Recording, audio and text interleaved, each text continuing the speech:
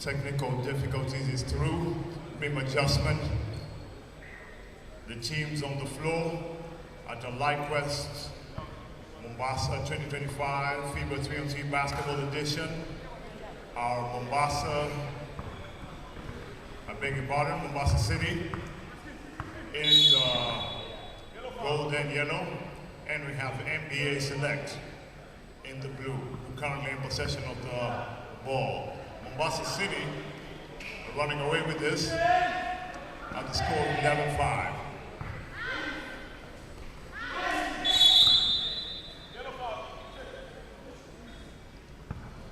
The next two teams that will be taking the floor will be One App and DB Savio. One App and DB Savio are the next guys on the floor who should be warming up by now.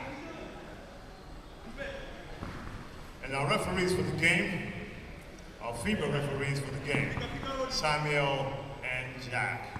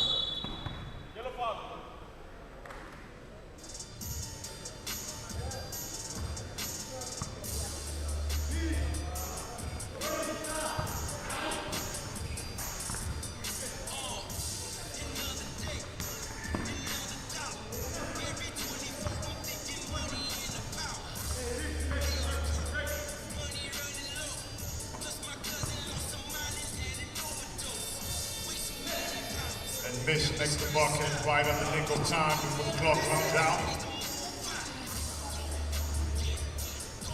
NBA Select under pressure. 2 minutes and 15 seconds remaining in this game.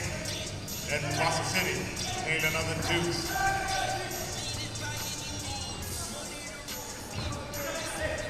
NBA Select under pressure, trailing by 8. And now trailing by 10. Under 2 minutes to play.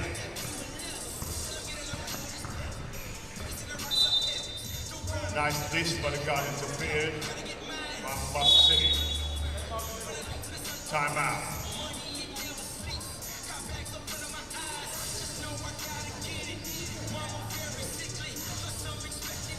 When this particular contest is through,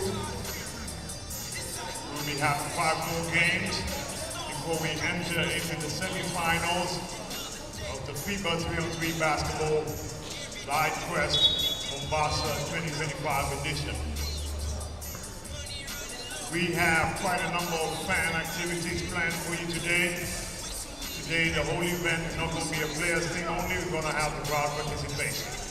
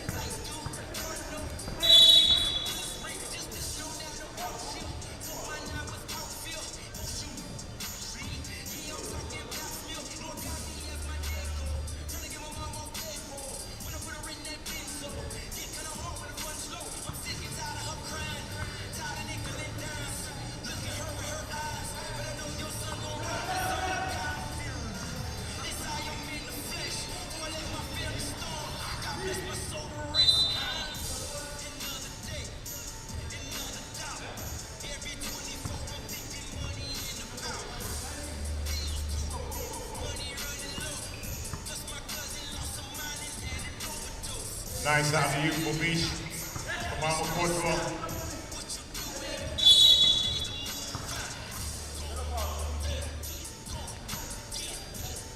Shooting 2 for NBA Select. 1 minute, 24 seconds for the clock remaining.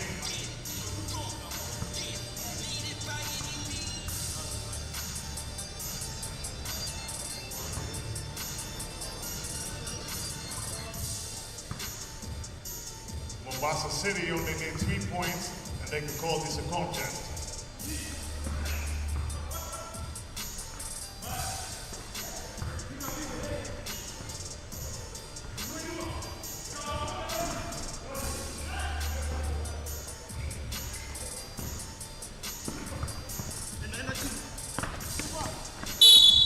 Double team are more in trouble, but it gets fouled in the process and they're shooting 2.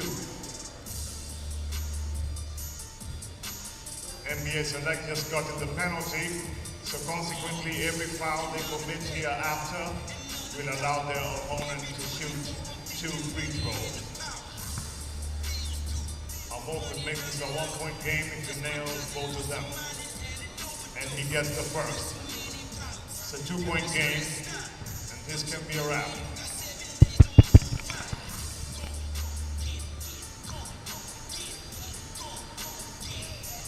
And indeed, it is a 1-point game.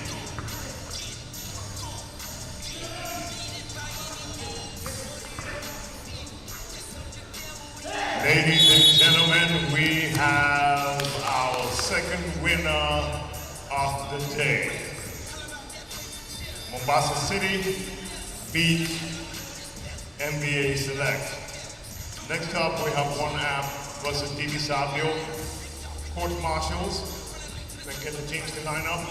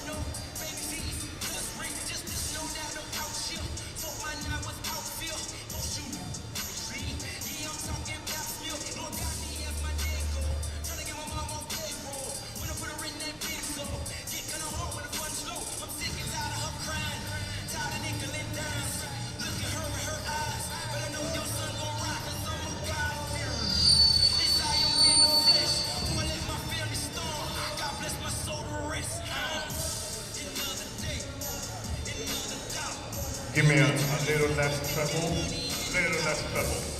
for your feedback. Okay, ladies and gentlemen, our next contest is 1-app versus DB Savio. And on that note, allow me to introduce you to the 1-app team. Starting at number 10, we have Philip Tobias Odhiambo. And there he is. Second up, we got number 12, Martin Omar.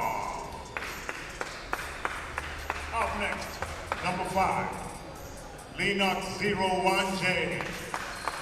All right. Then number 13, Salim Kisilu.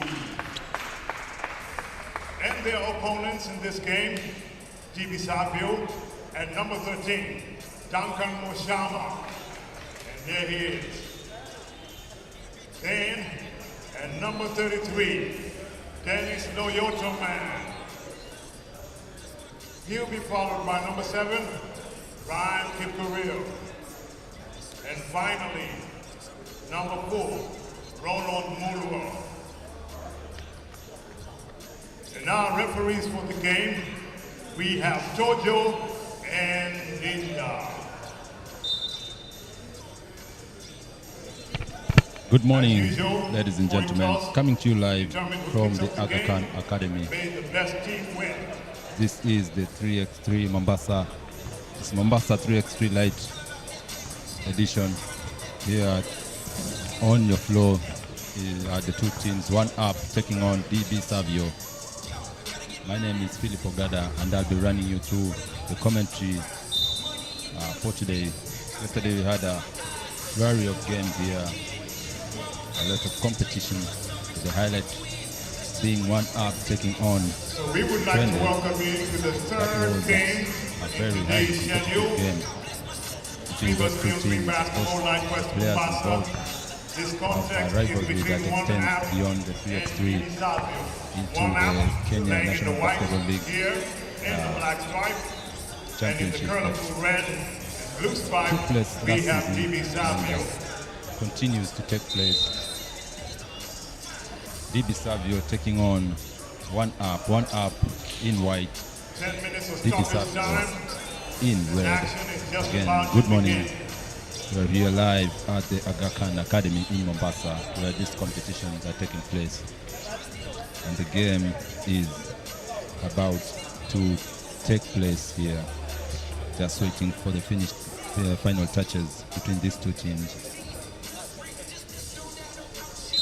And Let the games begin. One Up, number 5, we have Lennox Wanje. Number 13, Salim Silu. And number 12, we have Martin.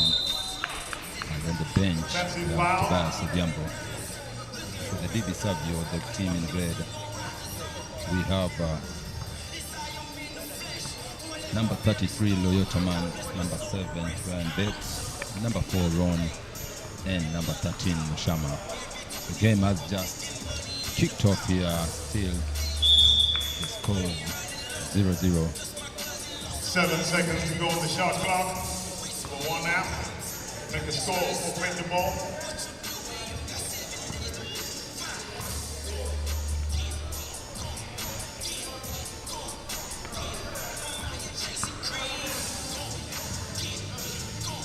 DB Savio with the possession.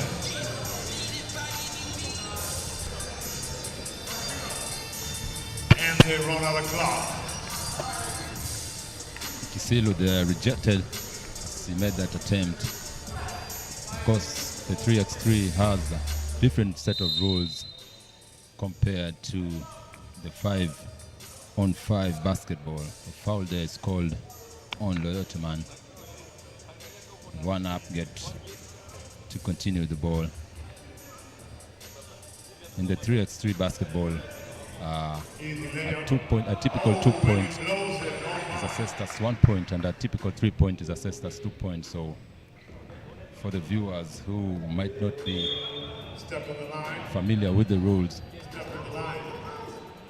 we'll try our best to keep you informed. Lennox Wanje, the turnover there, as he stepped out on the field of the field of play. And Tobias has just checked in for Martin. Tobias in white with the headband. An attempted 2-point shot there, missed. Savio with the rebound. Still the scores 0-0 between the two teams. 8 minutes, 39 seconds left to play.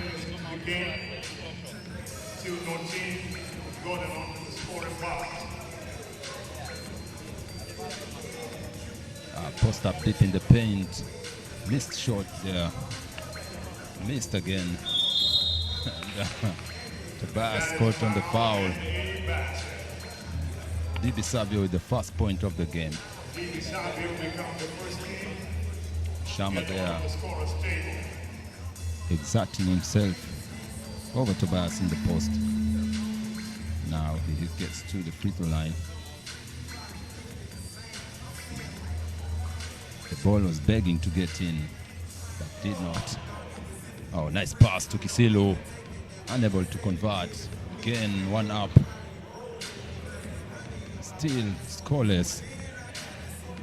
Loyota Man, open pass. Oh, still we're yet to see the shots sinking between these two teams. Tobias attempts the 2-point shot, misses. Rebound Kisilu again. Perhaps they didn't have a good night's sleep. The energy level for One Up compared to yesterday's games is a bit low. DB Savio want to take advantage Oh, nice pull-up jump shot. They go up 2-0. And Tobias equalizes. That's the first 2-point shot since in.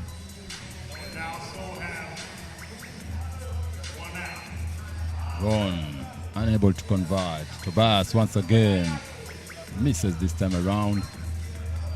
And Mushama with the rebound attempts a 2-point shot, air ball. 7 minutes and 11 seconds left to play. Still low scoring affair between these two teams. But we hope that as time goes by, the intensity level will increase as Tobias once again to Kisilu, back to Tobias, open 2-point shot, misses everything Tobias. Welcome to Mombasa, ladies and gentlemen, for you, those of you who are joining us live from the Aga Khan Academy in Mombasa for the 3x3 Lite Quest series in Mombasa, Kenya. The teams are still warming up, fans slowly trickling in. Several baskets exchanged by the team.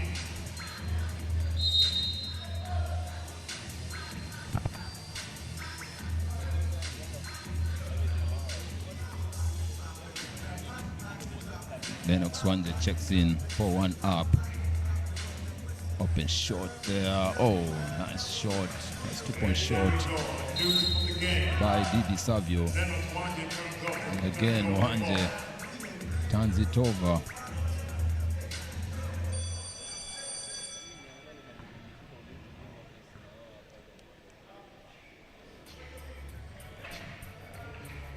Didi Savio taking advantage early. Again, Ron with another shot. Didi Savio once again getting a bucket. And substitution, Loyotaman checks in for Mushama.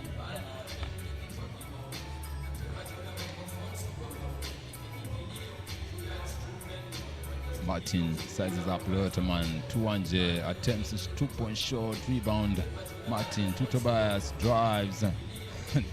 Makes a brick hole there in Loyotaman, but Martin tries to convert, and you can see there the ball just doesn't want to go in. 4-1 up. Despite the numerous attempts, Wanje sizing up the defender, drives, gets the space, is fouled by Loyotaman. The basket does not count. The foul is committed much earlier.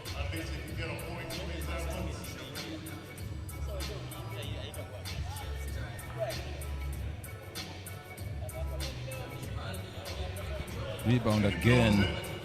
1 up dominating the glass there, but still finding it tough to score. Oh, Martin, 6 to end the drought there. He's given a warning by the referee. Ladies and gentlemen, for those of you just familiarizing yourself with the 3x3 rules, once the ball goes in for your team, you should not touch it because the possession does not belong to you. Just let the opponent have the ball. Unlike the 5-on-5, the 3x3 seeks to utilize every second of the game. So the event that you get to hold the ball after you score, you will be given a warning by the referees. Tobias fouled. A bit more aggressive on that possession.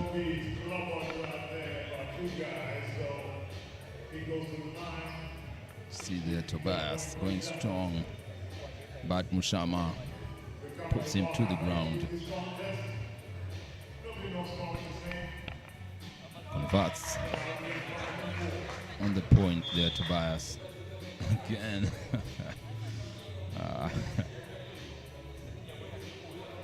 Ron called for the traveling violation there. Trying to get the jab step. Wanje gets a straight line drive to the basket. Wanje once again. Wasting no time. Didi Savio slipping on the job. The line of the foot is fouled by Ksilu. Oh, sorry.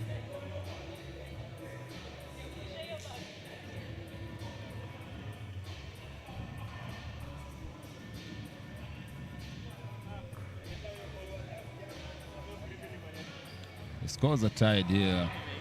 1 up, have managed to get themselves back into the game. Wanje attempts the 2-point shot and gets the lucky bounce there. Oh, 2 players from DB Savio just not having a meeting of minds there. As Mushama threw the ball straight to the referee on the baseline. Martin attempts a 2-point shot. Misses, rebound. Wanje straight into the hands of DB Savio. The shot rejected and a steal there. Wanje fakes to Martin. Thinks about it. Oh, nice sidestep by Martin. A thing of beauty. Makes his way to the cup. Ron sizing up, looking for options. To Mushama against Kisilo. Turn around to beat the clock. Wanje once again wasting no time. But again, the shot turned to a pass there because he missed everything. Martin drives. He's having an easy time. Martin just can't be contained by DB Savio. And Savio seemed to relinquish the lead even further, but Mushama had other ideas. Sinks a 2-point shot. It's a 2-point game. Wanje drives. Oh, it's becoming way too easy for 1 up to get to the cup. The interior defense for the DB Savio team just seems to be lacking. And a wasted possession there as they ran out of time. Ladies and gentlemen, for those of you joining us now, this is Mombasa 3X3 Lite Quest happening here at the Aga Khan Academy in Mombasa. 1 up in white, DB Savio in red. 1 up leading 10. DB Savio having 7 points. So it's a 3-point deficit between these two teams.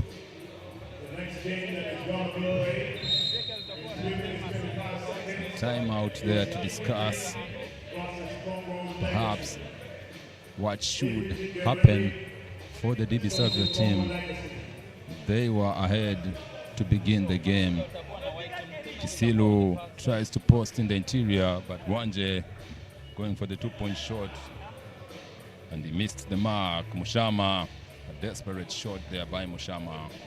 1 up now, looking for Wanje. Wanje drives, met by the defenders. Kisilu to Tobias. Tobias strong, back to Kisilu and to Wanje. Good ball movement by the 1 up team, but Wanje comes up short. Despite the great ball movement, the foul is called by the referee on Wanje.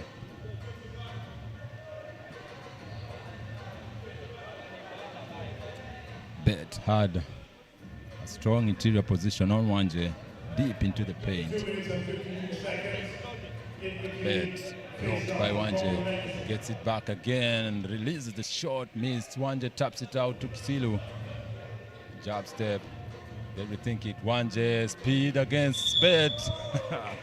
He was left with no option but to foul Bet. It seems Wanje has noticed the weakness, looking for an isolation and just using his speed to beat his defender. A missed free throw attempt. Martin rises for the 2-point shot, uncontested, and the result was expected. Mushama against Tobias, strong bump. Mouse in the house there, Tobias punished. And seems DB Savio have turned up the intensity. Mushama left open, attempts a 2-point shot, was going for glass, but it's Sunday. The bank remains to be closed. Traveling violation on Tobias.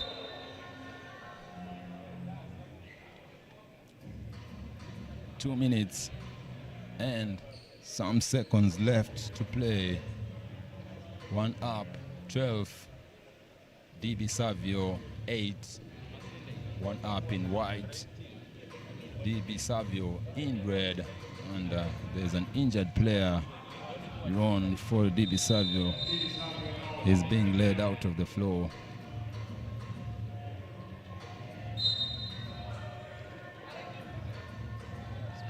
Going to seek treatment. He took a shot in the eye.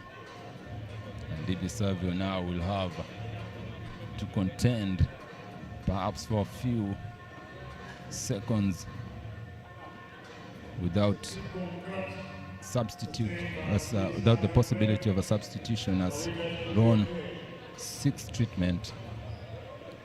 Bet sizing up Tobias. Rejects the screen. Back to Bet against Tobias. Forces up a shot. Rebound Kisilu. Martin again. Left open drive. Straight line drive. This time Mushama was up to the task. Bet calling for a screen. Wow, Tobias was caught with the hands down. He's punished there. Scores a tie. Tobias strong drive to Kisilu. Kisilu ball slips up to his hand. And the turnover.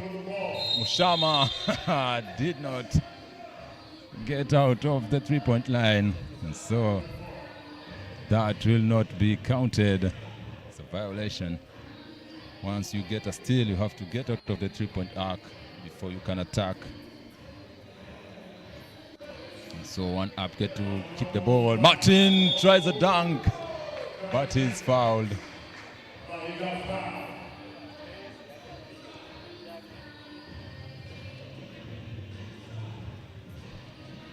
That has been the one weakness for DB Savio. They just can't seem to protect the interior.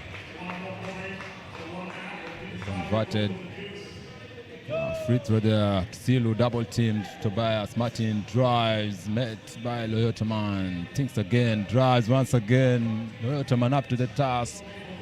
Gives it to Tobias. Can't convert. Bet left open for the two-point shot. Unlucky.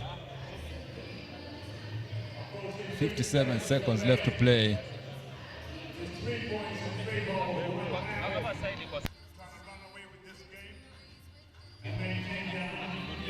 Tobias. Kisilu attempts once again. I'm not sure whether they're attempting to score. Oh, they're trying to see who can throw the ball way beyond the rim there, because nothing seems to be touching the rim nor the board. They're missing everything, these two teams. Timeout is called. 45 seconds left to play. Ladies and gentlemen, coming to you live from the Aga Khan Academy. This is Mombasa 3X3 Lite Quest. This is a qualification with the winner getting a chance to go to Rwanda to represent Kenya in the 3x3 Lite Quest competitions that will be taking place much later.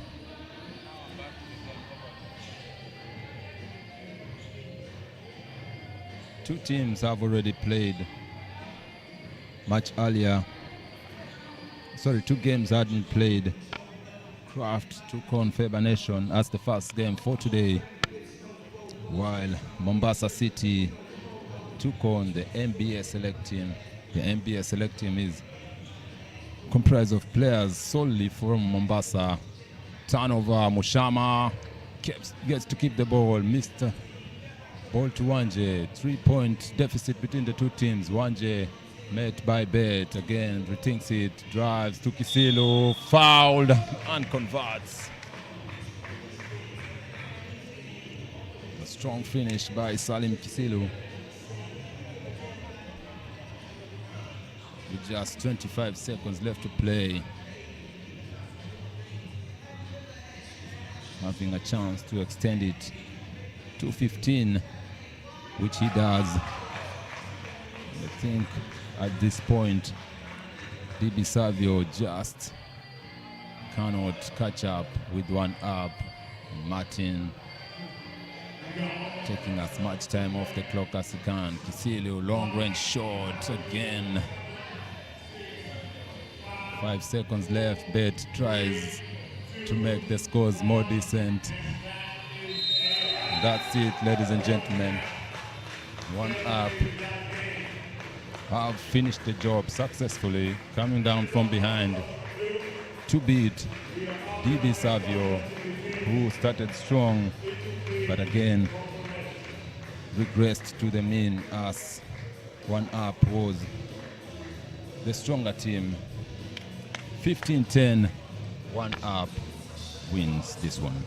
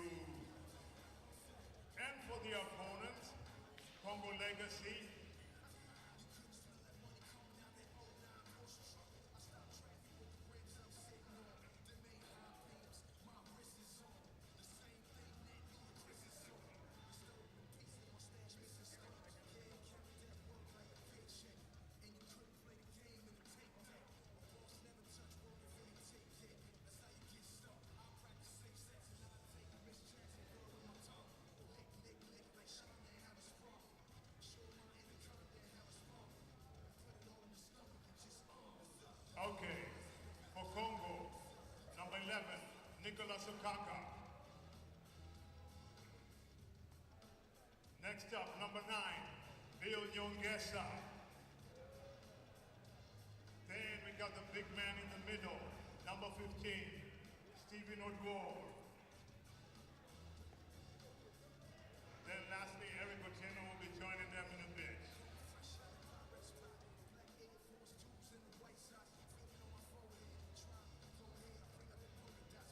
Our officials for this particular contest between Equity and Congo Legacy will be Sally and Charles.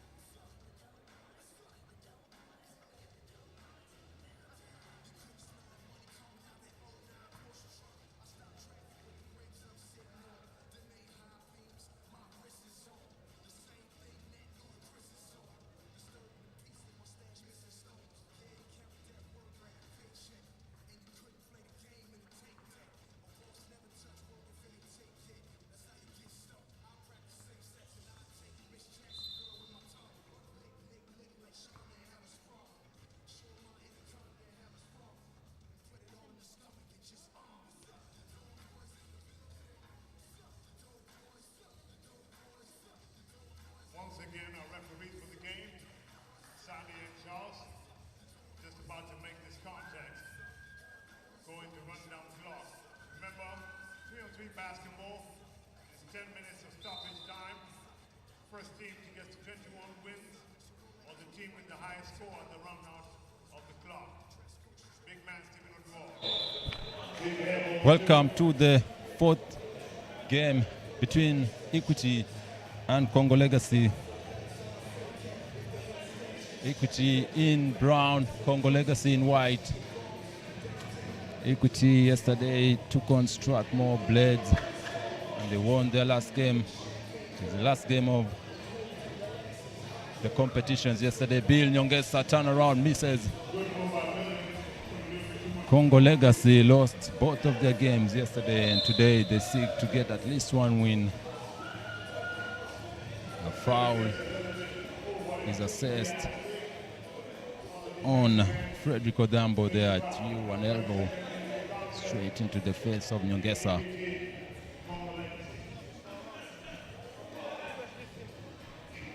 Dominic drives against Naftali. That was too easy. Naftali not putting much resistance. Kicks it out to Nyongesa. Turnover. I was trying to console himself there as he made that bad pass. But Drambo loses the ball to Ivan. Ivan met by the defenders. Naftali attempts a two-point shot and he sinks it for the first two-point shot of this game. 2-1, Equity down. Diambo looking for options again. The turnover there. Had a foul, now a traveling violation. And he is replaced by Steven. Take some time to reconsider. For those joining us, this is Mombasa 3X3 Lite Quest coming to you live from the Aga Khan Academy in Mombasa. Equity in brown taking on Congo Legacy in white. The game just began a minute and 20 seconds earlier. Fidel sizes up on Biro, jump shot, can't connect. Naftali the rebound, takes on Ombiro, drives baseline, and Ombiro just could not keep up. He's assessed with a foul. Congo Legacy are short of one player. Eric has not shown up, and so they'll have to go all the way without substitution. Nyongesa drives, the reverse, and he converts. And they leave Steven open, attempts a two-point shot, misses. But he gets the ball back, uses the screen back to Frederick, misses. And Legacy get the ball.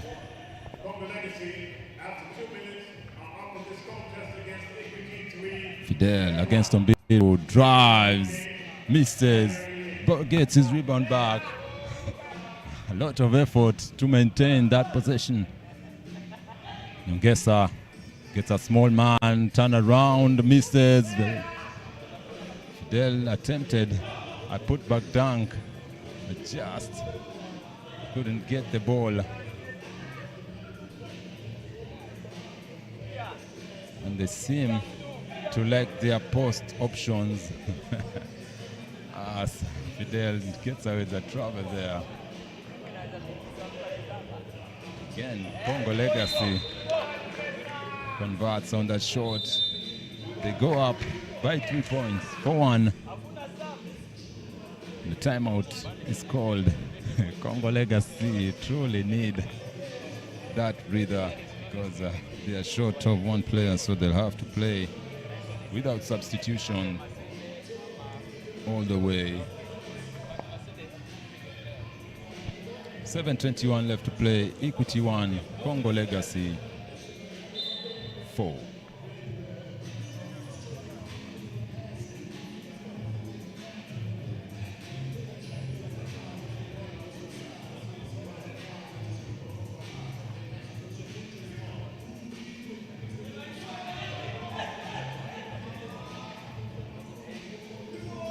Steven attempts a two-point shot and he converts it. Seems he had the right pep talk on that timeout. Equity get to keep the ball. As Legacy turn it over.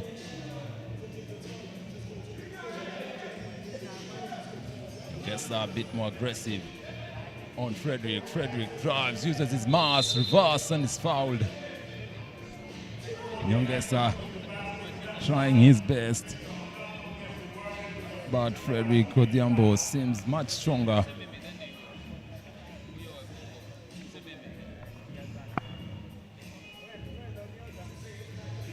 Misses.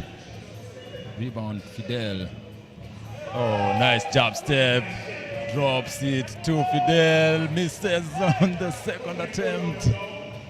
Oh, that was a beautiful play by Nyongesa. Oh, what a fake there.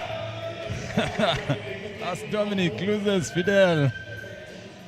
Faked him. Fidel bought the fake. And was left wondering where Dominic went. The scores are not tied up. Equity taking the timeout seriously. Coming up with strategies to improve on their slow start.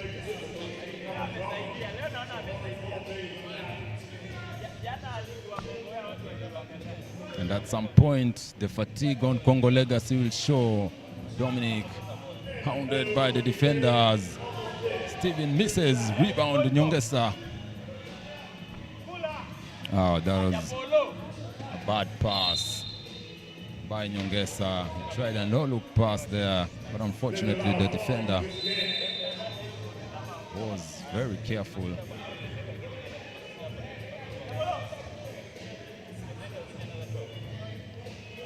Another timeout called by Equity. Frederick helped back to his feet by his teammate.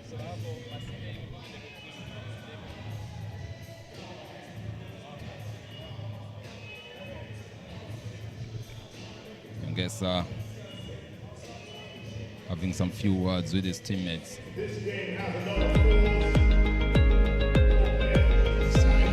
Some of the replays. Naftali started off for Congo Legacy. Congo Legacy started strong, going up 4-1, but Equity took a timeout, readjusted, and tied the game up. 6 minutes still left to play. Scores 4 apiece between these two teams.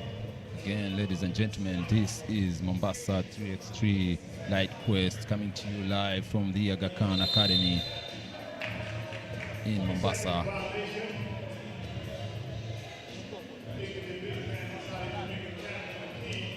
Equity taking on Congo Legacy. Equity in brown, Congo Legacy in white, and the technical foul is assessed on Steven.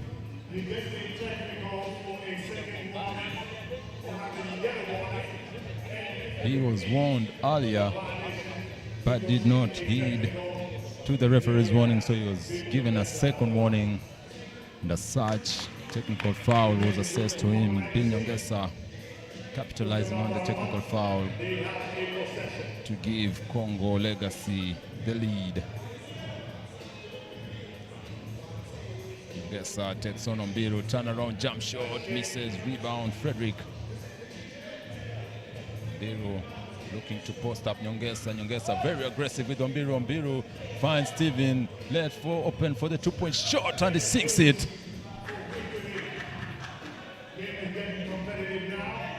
Fidel attempts to answer back, and an offensive foul is assessed on Nyongesa. Bit too aggressive.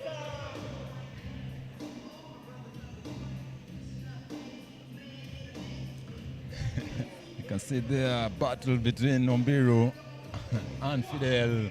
Again, Steven left open, but this time around misses. Rebound, Ombiru, and the ball drops. Equity taking a 2-point lead.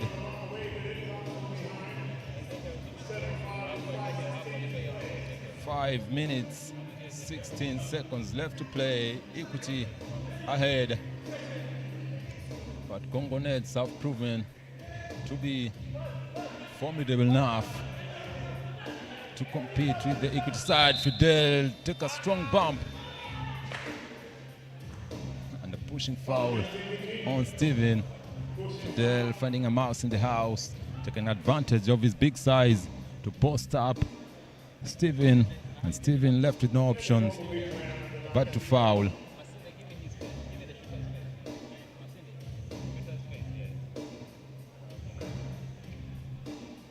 Fans are still yet to stream in to the Aga Khan Academy in Mombasa. Wow!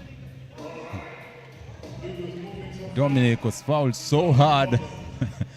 His goggles fell to the ground.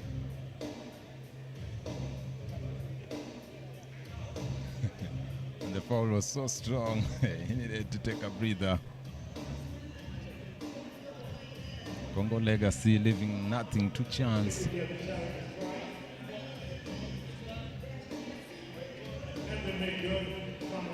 And Equity extend the lead. Nyongesa, he likes going to that move, but is yet to get something out of it as Ombiru rejects him.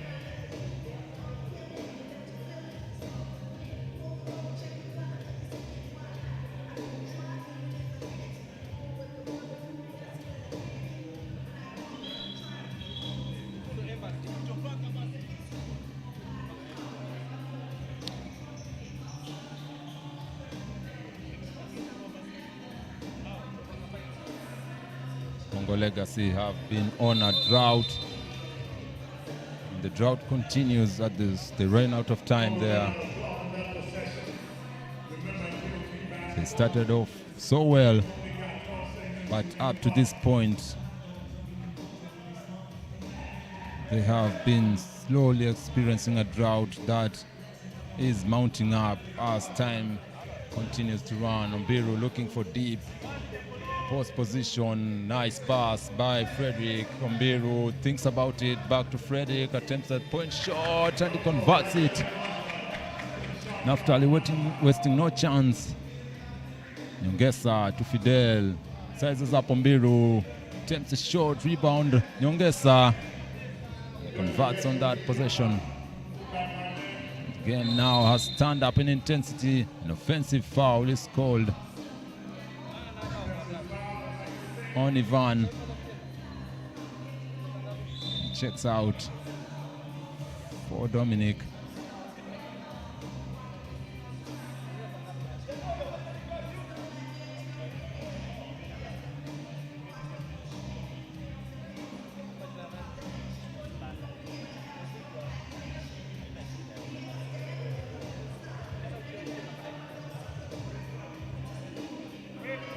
Dale misses. Congo Legacy still within reach, down 3 points, 4 minutes, 2 seconds left to play. It's still anyone's game at this point.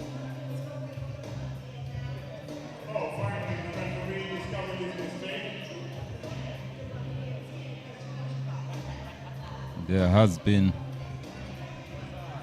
some miscommunication between the officials and the players. And Fidel not happy with the referee's decision.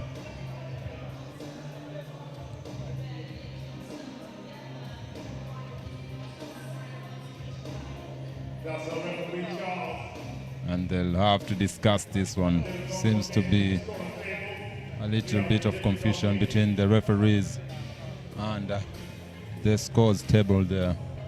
They'll have to discuss the call that was just made on the floor. Equity leading Congo Legacy 9-6. Congo Legacy, of course, having no substitution as Eric failed to show up. They'll have to battle it out. It's really a test of grit and toughness. And even more than anything, attrition. We'll have to see just how much conditioning the Congo Legacy players have to finish off these 10 minutes of play with no substitute in sight. Biru misses the first attempt,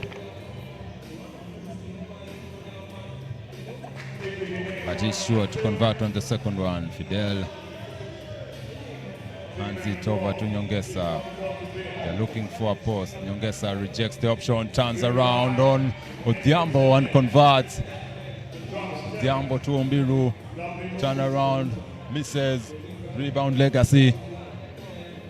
Nyongesa seems to be the energizer for the Legacy side. He misses on that attempt. Oh, nice pick and roll there.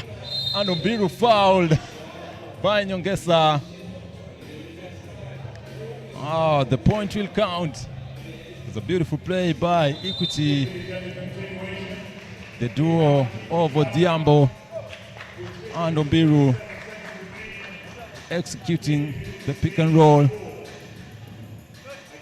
and being successful. We will be having Swahili Football playing against the Lindsay. In 3 minutes, 27 seconds, we will be having Swahili Football facing off with Lindsay. Steven has been quite the shooter for Equity, and he has been instrumental in bringing them back into this game as they started down. But Congo Legacy is still well within sight. Ombiru misses on the free throw. Rebound back to Equity. Ombiru misses a point-blank layup there, perhaps intimidated by the size of Fidel. Naftali fakes, takes on Steven and converts on that shot.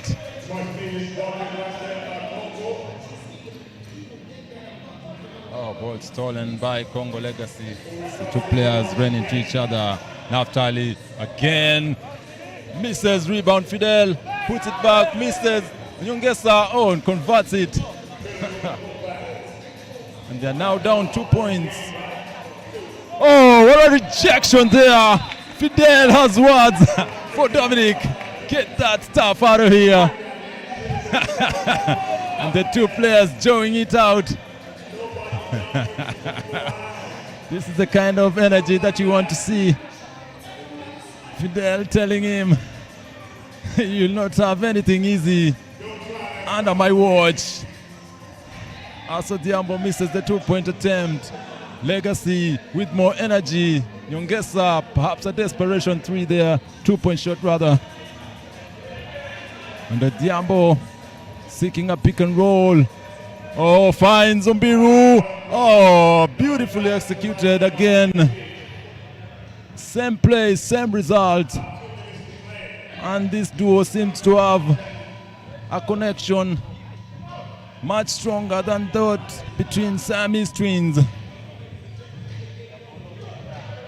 Fidel seems to be gassed out as he came up short on that attempt. Equity still maintaining their lead. 2 minutes and a second left to play.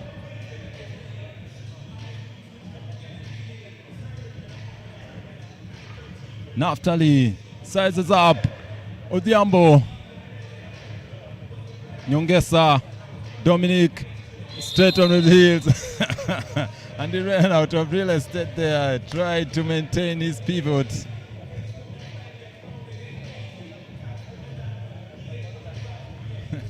Nyongesa thought he had Dominic there as he made a reverse pivot, but alas, Dominic was just waiting for him.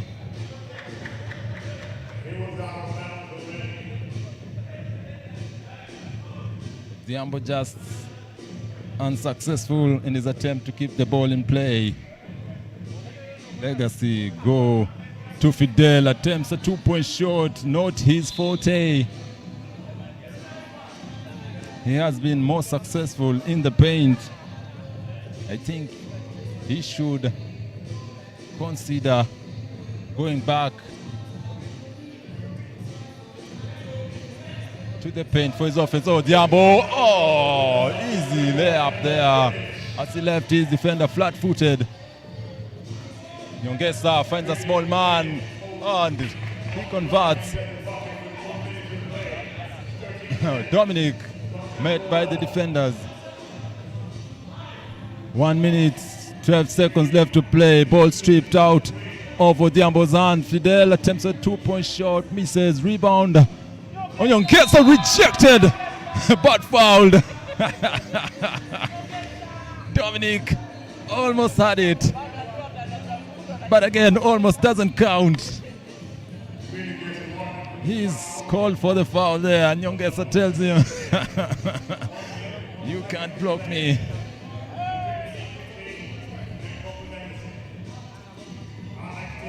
Three points between those two teams, with Nyongesa having an opportunity to make it a 2-point deficit, which he does. And Congo Legacy well within sights. Dominic's hounded and fouled hard. Wow. And Legacy are over the foul limit, so every foul will have a more serious consequence. And perhaps Dominic might need a massage therapist after this game. The amount of slaps and hard fouls he has received will warrant that. Equity in brown, Congo Legacy in white. Equity leading 13, Congo Legacy 11. Seconds left on the clock. And again, a missed free throw attempt. Dominic drives strong. He's fouled. And Naftali is not pleased with the referee's decision.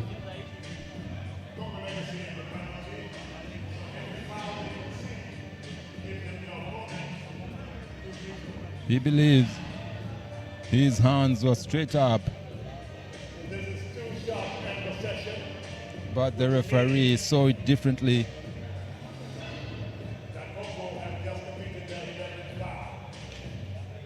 Congo Legacy over the 10 foul limit.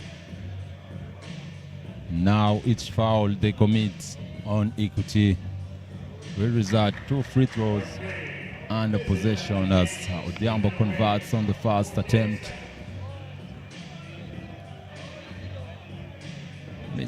Misses on the second one.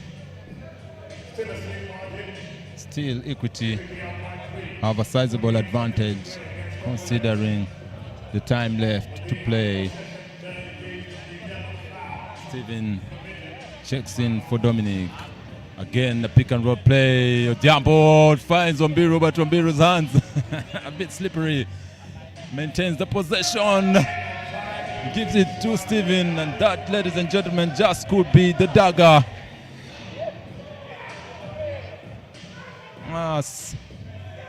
We have only 24 seconds left on the game clock. 5 seconds for Equity to make an attempt. Ombiru, oh, surely, this is it.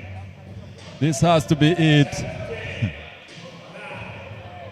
When a non-shooter like Ombiru starts attempting beyond the arc, then perhaps your lucky stars have not aligned. And Congo Legacy, despite putting up a spirited fight, falling short. 6 seconds left to play. And Nyongesa will just attempt this one for the sake of it. Equity route out Congo Legacy. And Congo Legacy, quite unfortunate, as they played the whole game without substitution. Equity managed to come up with the win. Congo Legacy are out.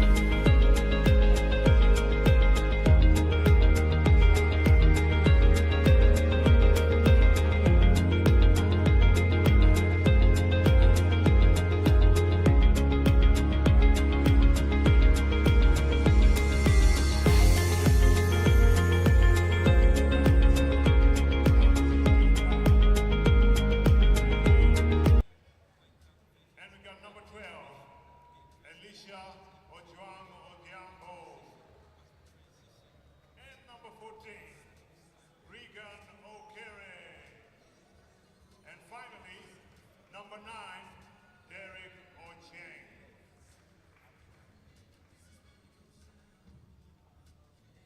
And our officials for this game are Mohammed and Jack. Welcome back, ladies and gentlemen, to the 5th game. This will be Swahili Port Hub taking on Ulinzi. Swahili Port Hub in the light blue, Ulinzi in the blue with yellow linings on the side. On the roster for Ulinzi will begin number 12, Alicia, number 7, Brans Zioka, 14, Regan, and number 9, Derek. And for the Swahili Port Hub, number 0, Kevin Masaga, number 45, Ezra Nomondi, 24, Collins Wetaka, and we have a missing player, I think, for the Swahili Port Hub. Isaac, number 9, seems to be out of sight, so perhaps Swahili Port Hub will have to battle it out without a substitute. Just like in the previous game, Congo Legacy had to battle it out without a substitute.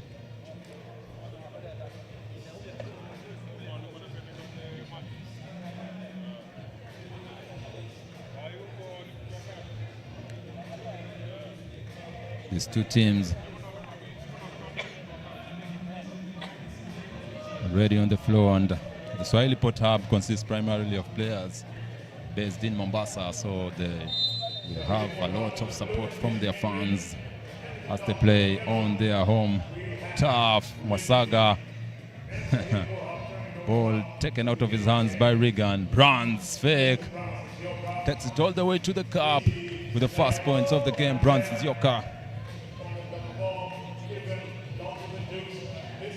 Mondi missed that attempt. Waitaka gets his jersey dirty.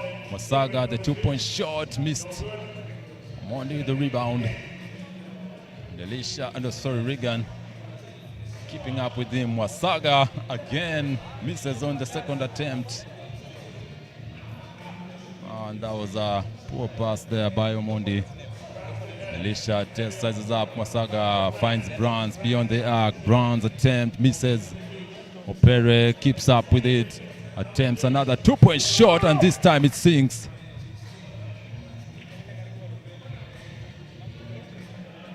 Wasaga. Wow, and it takes a shot into the eye.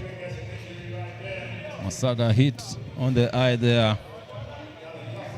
The Ulinzi Warriors and Swahili Port Hub.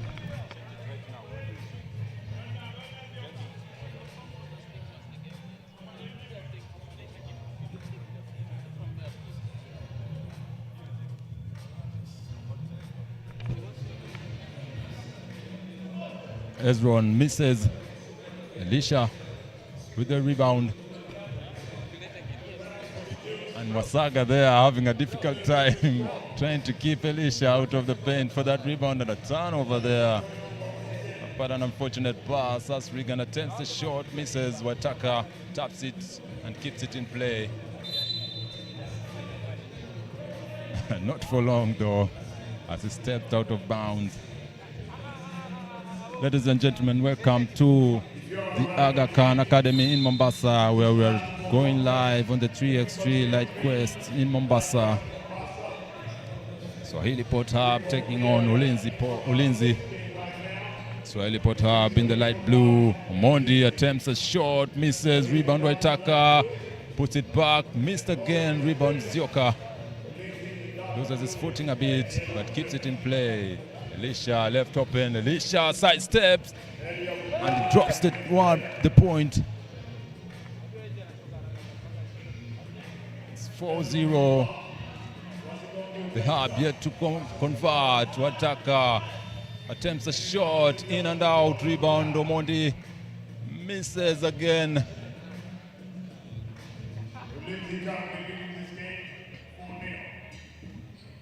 And Zioka just left wide open. That should have been an easy conversion there. Wasaga just not keen enough on his passes.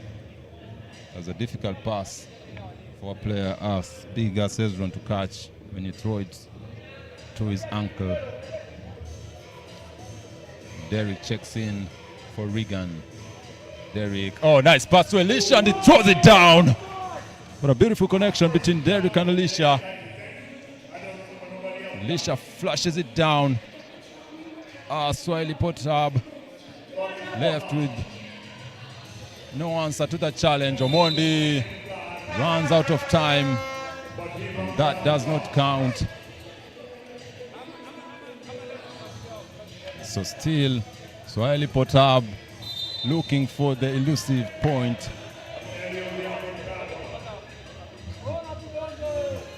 And the travel there is called.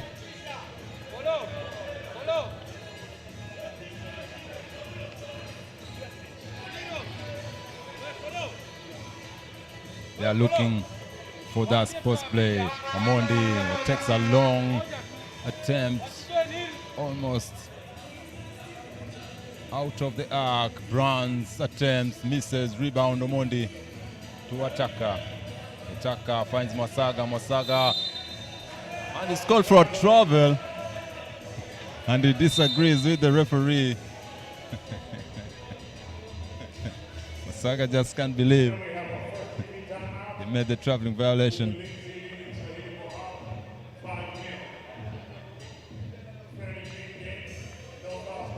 Timeout.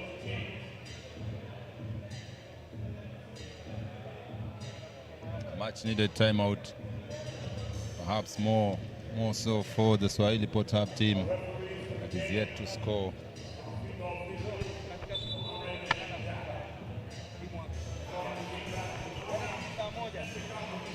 Six minutes, 39 seconds still to play. 5-0, Lindsay leading. And Swahili Potab are yet to face the biggest challenge as time winds down, because they have no substitution and they'll have to play the 10 minutes with no substitute. As Regan forces issues there to get the point. Masaga drives, floats it up, leaves it up short. They'll have a long day if those are the attempts that they'll be making. Derek.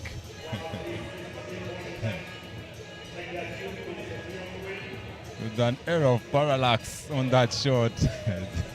The shot just seemed to be going away from the rim. Derek once again at the arc. Finds Regan, mouse in the house, and Elisha again with the putback dunk. And size really is an issue in this game. And it's showing us Kevin Masaga. He's a prolific scorer, but it seems he is being outsized. And Derek just leaving no air for him to breathe. Masaga now going to his bag of tricks.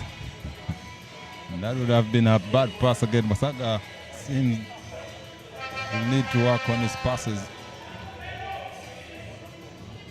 That's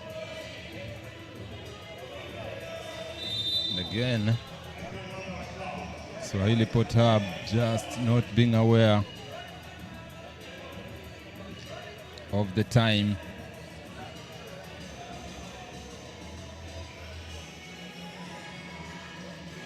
Regan finds Brands beyond the arc for the two, misses. A fight for the rebound.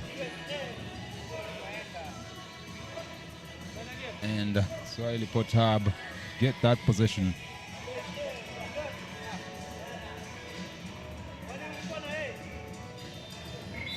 Again, they run out of time.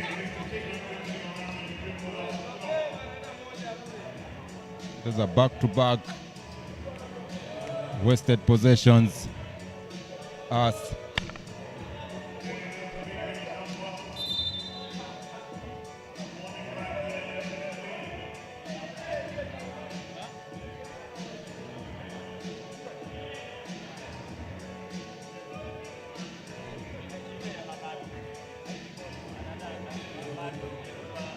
Mondi finds Regan. Oh, and Mondi finally breaks the drought there as he gets the first points for Swahili Port Harbour. Runs with a poor pass, seeking Regan, trying to be fancy, and it results to a turnover. Swahili Port Harbour at least covering the shame with their first point. Brands to Regan, back to Brands, attempts a 2-point shot, misses. Elisha just couldn't keep the ball in his hands. Wataka thinking, lets it fly, goes glass, but unfortunate. Elisha drives strong. Masaga had the strip, but Wataka fouled him up top.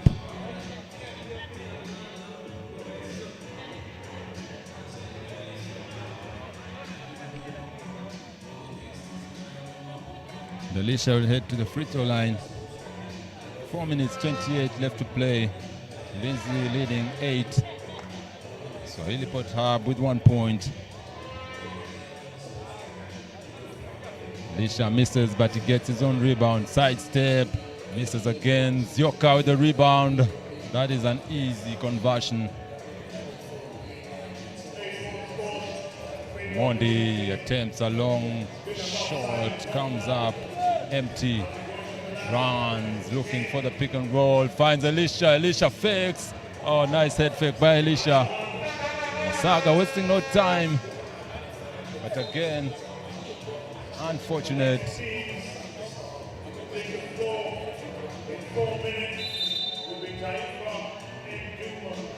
And Swahili Port Harbour struggling to make themselves relevant in this game.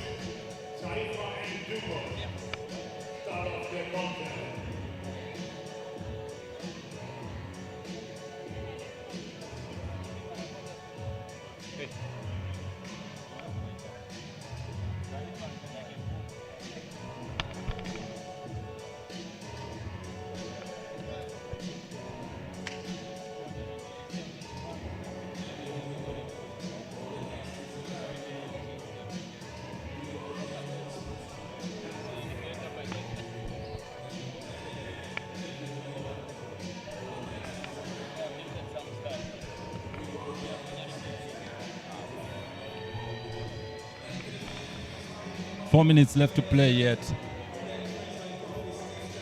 And Derek checks in for Regan. Runs left open, attempts a 2-point shot. He has been quite unlucky on that end, but has been quite lucky beneath the rim. Oh, crossover on Brands! That would have been quite the highlight. As Masaga left Brands transplanted onto the ground. Zioka could not keep up with the handles. But Masaga just could not convert on that possession. They're still down with only 1 point to show for all their efforts. Elisha, oh, turn around, Elisha, rejected by Wataka. He thought he had him. And they're crying for a foul. But Wataka is quite the high flyer himself. Perhaps Elisha did not get the memo. Derek Tunzioka attacked strong but fouled by Omondi.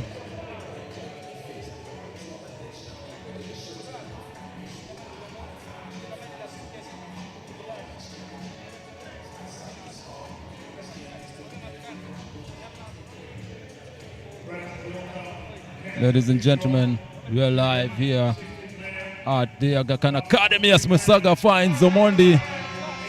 A beautiful pass there.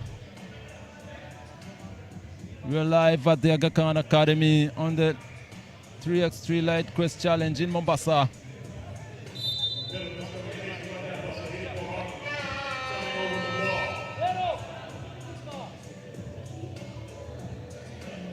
Lindsay.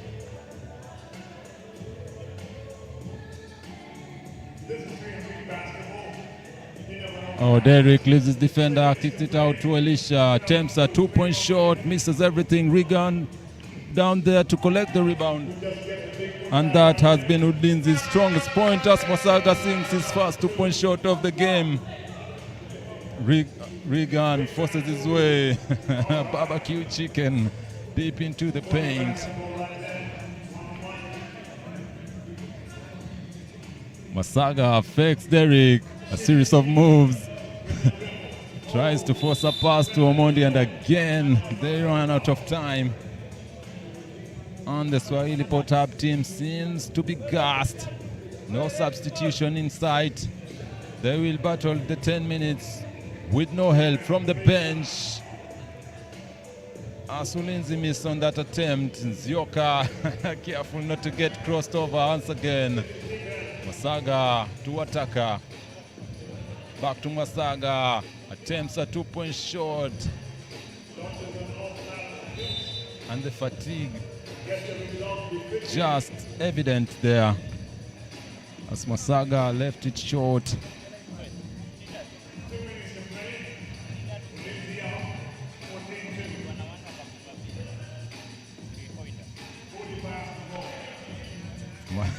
Masaga picked up by Brands, attempts another 2-point shot, missed it. Rebound Regan. Elisha attempts a 2-point himself. The Ulinzi Warriors having fun now. Brands, easy. And Ulinzi's strong point has been the drive and kick. Swataka slips and falls. 15-2, Ulinzi dismantling this Swahili Port Hub team. Brands gets the ball and Regan almost making a violation. He did not kick the ball out.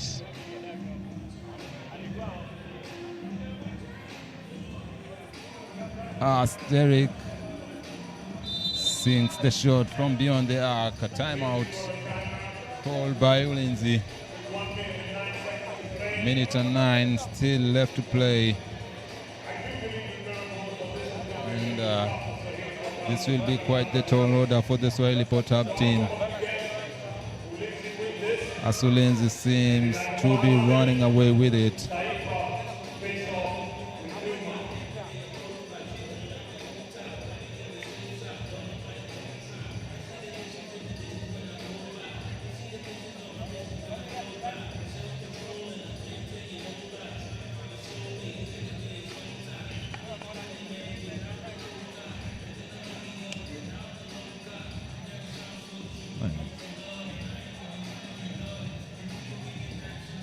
Minutes and 9 seconds left to play.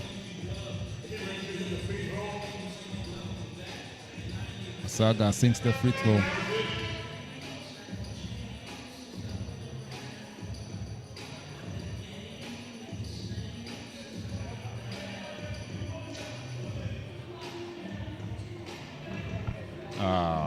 Masaga just let Derek get by him quite easily. Attempts the 2-point shot to Ataka, trying to keep the ball alive. And he manages to keep the possession with Swahili Port Hub. Just a recap of the previous games. 1 up, taking down DB Savio. Equity taking down Congo Legacy. And now Ulinzi seem to be quite sure to take down the Swahili Port Hub team as they lead 19 points to 5 with only 49 seconds left to play. Indeed, miracles do happen, but even so, some miracles are much harder to believe in than others. Lisha, oh, rejected once again by Wataka. Elisha, we told you Wataka can't go up himself. And that was, in my opinion, not the referee's opinion, that in my opinion was a clean block. Elisha, please read the memos. Read the memos. The airspace is not clear for you. Aswataka rejects him for the second time on a dunk attempt. 40 seconds left to play. Wataka drives strong against Derek. Easy finger roll there. Now Swahili Porter just playing to keep the scores decent. 30 seconds left to play with a point for Ulinzi to finish it out.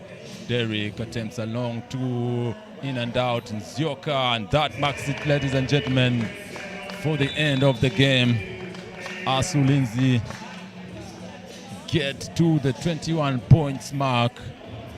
Swahili Porter with quite the battle, gassed out as they had no substitution. 21-6, Ulinzi with the win.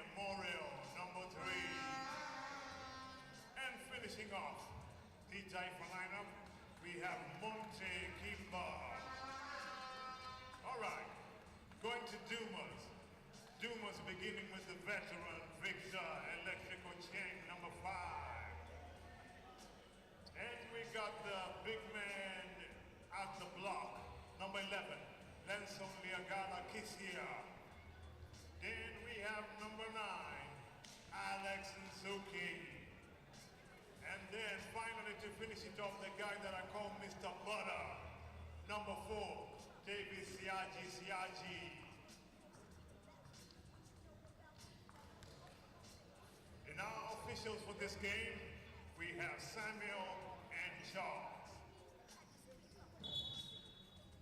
Coin toss to determine who kicks off the...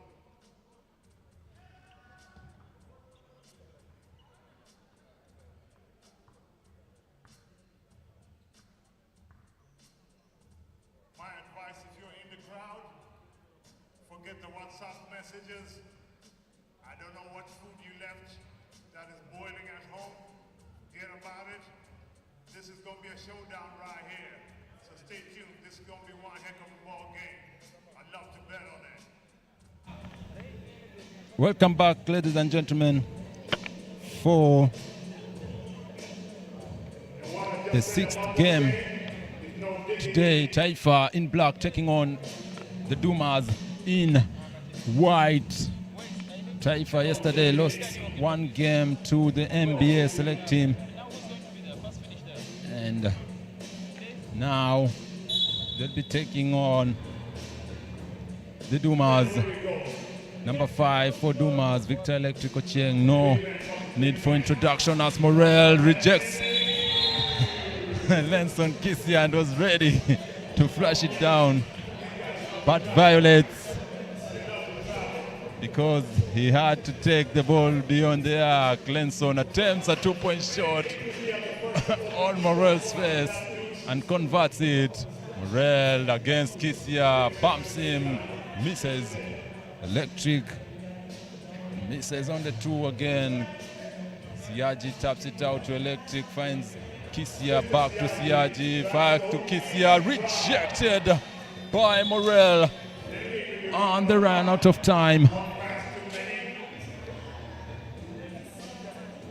That's the second rejection by Morel. Washington attempts a long two, gets the ball back, fakes, leaves Electric on the ground and gets the fast points for Taifa. 2-1 Taifa Still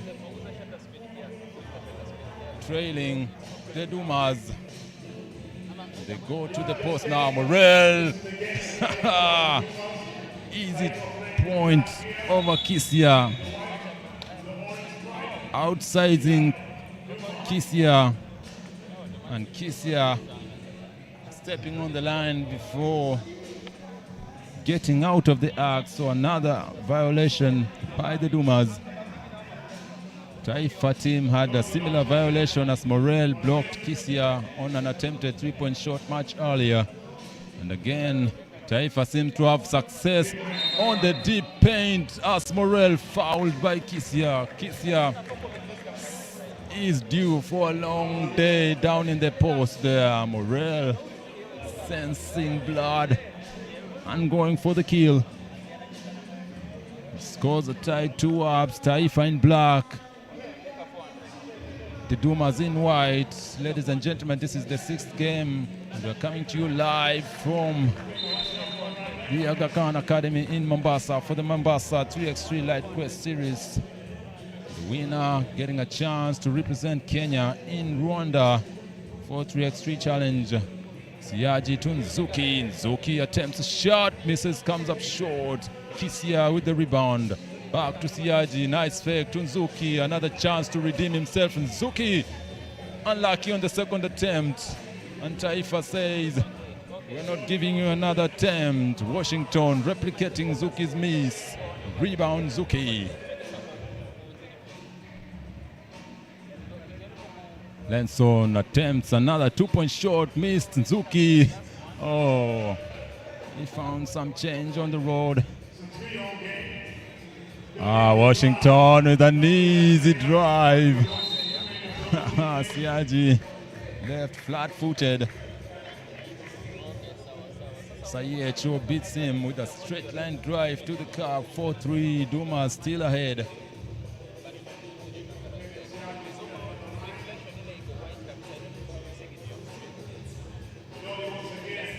Washington again.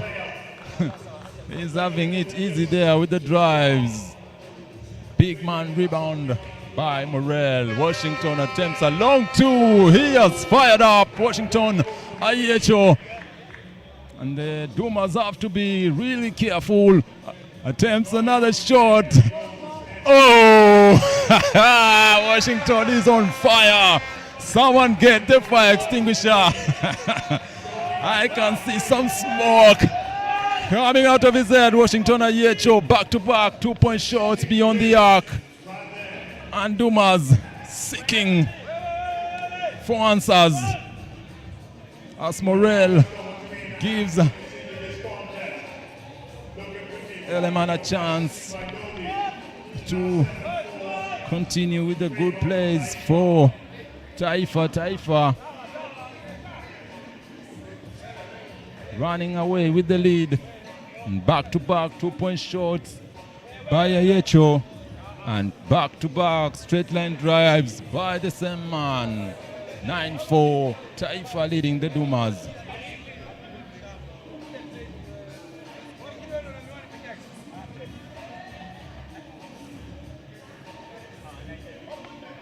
Electric to Siaji. Siaji finds Electric. Could not stay in bound. Turnover. And Taifa have intensified their defense. They can sense a victory here. Washington, Eleman, easy 2 there. Beautiful pick and roll play. And Victor Electric foul there. Of course, Electric is his nickname. He's popularly known as Electric in Kenya. So for viewers beyond the Kenyan borders who might be wondering what choice of a name a parent might give to a kid, Electric is just a nickname. But he earned it. He was quite a quick player in his prime. Age seems to have caught up with him, but he's still formidable enough to play. Taifa in black, Dumas in white. Welcome to Mombasa 3X3 Lite Quest series. with the winner in this tournament, getting a chance to represent Kenya in Rwanda for the 3x3 competitions. Taifa putting their case. Dumas still having enough time to redeem themselves. 10-3. And for the game that just ended before this one, Swahili Potter lost big to Lindsay. Lindsay just had an easy time with Swahili Potter, dismantling them. A few highlight plays there, but not quite the competition that many had anticipated.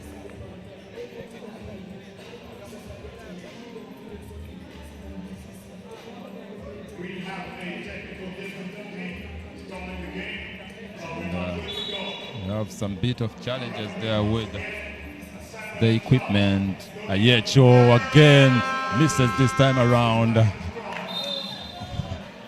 That was a reckless mishandling of the ball by Monte, just taking his attention off the ball.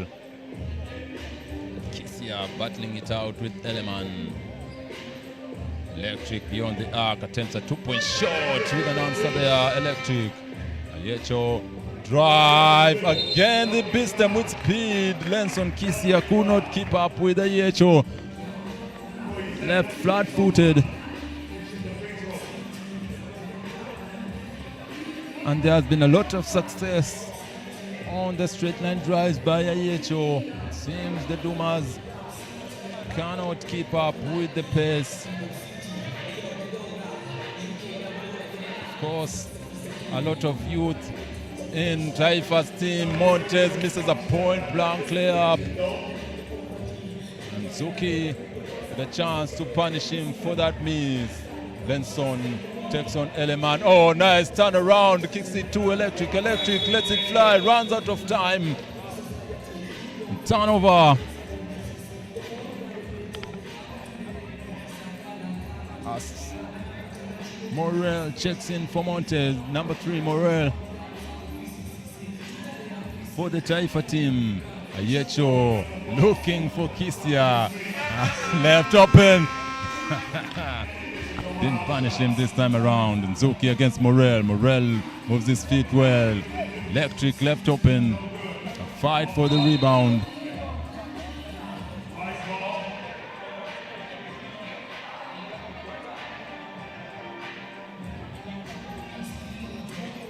Siaji checks in for Electric for the Dumas. Kisia attempts a shot. Unlucky. Eleman misses. Morel is fouled by Kisia. Morel taking advantage of his size and strength on Kisia. Just physically assaulting him deep in the paint.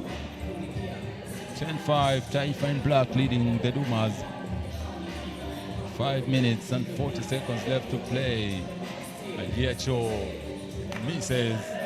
Ball straight back to his arms. Misses again. Wow, the rim has said we were generous with you much earlier. Kisia leaves Montes. And that should be a foul, and indeed it is. Montes seems to be missing his defensive assignments. Ayecho takes his first breather.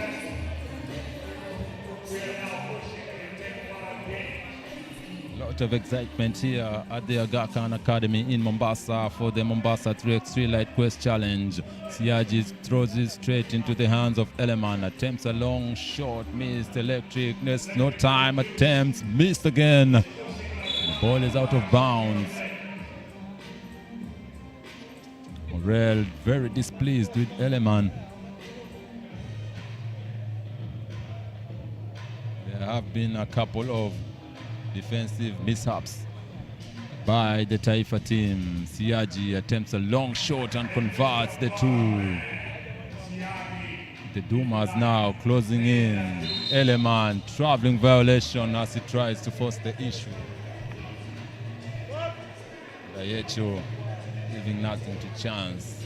checks him out as soon as the violation was made. 4 minutes, 59 seconds left to play. Taifa leading 10, Dumas 7. A missed shot by Siaji. Ayecho had a series. Oh, beautiful crossover to by Ayecho, trying to force the pass to Morel. Morel takes advantage of his size over Siaji. Mouse in the house, and he gobbles him up as he converts on that possession. A show of strength and might by Morel.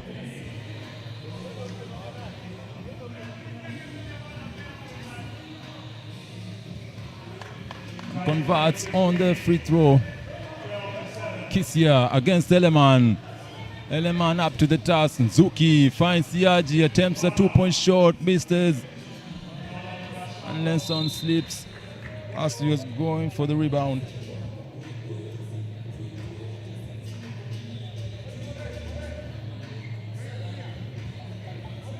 Ayecho directing traffic, looking for Morel. Morel abusing Siaji.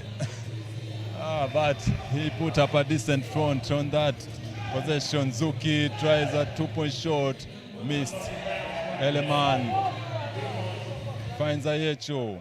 Ayecho one-on-one against Siaji. Drive, kicks it to Eleman. Oh, nice fake. Oh, leaves it up short there. Dumas get the possession. Zuki missed it.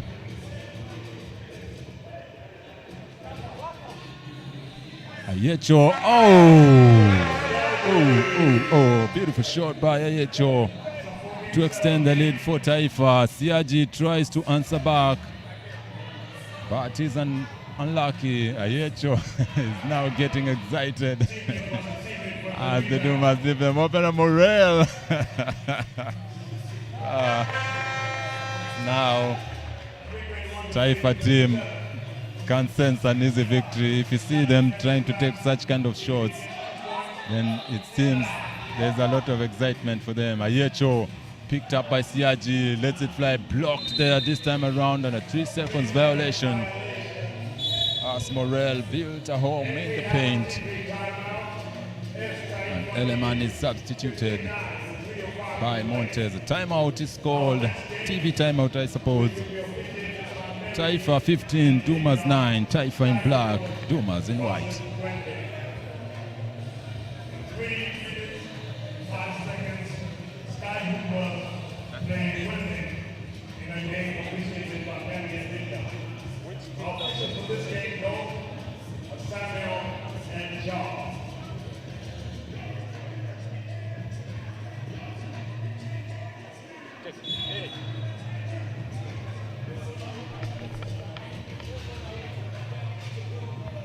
Oh, nice shot there by Victor Electric. It's a 4-point game. Montez leaves it up short. Siaji, Equity still within sight. Electric trying to go back to back, but unfortunately Ayecho, wow, he faked the pass. And another 3 seconds violation by Morel. And he's frustrated. Checks out for Eleman. Defensive pressure by Eleman and traveling violation. Siaji.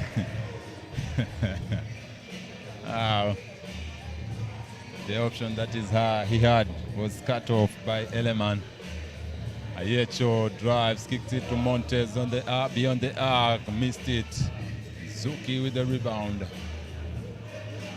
Left open, fakes. Siaji tries, goes up and under, and converts it.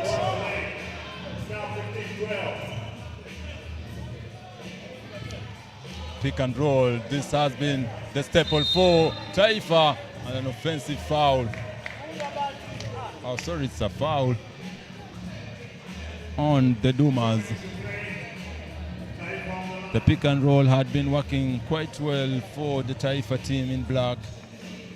Ayecho looking for suitable and more reliable offensive possessions. Eleman converts on the free throw.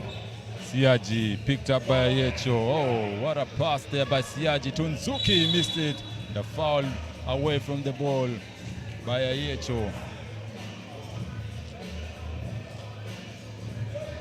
Yes, there was a push there as the players were battling for position for the rebound. Oh, Siaji, quick drive on Eleman. Easy two.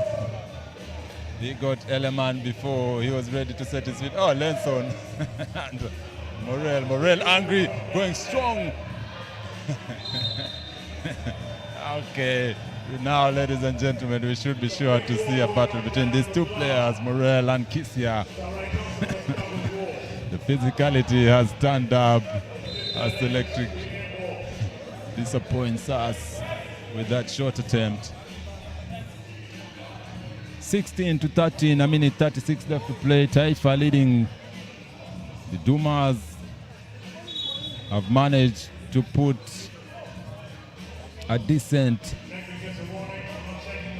comeback attempt as they were down big to begin the game. Ayecho, oh, 6 the 2-point shot, Ayecho. And that is how the lead became large in the earlier stages of the game. Eleman back to Ayecho again. Oh, misses this time around. And Taifa get the ball back. Eleman drives strong, foul by Kisia. And his teammates are proud of his efforts there. Eleman going strong to the cup, fouled. Getting a chance to redeem himself at the charity stripe.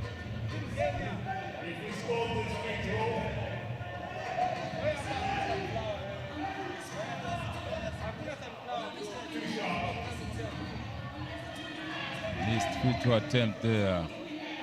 Electric takes on Eleman. Zuki left open beyond the arc. Lenson tries to keep the ball in play, but unsuccessful. 54 seconds left to play. A 5-point deficit. 18-13. Ayecho against Zuki. Ball veered to the right side of the rim. Siaji takes on Morel and gets an easy reverse there. As went past two defenders for the Taifa. 34 seconds to play. And Taifa just might be content as Eleman with a series of moves over Kisia, but foul as he was going up. 26 seconds left to play. Taifa leading 18-14 in the dying stages of this game. Taifa can sense the victory now. 4-point deficit with a chance to make it 5.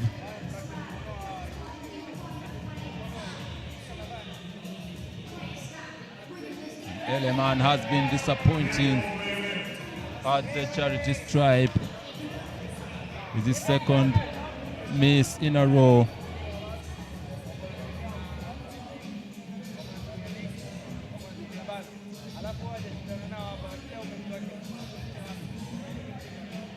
Again missed 3 straight free throws there, and Zuki against Ayecho finds Electric. That was a rush shot. 19 seconds left to play. Looking for Ayecho. Ayecho again. Adding salt to injury. Siaji answers back with a 3-point shot, 2-point shot of his own there. But I'm afraid that Equity just might not be able to redeem themselves with only 10 seconds left on the clock. 20-14.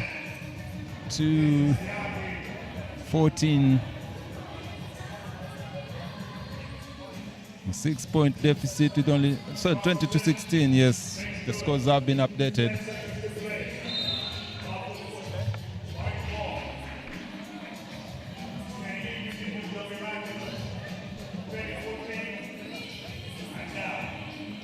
Nine seconds. Siaji attempts a desperation shot. Rebound Morel.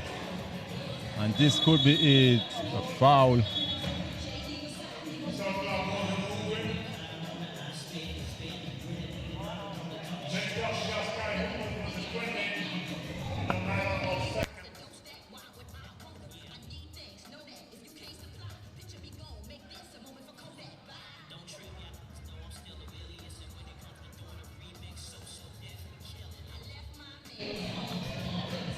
6 seconds left to play. This could be perhaps the final possession for this game. Ayecho picked up by Siaji, but they choose to go to Morel. Morel against Kisia. Kisia does his best to make it decent. And Morel just trying to make a statement there as they win this matchup against the Dumas. Taifa 20, Dumas 17. It has been quite the competition, ladies and gentlemen. Now let's gear up for the next game.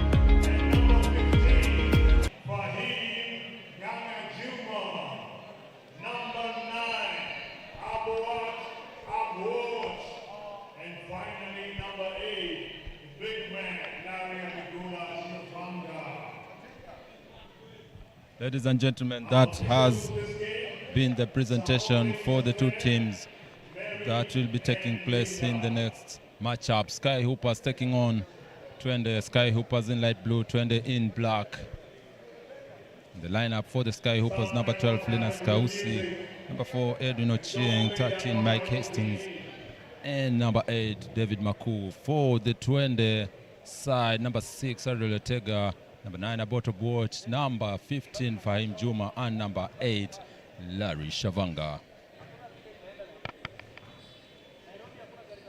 The two teams warming up, and just previously had been a match between Taifa and the Dumas. Taifa taking down the Dumas 20-17.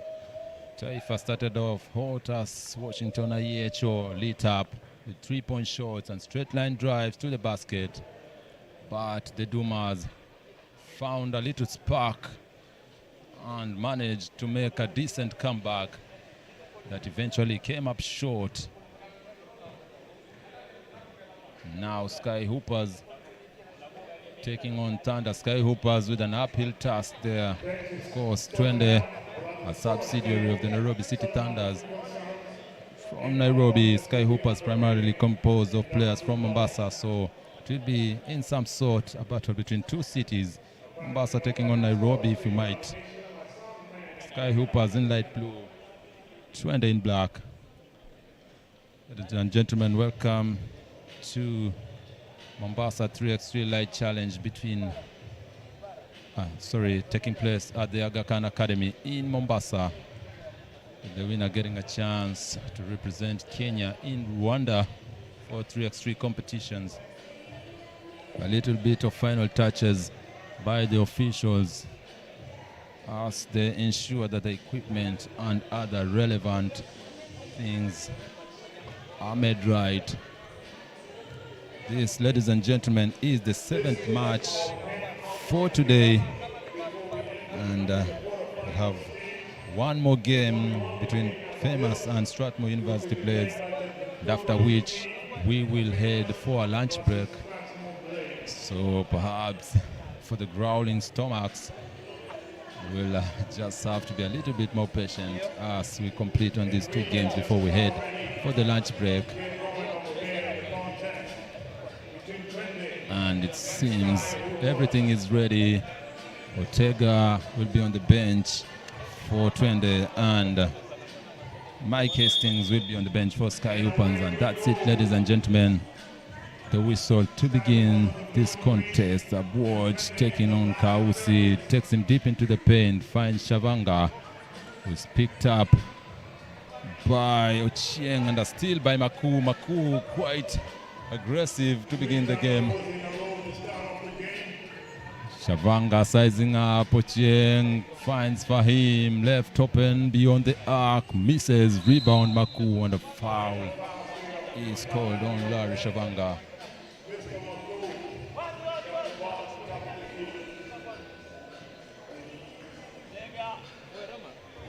Oh, that pass there, just too hot for anyone to handle. Maku with a no-look pass that went between the Twende defenders, but unfortunately, not even his teammate Kausi could handle it. Fahim attempts his second long shot. Hastings losing the ball. Maku attempts a two-point shot and he sinks it this time around. Sky Hoopers to open up the scores. 2-0. Abwaj taking on Kausi, fouled as it made his way straight to the bucket. Kausi quickly replaced by Hastings. And Ortega checking in for Fahim Juma. Had checked in for Fahim Juma a bit earlier. 2-0 Sky Hoopers with an early lead.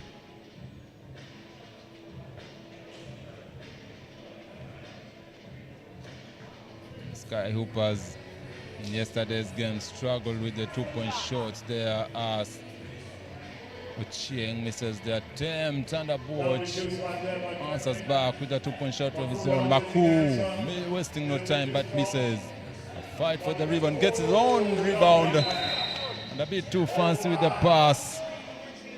It was a good pass but way too hot. Couple of fancy passes by Maku there. Unfortunately, they seem not to be able to connect with his teammates. Are still there by Sky Hoopers. And Fahim with the rejection. The defender underestimated his height. Shavanga jumps way too soon, and Maku drops the 2 points over him.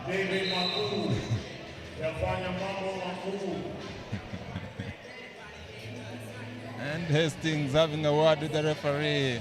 Perhaps not cognizant with the rules for 3x3 basketball. You have to let Thunder get the ball before you can attack. Maku taking on Ortega, loses his handle. Ladies and gentlemen, for Sky Hoopers, they have to contend with the temptation to not get excited taking the lead over Twende, because of course Twende is projected to be the stronger team, and Sky Hoopers should not get excited whenever they manage to go ahead. Hastings drives strong, fouled by Juma. 8 minutes still left to play. Scores tied 4 apiece between the two teams. Ladies and gentlemen, welcome to Aga Khan Academy in Mombasa for the 3x3 Lite Quest Challenge.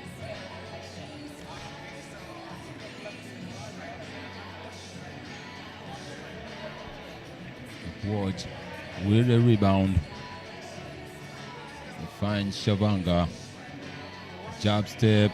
Finds a Watch beyond the arc. Fakes. Drives strong. Finds Juma and they run out of time. Turnover.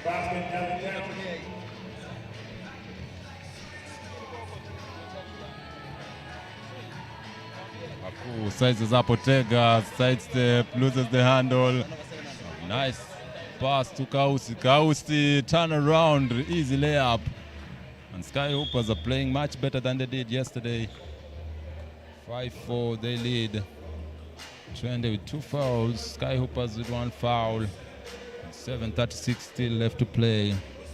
Still early to determine the winner of this game. As for him, equalizes. Baku fakes. Oh, sidestep. Slips a bit.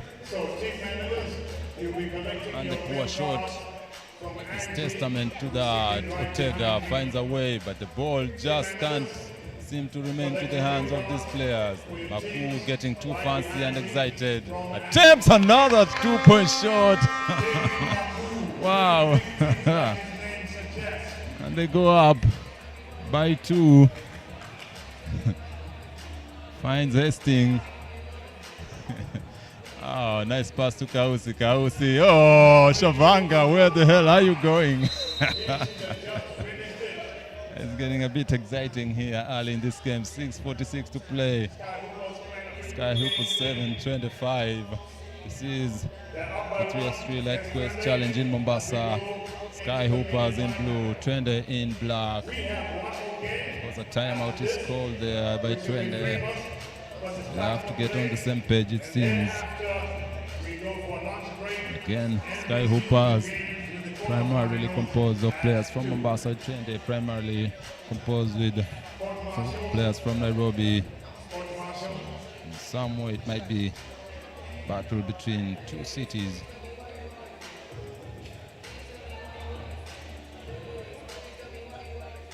A bit of some early highlights there, so watch the first points for Twende. Right there, Shavanga fakes. And the ball just dropping.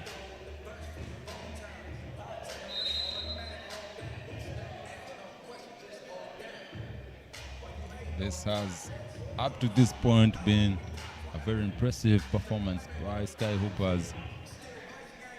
Of course, Twende projected to be the match dominant opponent. Twende did lose to 1 up in yesterday's game. What might be considered to be the highlight of yesterday's performances, Maku against Shavanga. And Sky Hoopers maintained the possession.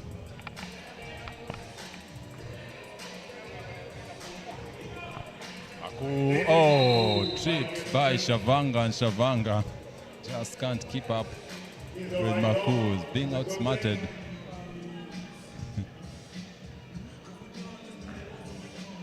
Six minutes, 8 seconds left to play.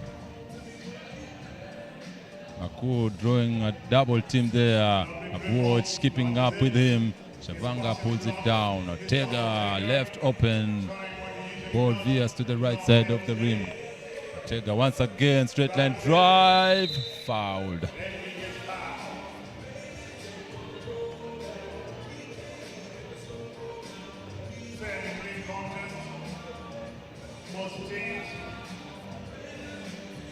Still have 1 game left to play.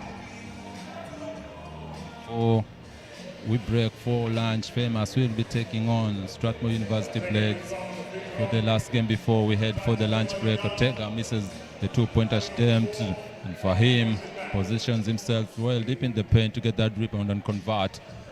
Hastings with a desperate pass there, which leads to a turnover. Juma taking on Kausi, and is fouled by Hastings. Hastings just out of position.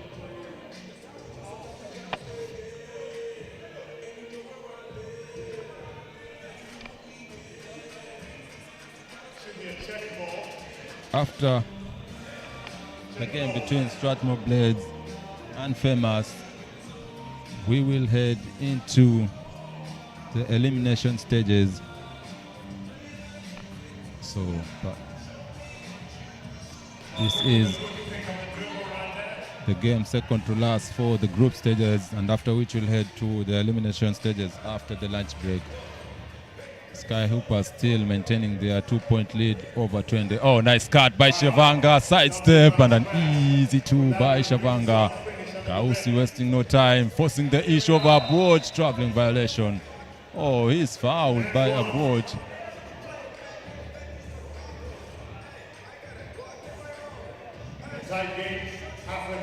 I thought it had been a travel, but it seemed he was fouled. So Kausi heads to the line. This is our penultimate game before we break off for lunch. It's being led by Sky Hoopers at 87. Ortega misses. Shavanga attempts a 2-point shot, misses.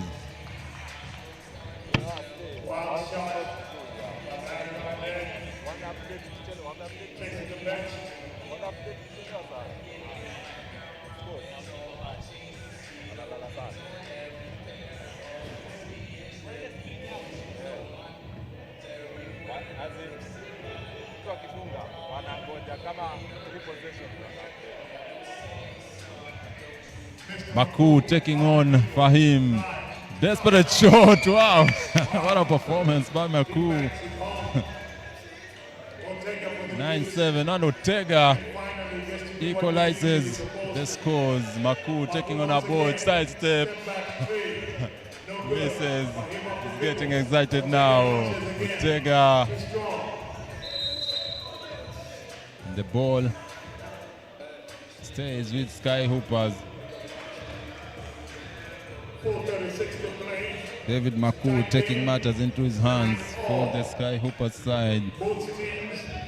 They seem to be formidable competitors. Kausi fouled by Juma. Juma can't believe it and is now slowly getting frustrated.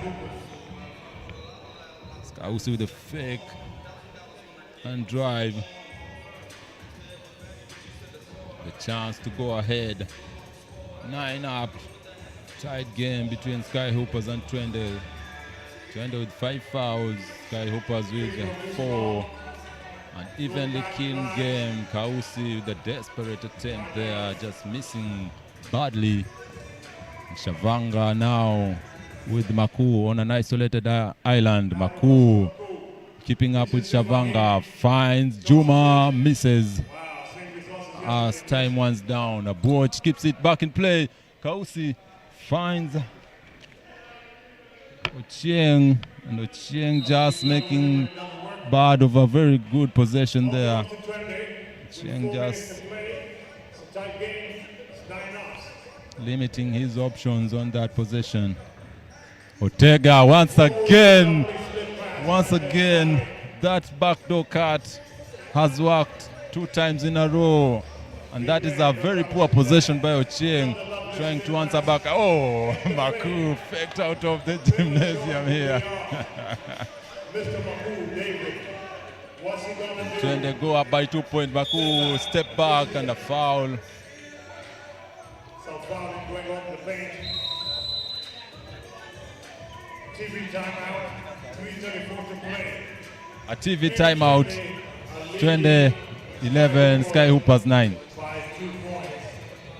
Next up, we'll have the Congolese famous playing national blades before we break off for lunch and come back for the quarterfinals.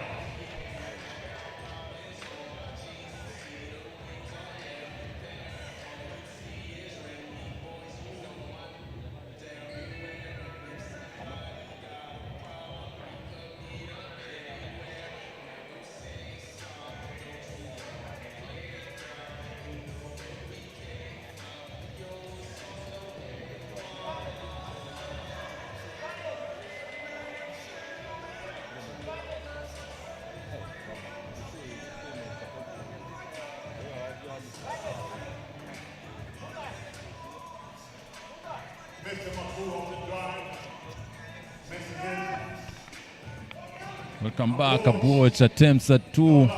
Fahim taps it. But unfortunate, Abuoch against a series of fakes. Traveling violation called on him.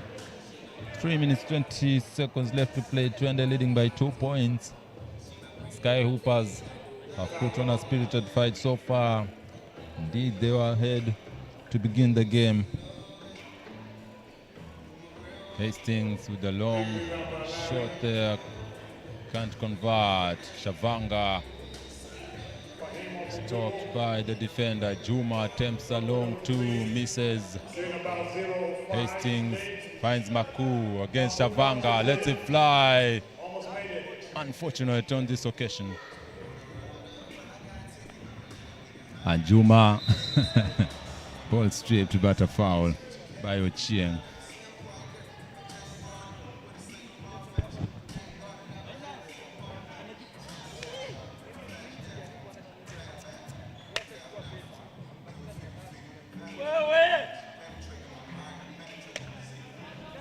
Ortega against Kausi. Shavanga to Ortega. Kausi keeping him within sight. Ortega having an easy time. That possession sinks the 3. That is a desperation shot there by Ochieng. He hasn't had a good game so far.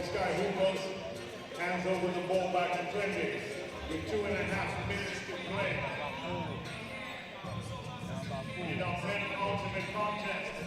Substitution by Sky Hoopers. Hastings checks out. Maku picks up Ortega.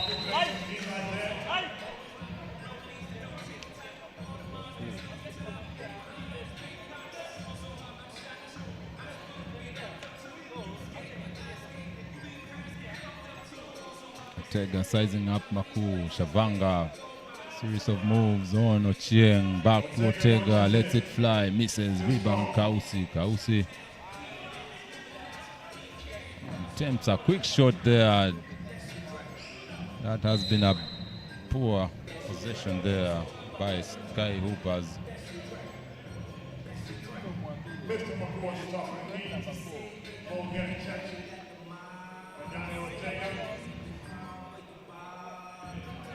Two minutes left to play. It's a 4-point game now. And Sky Hoopers run out of time.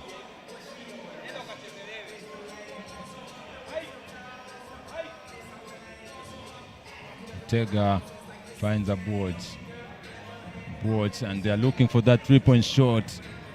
Again, same play, same result. It seems Sky Hoopers just are not aware of what the Twende team is trying to do there. Having Ortega coming with the dribble handoff. When Abuoch or Fahim gets the ball, they kick it back to Ortega for an open 3. And Sky Hoopers yet to figure out what is happening. 14-9, Twende leading. Sky Hoopers.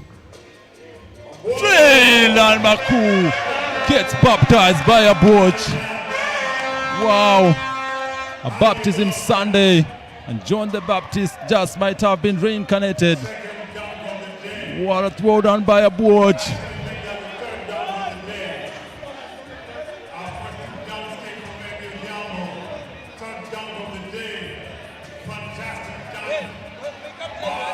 What a dunk there by Abuoch, a vicious dunk with all the vile in it. Rebound Maku, 16-9, 54 seconds left to play. Hastings, a race against time. Fahim fouled. Sorry, Fahim picks up the foul rather. Again, ladies and gentlemen, perhaps the highlight of the tournament. There, Abuoch rising and throwing it down viciously. Hastings converts on the free throw to get another chance to reduce the scores. 48 seconds left to play. Sky Hooper still trailing. Hope against hope there. Shavanga again, a drive stripped by Hastings, but a foul. Okay, ladies and gentlemen, defending a 6-point lead over Sky Hoopers. 45 seconds on the clock, 6 points down. Sky Hoopers taking on Twende. Twende just have out-executed Sky Hoopers. Sky Hoopers started strongly. Hastings looking for options. Kausi fakes, drives, pull up jump shot. Can't convert, and for him, passes it to Ortega, who misses everything. 23 seconds left. Hastings puts up a shot, and now the desperation for Sky Hoopers is showing. Ortega trying to put the nail on the coffin. This is it, ladies and gentlemen. This has to be it. Maku unfortunate. Ortega's shot just might be the last straw on the camel's back. And that's it, ladies and gentlemen. 18-11. Twende close out the Sky Hoopers. A bit of fight, but they came out unsuccessful. 18-11, Twende lead.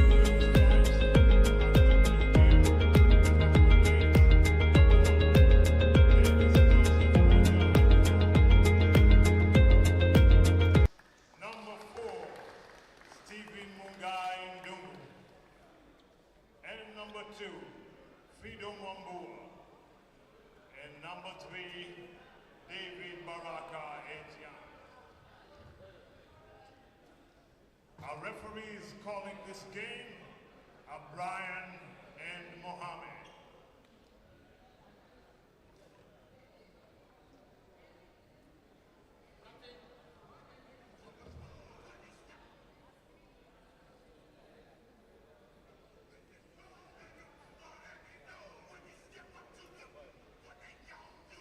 So once again, ladies and gentlemen, just a reminder that this is the last game before our lunch break. The games in the afternoon resume at 2. Not 2 or 1, they resume at 2. And on that note, as soon as the scorer's table is ready, the referees say go. The contest between Famous and Strathmore Blaze is on.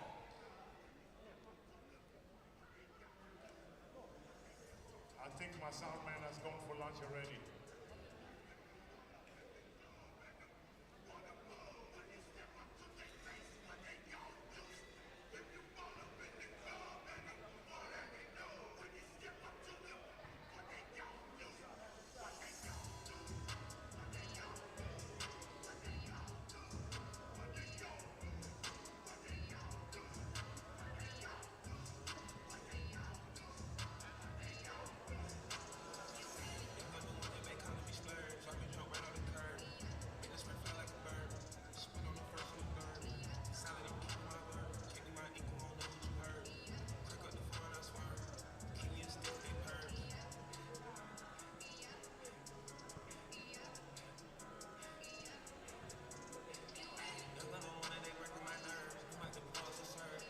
players who are available here.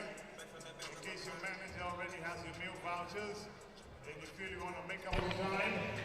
Ladies and gentlemen, welcome back for the last qualification game between Strathmore Blades and Famous from Togo. Indeed, this has been quite an effort from the team from Togo to make it to these qualifications. Togo, of course, being represented by their home team, Famous. Yesterday, won their games and seeking to win their third one. Today, Strathmore Blades losing to Equity in the last game of yesterday's qualification round. A chance for the Blades to get a win to improve their standing on these qualification stages. A quick foul there picked by the Blades as Cosby Koduyor, number 3 for Famous team from Togo. The first chance to the charity stripe. The technical foul is assessed on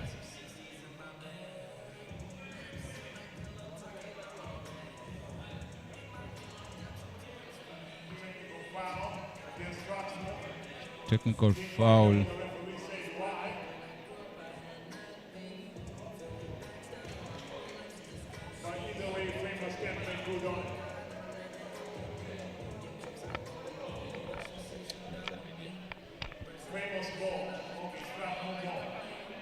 Strathmore get the ball as a missed free throw there. And a quick foul, too quick. A foul under technical foul assessed on Strathmore. So Strathmore, within the first 6 seconds of the game, have picked up 2 fouls. And the Famous team from Togo, quite physical yesterday, edging out Congo Legacy on physicality, outmuscling the team from Mombasa. Fly the Togo flag high. Koja now picked up by Banka to Koduyor, back to Banka, dribble handoff, back to Koduyor, a ball thrown a bit too high for his liking. Sidestep, miss it straight to the hands of Eloge Sosu. Wow, you can see the physicality there showing by Famous as they dominate Strathmore on the glass. Koja kicks it out, open 2-point shot, but again Strathmore Blades come up short.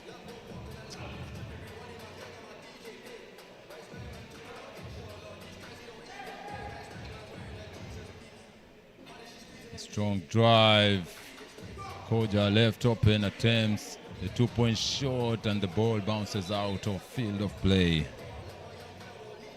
Still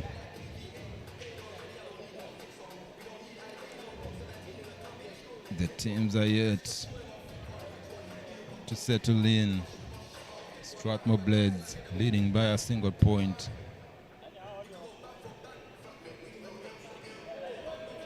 And the Famous team from Togo using their physicality, and Strathmore with a violation there.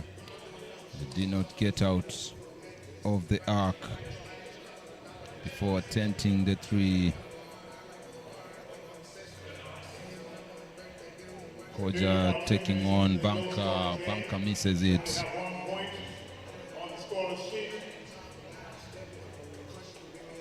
Koja loses his man. Open shot again. Strathmore just can't hit anything there. They've had many chances, open chances at that. They're still yet to convert.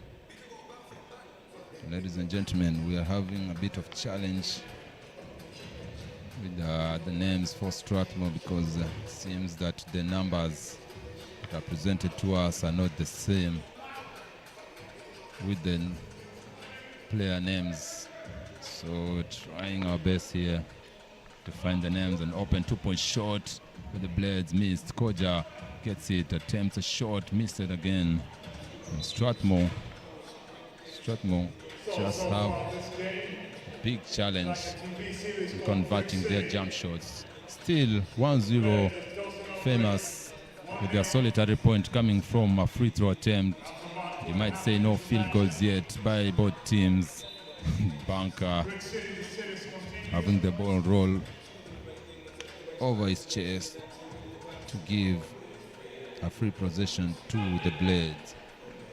A nice pick and roll there. The first field goal for Famous. They're up 2-0. Hesitation dribble. Kynes Koja takes a hit there and he goes down. Koja. Strathmore getting their first points for the game. The first point rather. Koja taking a hit as he was driving to the basket. And again, just to reiterate, Famous team from Togo is a very physical team, and so far they have been out-muscling their opponents.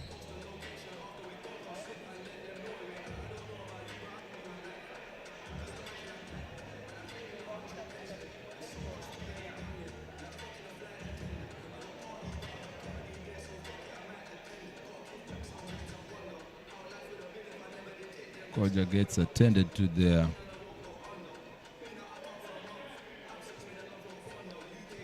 You see there taking a hit from Cordwell Cosby. And he'll have to come out of the game to regain himself before he can continue.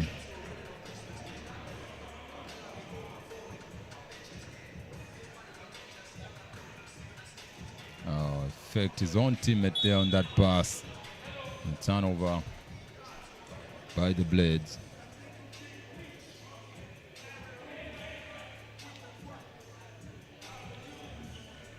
Oh, a long shot there by Zoglo to put.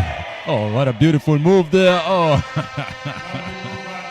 Strathmore having a highlight on their own, but not finishing the play. Again, Zoglo with a 2-point shot there to keep Famous ahead 4-1 against the Strathmore Blades.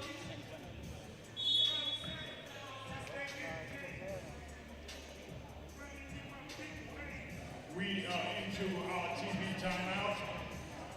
That break leads us to the first timeout, which should be the TV timeout.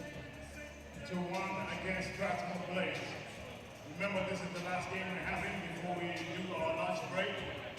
Games resume at 2 with the quarterfinals. After the tallies of the results have been done, and we will tell you more about the game then. Remember, the 3x3 basketball, Lite Quest Mombasa 2025.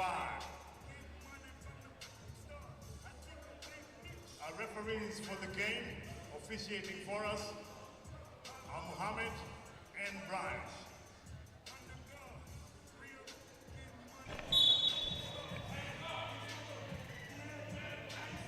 Welcome back, ladies and gentlemen. Strathmore, strong drive out, tries to turn around, but he runs straight into a brick wall. Rejection there. Bunker's shot gets swatted out. Good ball movement by the Blades. Oh, nice fake drive, beautiful pass. Tries a reverse, but comes up short. Zoglo attempts another 2-point shot.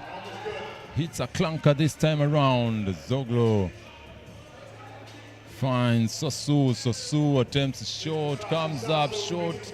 Famous getting back-to-back rebounds again. Strathmore getting dominated on the glass by Famous. Wow, a series of misses by Team Famous, but Strathmore just getting dominated on the glass, and the physicality is clearly showing between these two teams. Zoglo attempts a shot, comes up, unlucky again, finds his teammate beyond the arc, and this time around the Blades get punished for their poor defense. And a crossover drive, loses the handle. Wow. Sasu Eloge took a shot to his core. And Koja checks back in. Of course, Koja playing for the Strathmore Blades in the Kenya National Basketball League, Premier League, as some might call it. And Koja kicks it out, a long two, misses, scores 6-1. Strathmore yet to find a spark. Ball to Zoglo against Koja, bump, fails to convert. And there it is, ladies and gentlemen. Koduyor getting position in the interior. Oh, nice fake, floats. Again, Strathmore just struggling, and Koja fouled strong there by Zoglo. Strathmore are not failing due to lack of opportunities, just can't convert. Have had several chances, but they just can't convert. Koja scores on the free throw. At 3 seconds on the bump. You can't bump somebody forever in 3x3 challenge, so you have to make your move early enough. Blades rejection there by Kodio, trying to post up in the interior. And Zoglo will check out for Sasso.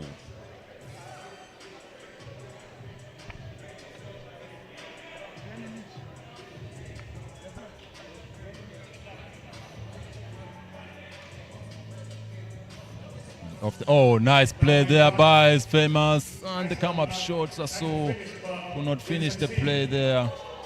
Found himself open, and Strathmore having one of their own unmarked beneath the rim. But again, a poor possession there by the Blades. 4 minutes 26 left to play. 7-2 the scores. Sasso finds Kodio to Zoglo, lets it fly again. That has been the only guy punishing them beyond the arc, and Zoglo a bit overzealous with his defense.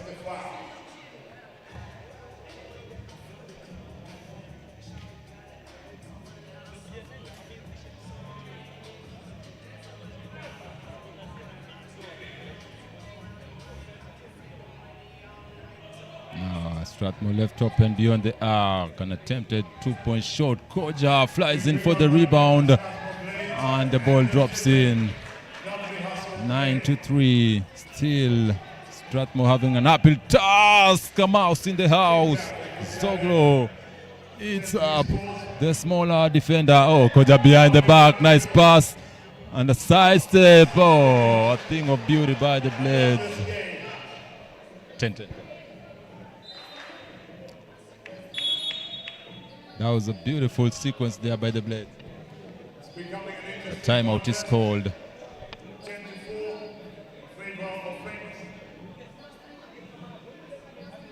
can see there.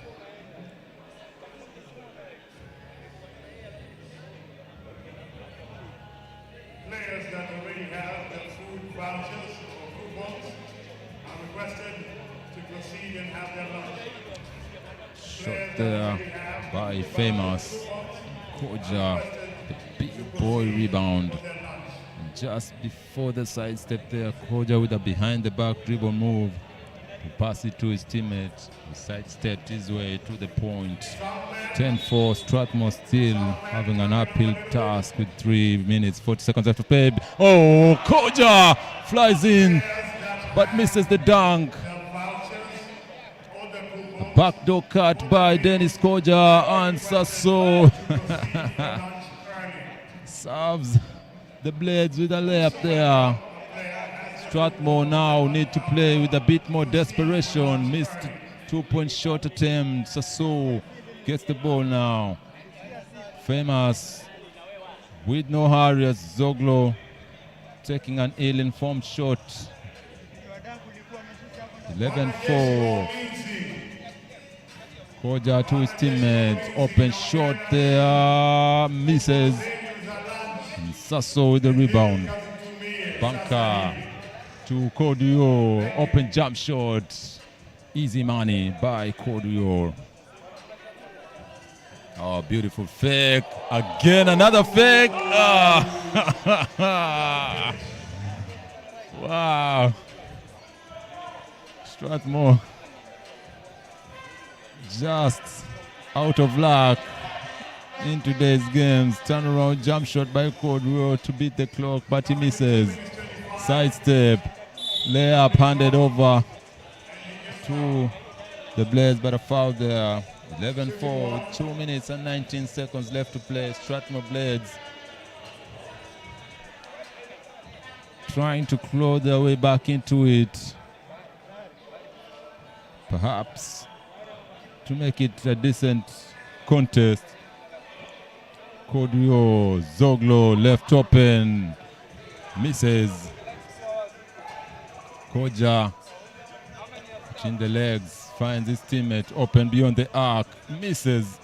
Ball straight to the hands of Koja. They're looking for that 2-point shot. Sidestep again beyond the arc. Finds Koja. Koja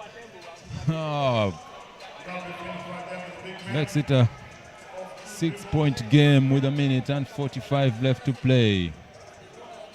Sasso against Koja. Oh, crossover move to Zoglo. Zoglo. Oh, just ran out of battery there, Zoglo. He seems to be the best shooter for the famous team. Strathmore Blades take a timeout to recollect themselves. Seek inspiration at 1:36 left to play. Down 6 points.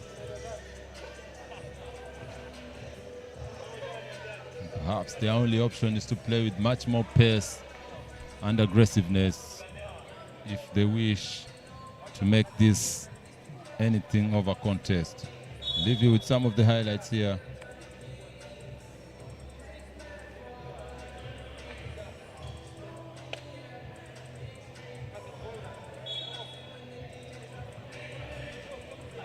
Players are now back in. The final minute and 30 seconds to play.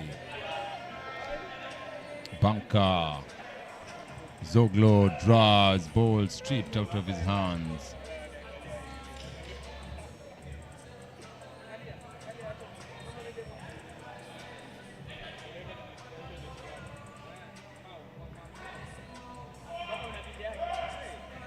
Banka trying to find Kodio. Strathmore Blades have to play with a bit more urgency now. Time is not their ally. Koja drives, kicks it out to Guy, lets it fly again. Unfortunate Strathmore Blades. Their shooting performance has been disappointing. Kodio to Banka. The easiest 2 points for this game.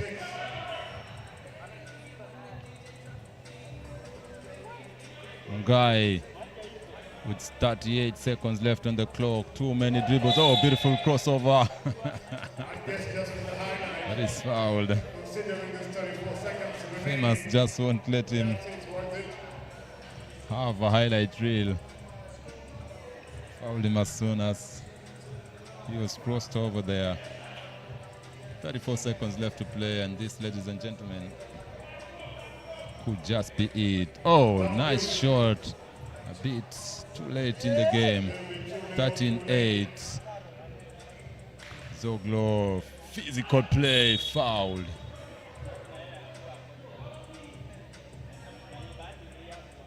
Famous just running down the clock.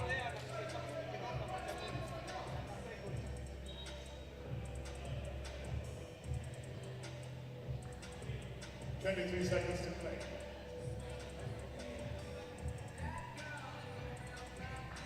Conversion there, 23 seconds left to play. Desperation shot there. Koja kicks the ball out of play. 17 seconds to play before we are done with our morning sessions of game. Bunker substitutes Zoglo out of the game. 17 seconds left to play. Famous from Togo. Trying to run off the clock. 8 seconds left, and Strathmore pick up a foul. Ladies and gentlemen, 8 seconds to the lunch break. This tournament, courtesy of, oh, that was a physical foul there. Bunker and Koja with a battle, and 2 seconds left to play, and Strathmore just could not keep up. They've had a great failings in their jump shots. Strathmore had too many chances with little to show for it, especially earlier in the game. 14-8 with a few seconds left, about 8 seconds left to play.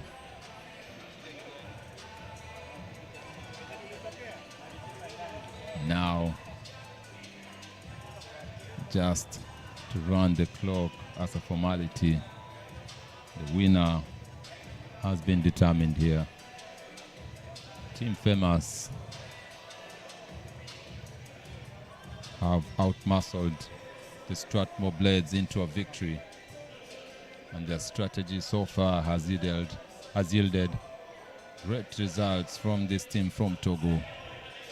They are yet to meet a team that can match their physicality, so yet to see them display more finesse in their game, because they have not been needed to show for it. 2 for 2 beyond the arc, a second left, and a desperation shot. And that is the final buzzer for the game. 16 points Famous, 8 points Strathmore Blades. This has been a one-sided affair from the beginning. And Strathmore have done their best, but just could not keep up. 16-8, Famous with the win.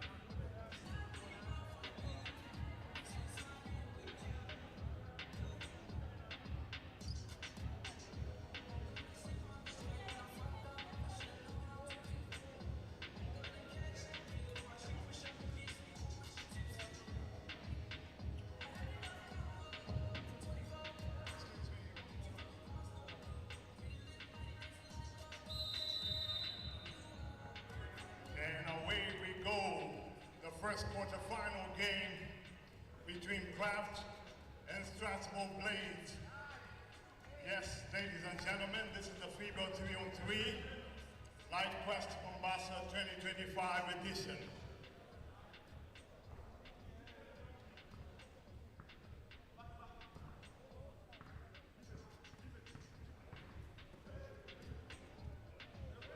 Lovely basket by the Strathmore Blades right there.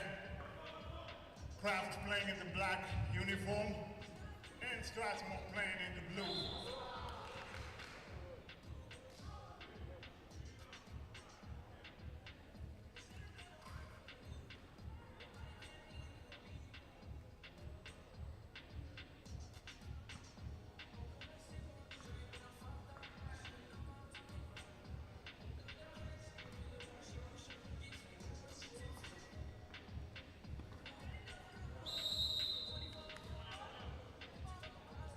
Of course, ladies and gentlemen, this competition, the Lite Quest Mombasa, is to find out the team that will represent in the Challenger Series of the FIBA 3-on-3 basketball that will be happening in Kigali later on in the year.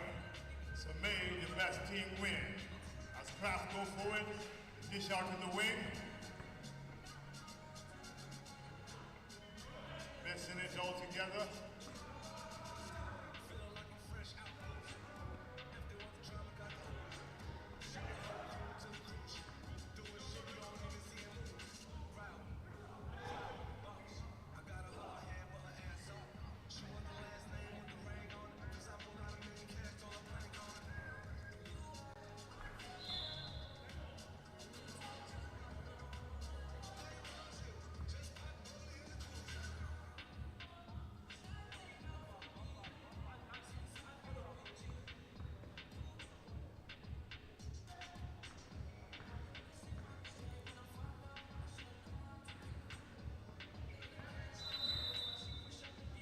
Dribbling display right there.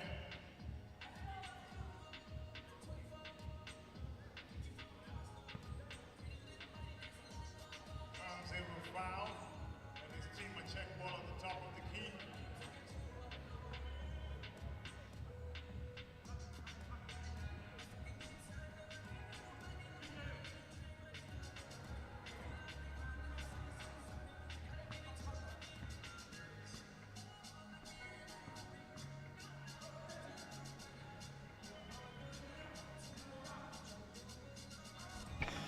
Welcome back, ladies and gentlemen, to the Aga Khan Academy in Mombasa for the Mombasa 3X3 Lite Quest tournament on the field of play. Strathmore Blades taking on Lindsay. Same result with the Kraft. Kraft rather, not Lindsay. About 2.5 minutes in. Kraft leading 2. Blades trailing by 1. No basket. Stepped on the line. This has been quite the tournament for the 3x3 challenge. A relatively new brand of basketball, but has been getting much traction, especially in countries that might not be considered to be basketball giants. Africa, of course, gaining a lot of traction when it comes to the sport of basketball.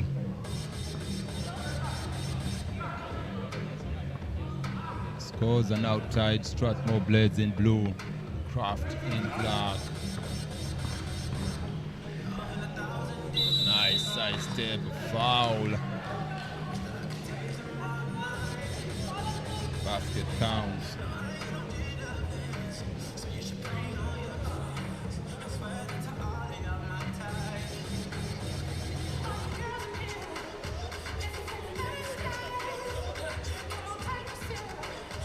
Kraft heads to the charity stripe, but this occasion, you can kind of just tell that the atmosphere has changed because the stakes are high. of course, ladies and gentlemen, we are through with the qualification stages, and now we are in the elimination stage. Kraft, Strathmore, the first you can say this is a playoff stage. playoff Because game. you lose, you're gone. Right You now, win, you're in the game. at this stage, So you gotta put all you got we're at the point onto the where floor. the winner And we have a proceeds. TV timeout. 4-2 on the Loser scores. bids us farewell. Between Craft Fast and television Strathmore timeout. The next semi-final, Strathmore the trailing next by quarterfinal 2. shall be between One App and Dumas.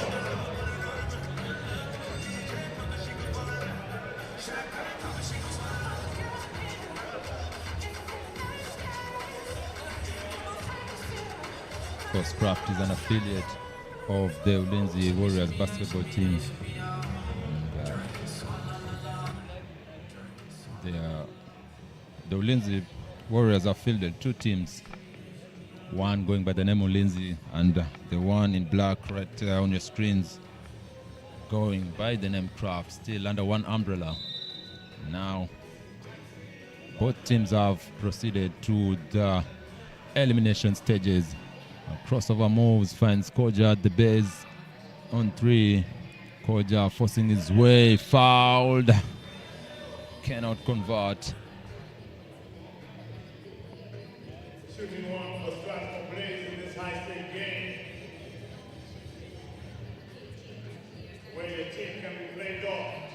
For the 6 one minutes loss. and 40 seconds left to play. Koja taking his sweet time. Misses. And the Blades get the rebound.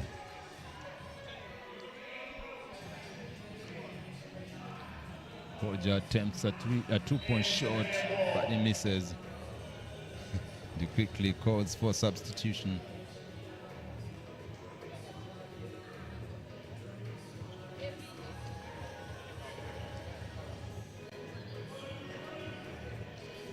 Lero at the post, turn around, jump shot, bounces out.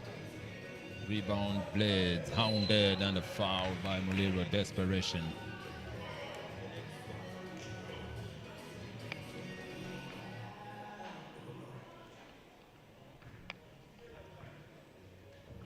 Blades. Crossover, defender up to the task. Turn around, ball. Gets the friendly bounce, and it drops in. Lite Quest lunch has been put to Craft trying to answer back. Hangs on the air. Blades not patient now, committing the foul. Still trying to get the players' names with their corresponding judges. Blades come up with the ball. There have been highly competitive games even in the group stages. Lero fakes, drive, finds his way to the basket, foul.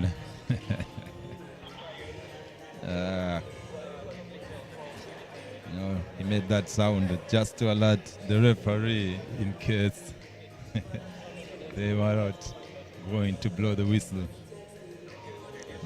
Sometimes you have to force the issue with the referee just to make sure that they get the call correct as it sinks in that free throw.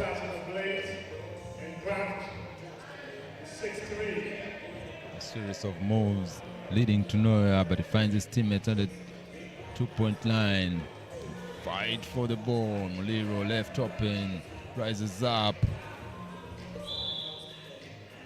comes up short. It's all right.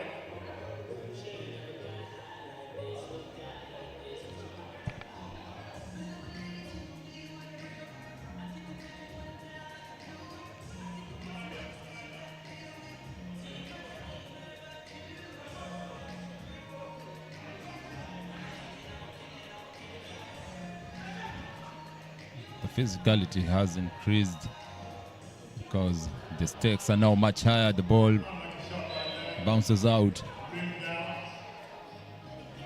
And Blades retain that possession. Coming to about 5-10 to the lane.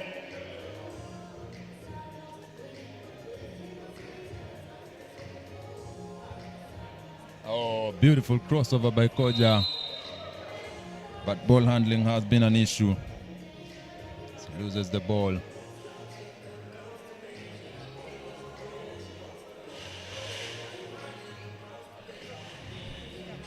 A missed 2-point attempt. Isolation play. Koja turn around. Reverse layup. Comes up short. The defender there bailing him out. It looked much more likely that Koja was going to miss the reverse. Defender bailing him out there with that foul. 4 minutes 55 to play. Kraft 6, Blades 3. A low scoring affair between these two teams. Kraft, of course, in black. The Strathmore Blades in blue. Oh, nice sidestep to extend the lead. Attempts a long 2-point shot. The answer's it. The game is down to Kraft with a shot of their own, trying to answer back, coming up short, but they get the rebound and convert. Now, offensive foul is called there. Moving screen, I suppose. Strathmore have lost a possession. Kraft having a chance to extend the lead. Oh, nice pass to beyond there. Koja brings it down. Size up, turn around, defender up to the task. Oh, that a terrible pass there. Almost stolen. Tried a full court, a cross court pass. The defender almost getting away with it. Of course, the fans have now streamed in to the Aga Khan Academy in Mombasa to watch the elimination stages of the Mombasa Lite Quest 3x3 challenge. Kraft Blades with a fast game in the elimination stage. Just Blades convert.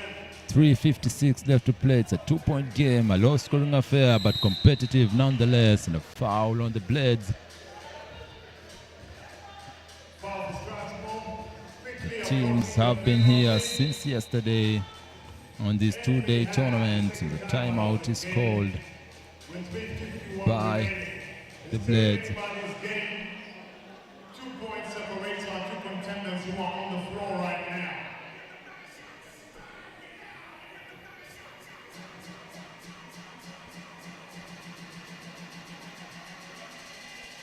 Immediately after this game, one half face off the Pumas for a place in the semifinals of this FIBA 3x3 Lite Quest Mombasa 2025. Stay tuned, you don't want to go nowhere. Some good entertainment coming your way.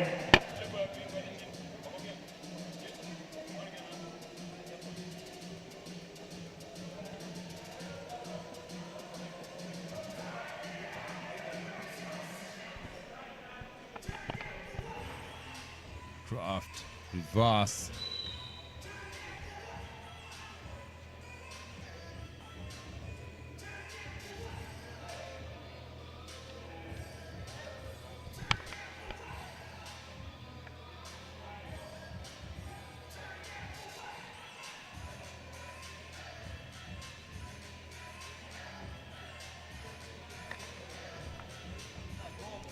Oh, nice post up there. Easy points.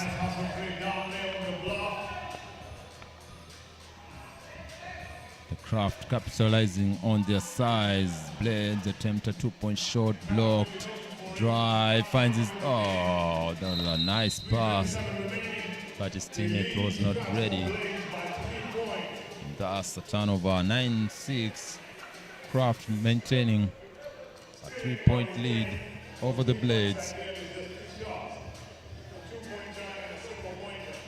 Blades trying to cut to the deficit. Unlucky.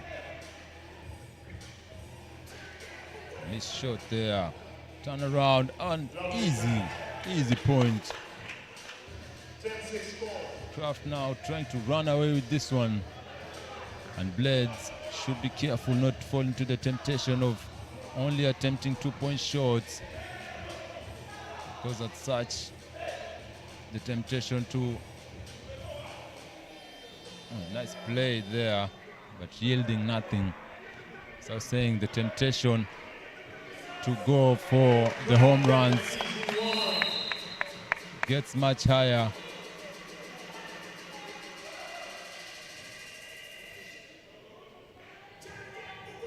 And Kraft getting the first warning there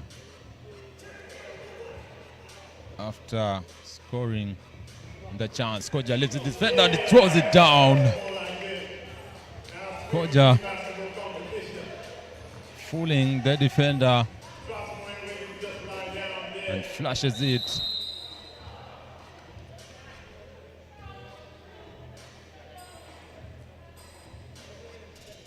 An athletic player for the Blades. Kraft gave him the chance to rise and throw down the dunk. But still, the Blades left trailing with 2 minutes, 26 seconds left to play. The fans still coming in, even as the remaining games get more intense.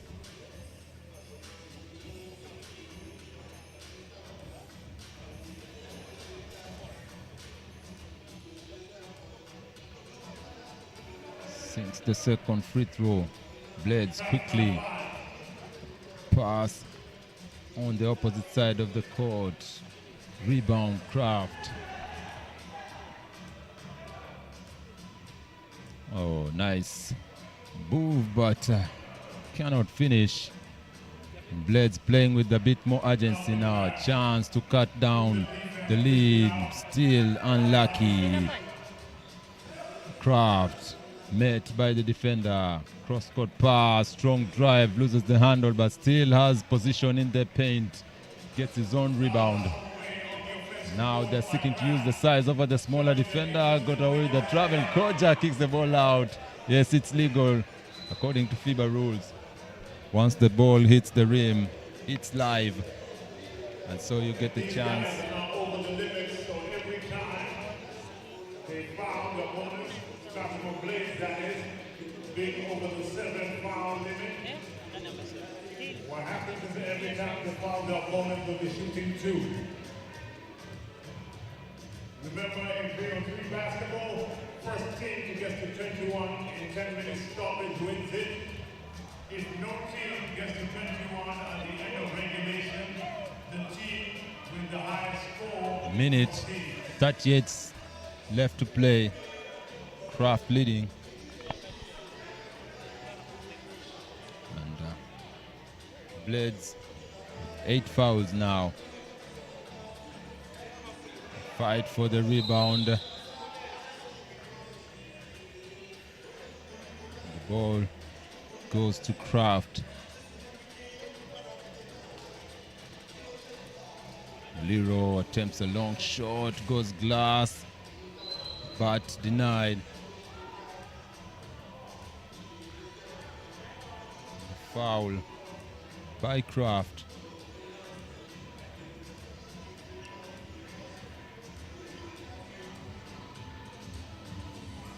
Koja trying to redeem the Blades. Oh, beautiful crossover move, loses the handle, tries to save the ball, and again that has been the theme here. Ball handling has been an issue for not just the teams on the floor, but for most teams. Perhaps players. Oh, beautiful crossover move. Oh, wow. The basketball gods not ready to reward him on that move. Koja flies up and a hard foul. An awkward landing by Koja as he found the Kraft player out of position.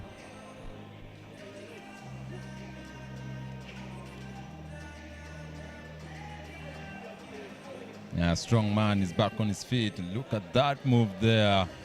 Crossover move. But it rolls out. With 1 minute to play, in this quarterfinal of Lite Quest in Mombasa, we have Kraft leading Strasbourg by 5. Strasbourg on the line.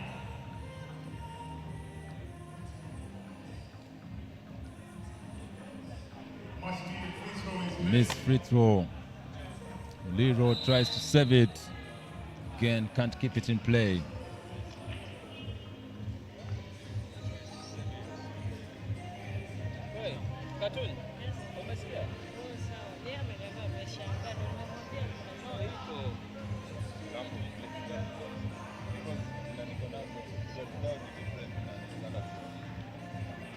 Koja forces his way. Comes up short, 49 seconds. 12-7, Kraft leading.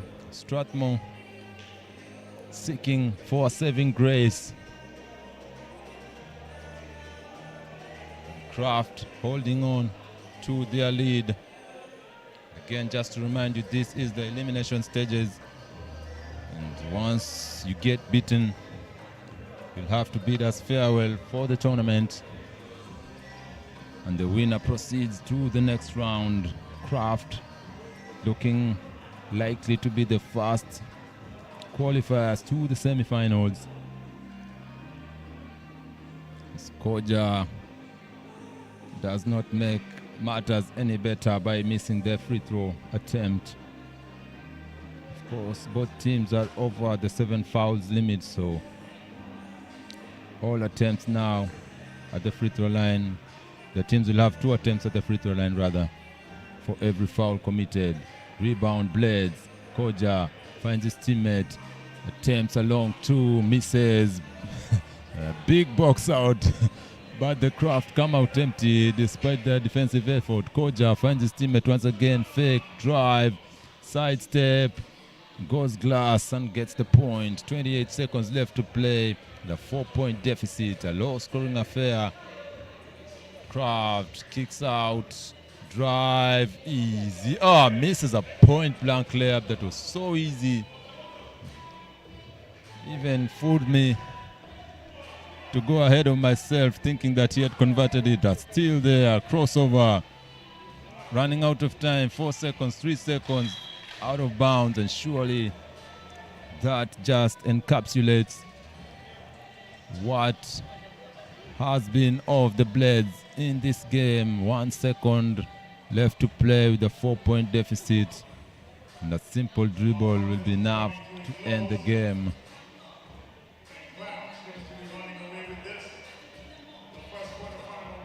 1 second left on the clock. Just a formality to end this game.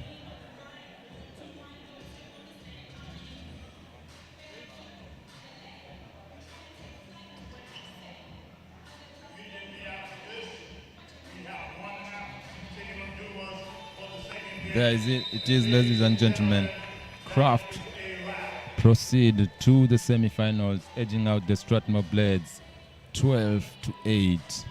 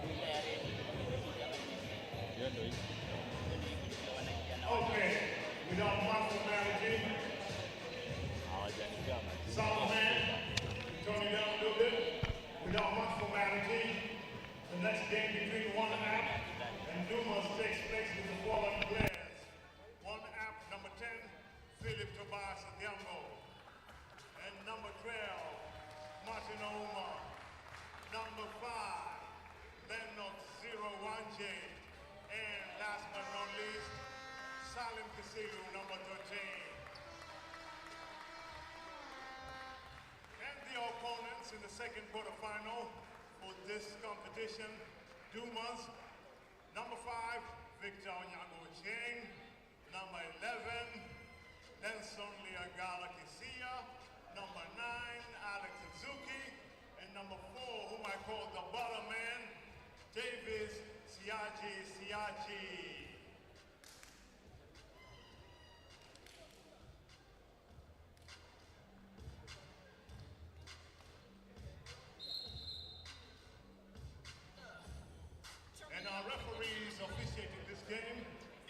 Jojo, and Brian.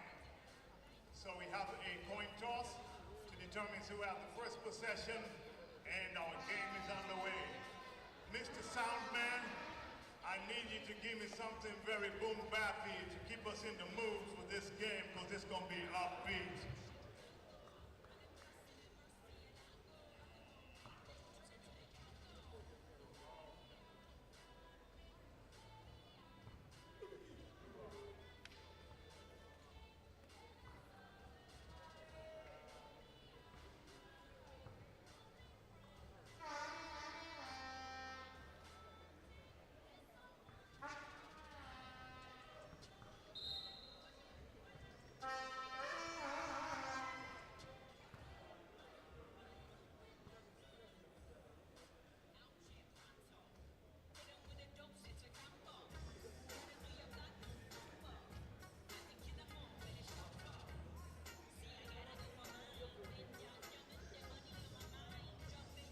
Yo, sound man, what part of a party don't you understand?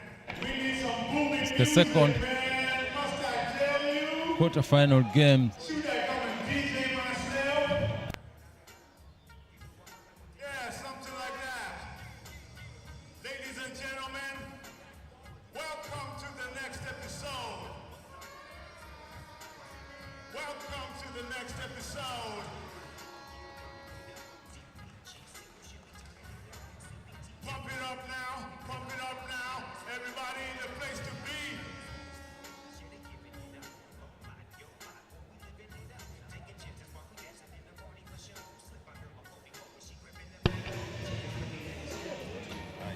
One half in the white, facing off with Dumas in the orange.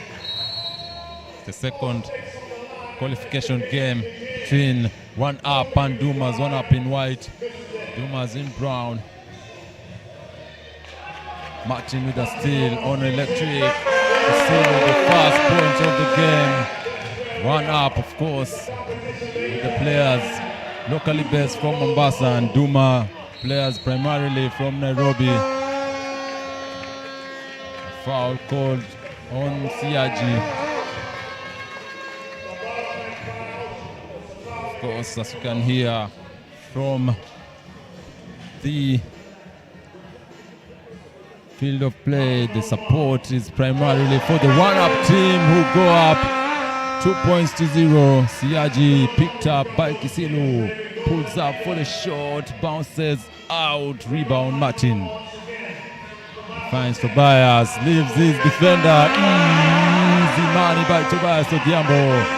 Lenson Kisia wasting no time, taking up Kisilu, and gives Equity the Dumas rather a breather. Yeah, something like that. One Up with a hot start. Even as Lennox Swanje checks in for Martin. First substitution of the game. On the bench for the Dumas, number 9, Zuki Alex. Lenson Kisia misses the free throw attempt. Wanje picked up by Victor. Leaves him. That's the second blow by against Victor. Siaji misses. One Up. Increasing the pace. Wanje rejected by Kisia.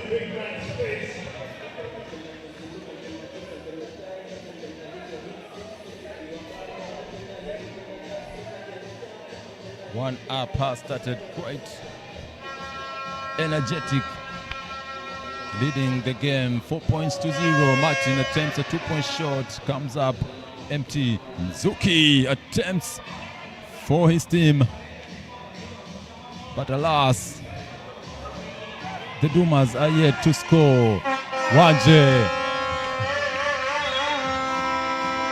desperation shot trying to fool the referee.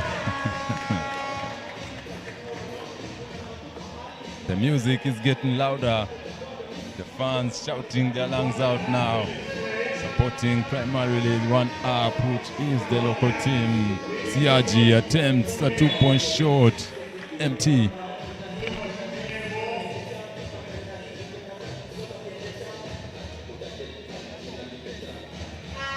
Martin sidestep. Oh wow! Zuki trying to get interior post position. Kisia picked up by 2 defenders. Wanja brings the ball down, finding Kisilu. Rises up for the 2, comes up short, but 1 up. Maintain the possession. Kisilu pick and roll. Martin, that misses. And the Dumas still empty. Nzuki corner 2 points short. First 2 points for the Dumas. They get a sigh of relief. As Siaji comes out with a steal. Kisia against Kisilu at the post. Oh, Siaji beats his defender. And now it's a 2-point game. 7:45 still to play. Wanje attempts a long shot.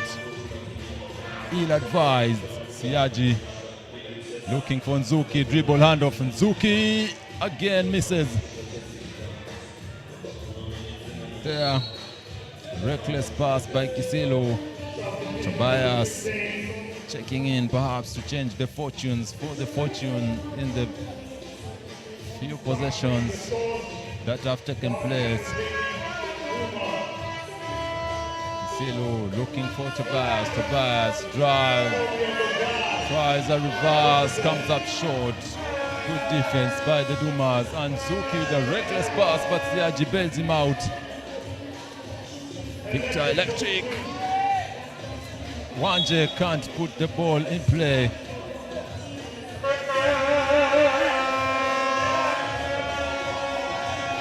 The home support.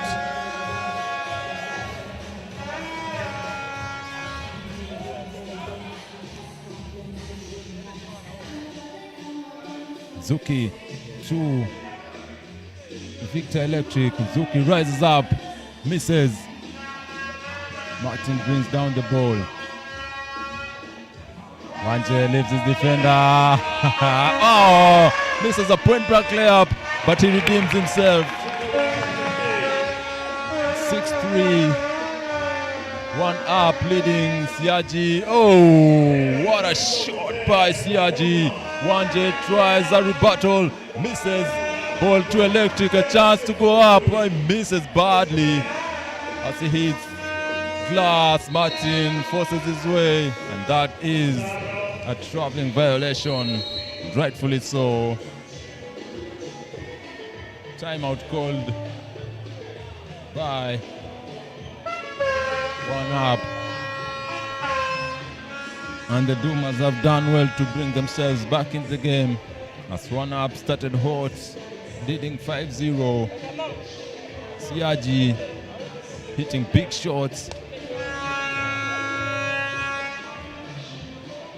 Of course, this has turned out to be the competition many had imagined, and so far the teams are giving us their best. 6 minutes 24 to play yet. Still a long way to go. As Suzuki hands the ball to Siaji. Lenson in position in the interior. Leaves Kisilu and converts. Kisia getting interior positioning over Kisilu. Turns around and makes sure to get the point as he ties the game with a chance to go ahead. Kisia, Dumas ahead. Kisilu attempts a 2-point shot, in and out, rebound Zuki. Kisilu more aggressive. Zuki, fake. Siaji, oh what a pass! Kisia fumbles the ball and ultimately the possession. Tobias draws base, finds Kisilu. Kisilu, easy point rather by Kisilu. Oh, what a poor pass by Nzuki, heading it straight to the hands of Tobias as Martin with the reverse. And Nzuki misses that shot. There's a problem with the shot clock there.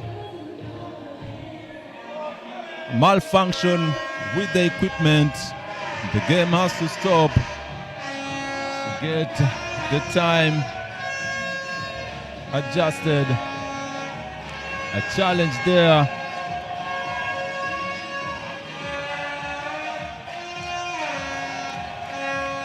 the home fans.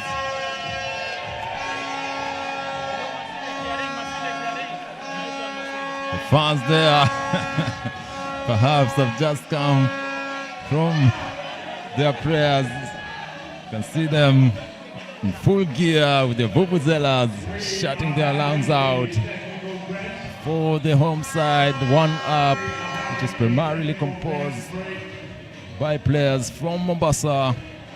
The Dumas keeping the competition close, 8-7, one up ahead, but still a long way to go. This is the semi-final, the quarterfinals rather, the second game of the quarterfinals. Right here, coming to you live from the Aga Khan Academy in Mombasa. The Mombasa 3X3 Lite Quest Challenge taking place, a two-day tournament with the winner getting a trip to Rwanda to represent the country of Kenya. And a lot of energy has been pumped into the crowd. One up started out quite hot.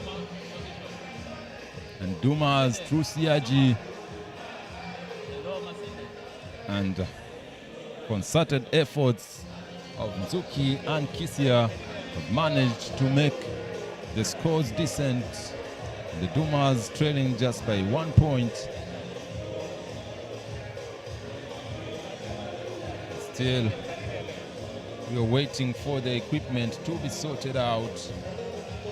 The challenge with time there. The players get to hydrate and re-strategize as we wait for the technicalities to be sorted out.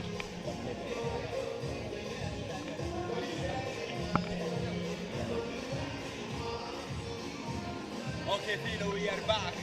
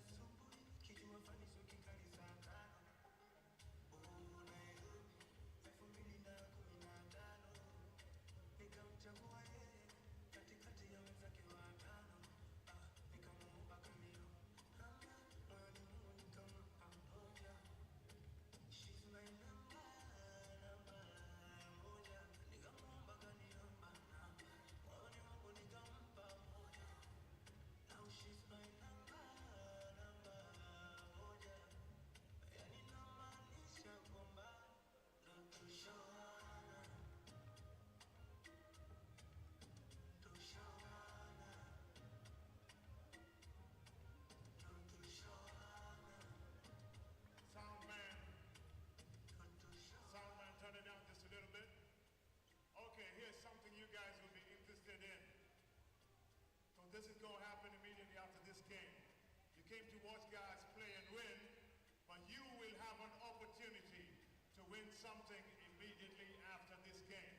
We're going to have an activation session.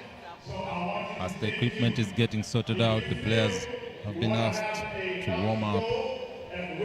Such challenges do occur.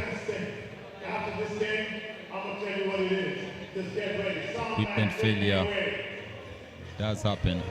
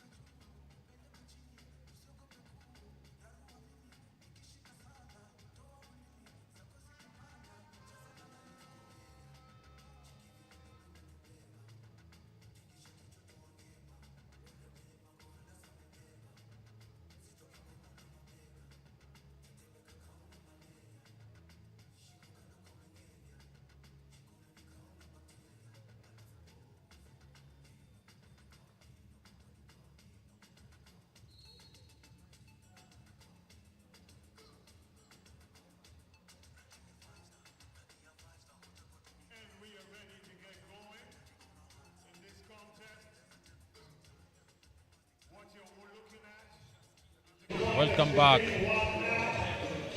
The equipment issue has been sorted. Game will continue. For those that might be joining us, 1 hour to pass with the pass to Kisilu to extend the lead to 2 points. 1 up in white, Dumas in brown. Siaji attempts a 2-point shot, comes up empty. 1 up, leading by 2 points. 5:15 left to play, and before the equipment failure, the two teams are going at it. Wanje misses an open layup. Zuki finds Kisia deep in the paint, but a foul on Kisilu. Kisia doing his work early to establish deep paint position. And Kisilu now with the second foul in a much similar play much earlier. Kisia converted on the foul. Electric lets it fly, ties the game. Tobias trying to answer back, misses. Nzuki fights for the rebound, secures the ball, picked up by Martin. And secures the possession for 1 up. Nzuki a bit careless. Tried to turn around with the ball. Zuki picking up Martin, trying to get the ball back from him. Taps the ball out of his hands. Looking for Kisilu for the 2-point shot. Comes up empty. Rebound. Zuki, Electric, tries his luck once again. Unfortunate this time around. Wanje picked up by Kisia. A mismatch of some sorts. In and out. And the fight for the rebound. Dumas secure it. Zuki trying to find Kisia. Oh, beautiful fake. And a foul on the ground. Zuki hard beaten Kisilu on that drive. Siaji checks in for Nzuki, and Kisilu goes out for Martin. Kisia picked up by Martin, looking for options. Siaji could not get himself free. Oh, nice pass to Kisia, and they convert on the pick and roll. Wanje trying to erase the deficit. Yes, he does. The scores are tied. Electric drops it to Kisia, fouled by Tobias. Scores are tied, 10 apiece. 1 up with the majority of the fouls. 4 fouls for 1 up, and only 1 foul for the Dumas. A timeout is called. 3 minutes 53 to play. Still a long way to home. You can see now both teams are trying to lock in. Remember, this is the elimination stage, the quarterfinals. The loser gets to go home, and the winner proceeds to the next round. 1 up in white, Dumas in brown. Welcome, ladies and gentlemen, those that may be joining us. We are going live at the Aga Khan Academy in Mombasa for the Mombasa 3X3 Lite Quest. And Dumas with the possession now. Ball to Electric. Free Nzuki. Nzuki picked up by Wanje. Wanje with the steal. Rises up for the 2-point shot. Bounces out. It's a great defensive play by Lennox Wanje, but the shot did not match his defensive efforts. Still, the game is tied.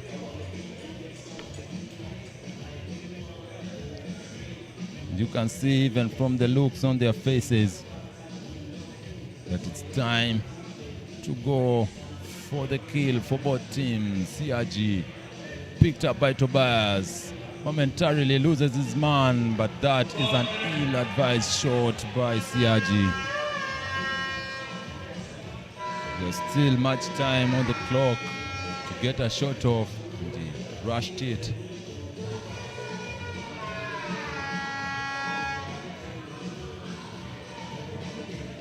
Kisilu misses. Wanja tips it back to Kisilu. Oh, and a miscommunication by the two players from 1 up. Kisilu thought Wanja would be on the 3-point line, on the 2-point line rather.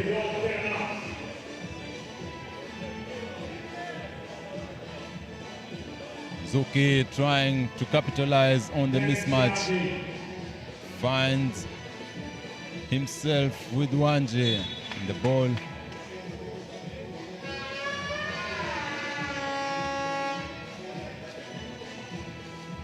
Dumas will get to keep the ball.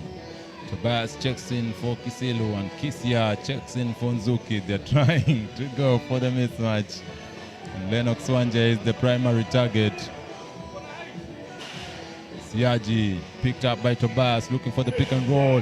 Siaji misses. Rebound.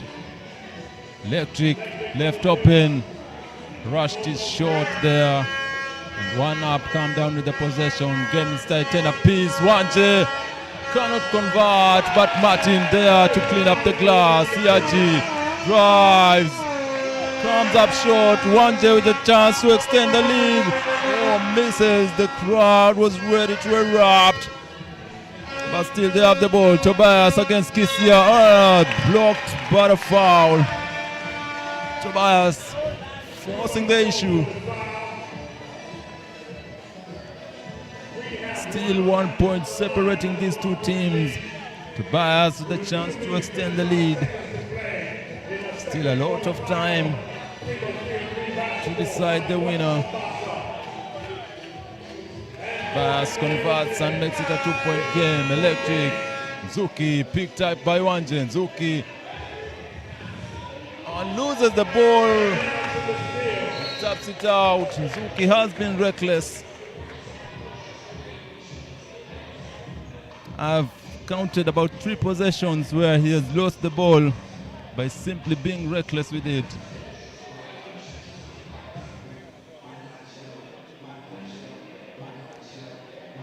"11 seconds left.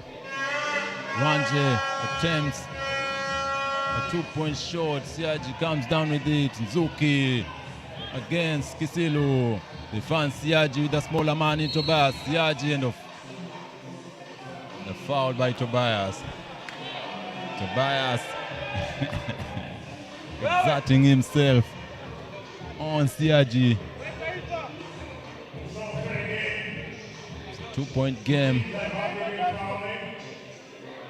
One up, of course, for those who are joining us, is the team in white. Dumas is the team in brown. Zuki picked up by Wanje. Fouled by Wanje.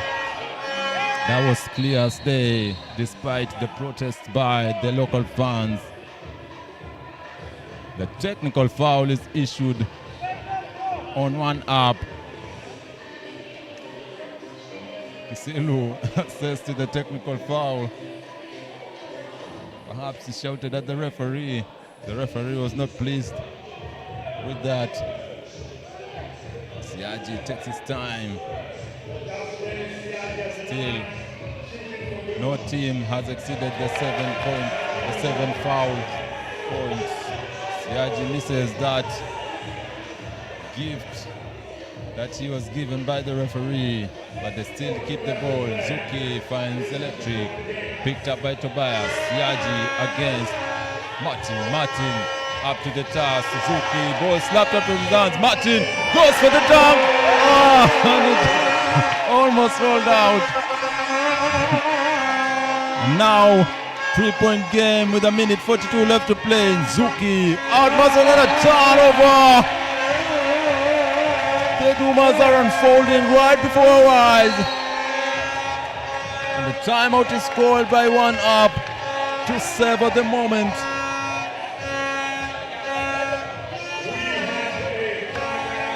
Water and fumbling. Equity Dumas unraveling.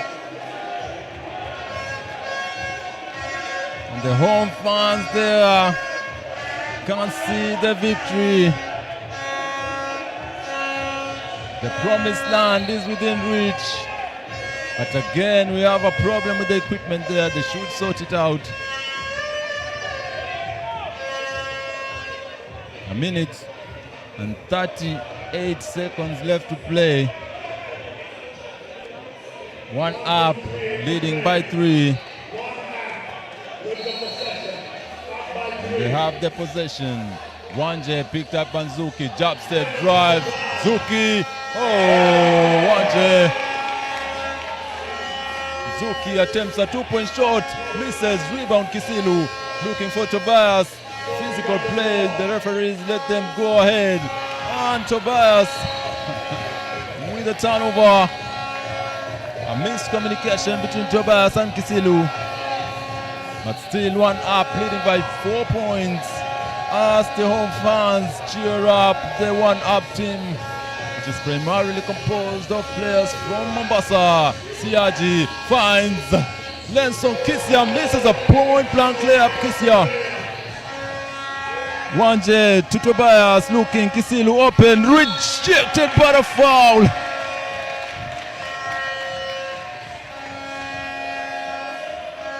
Tobias rejected the option given by Kisilu and chooses to go all the way as Martin checks in for Wanje. Tobias a chance to extend the lead.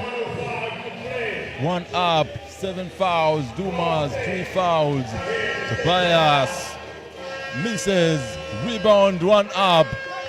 A minute and we are into the seconds. Martin forces his way, misses. Kisia taps it to Electric. Electric misses and 1 up, get the rebound. Tobias fouled by Electric. The fans cheer up. Electric lost his footing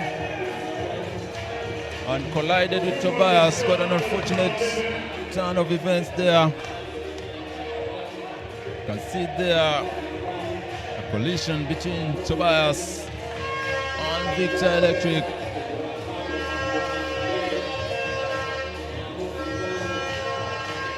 .45 seconds left to play. These two teams still battling it out. 1 up, leading by 4 points. It's still anyone's game at this point. Basketball is a game of surprises.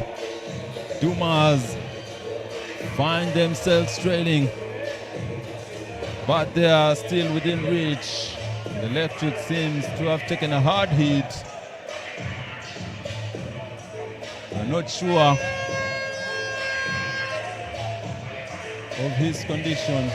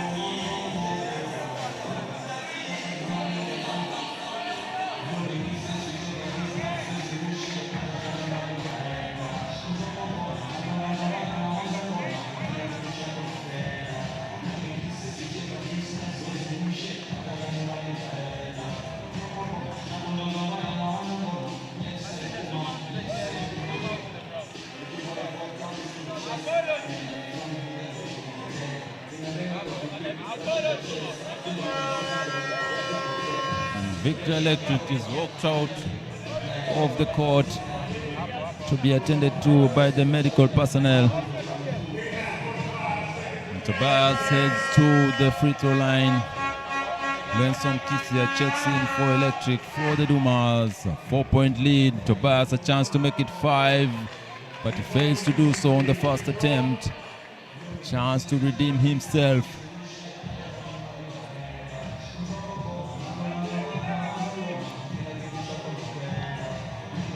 Converts on the second attempt. It's a 5-point game. Siaji picked up by Martin.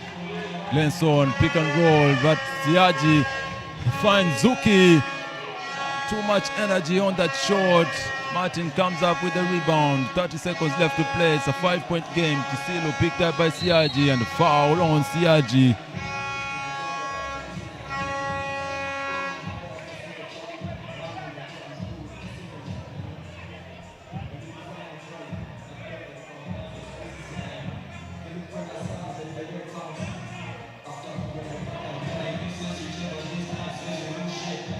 dying seconds of the game. Wanje, picked by Zuki, Kisilu open, rejected by Kistia. Running out of time, Zuki rises up, misses. Zuki again, puts up the shot. 8 seconds left to play. Wanje takes his sweet time. 5 seconds, 4 seconds, and they'll dribble it out. And that's it, ladies and gentlemen. One up, edge out the Dumas in a fiercely contested game. 15-11, one up, fighting hard to secure their victory. The Dumas seeking late heroics, but coming up short. Of course, an unfortunate injury on Victor Electric, but still, the show must go on. And one up, come up with the victory. 15-11, one up, proceed to the semi-finals.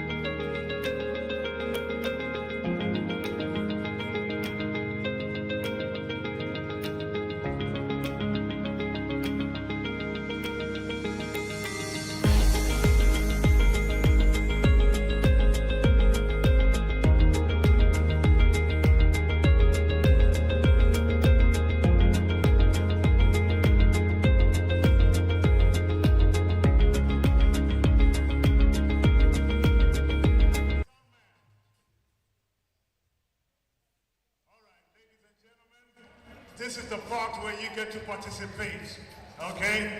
And you get yourself to win something. Out of 3 people here, okay? Ukijiona wajiamini. You think you believe in yourself. I just want you to do one thing. Get up onto the basketball court, make 1 3-pointer, that's it. Not 2, just 1. You'll win yourself a Red Bull pack. Just 1 shot. I don't need 2, just 1. And I only need 3 people. Out of the 3, 1 of you guys has to nail it. You don't nail it, it's over. Stop complaining, the rest of you guys are asked and you didn't come. All right.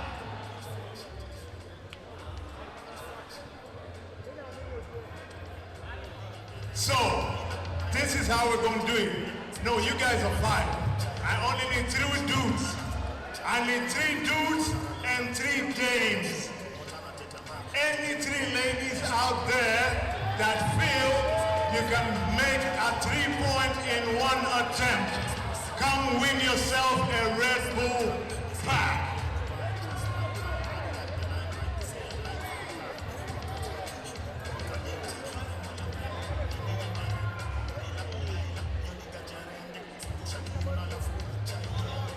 Oh yeah, non-participatory. You're not playing in any of the teams.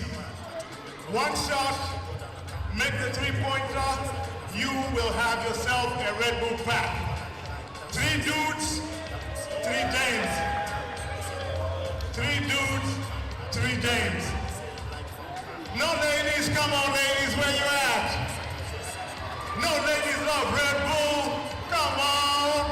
All right, that's more like it. Oh no, there's 5 of you now, okay, cool. There's 3. You are kind of late. Oh no, you were kind of late. Okay, Like they say, soundman, turn down a little bit. Okay, here are the rules. You choose wherever you want to shoot. Toss that three-pointer, make that one shot. You have your Red Bull back. All right, let's start with the lady.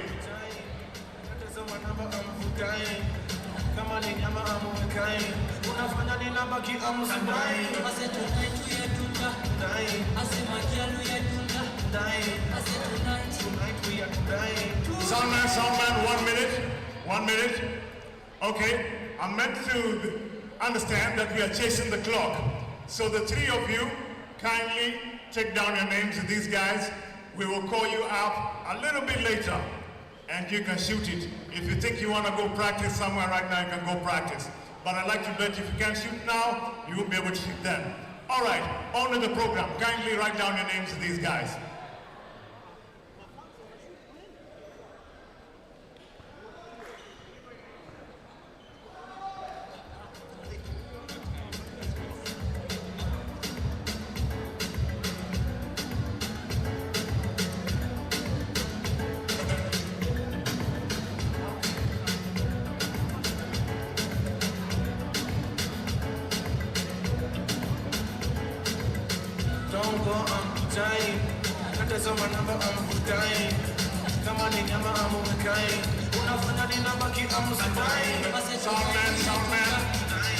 Soundman.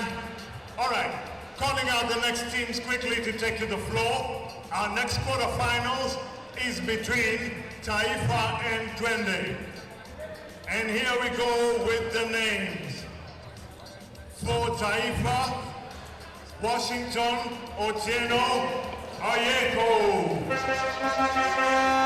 Number 4, Brian Edelman. And number 3, Lengwane Morel. And number 2, Monte Kimba. And for Twende, who are the opponents in this quarterfinal game, we have Ariel Chris Ortega. And we have Fahim Gaga Juma. Number 9, Abuat Abos. And number 8, Larry Adigula Shalpanga.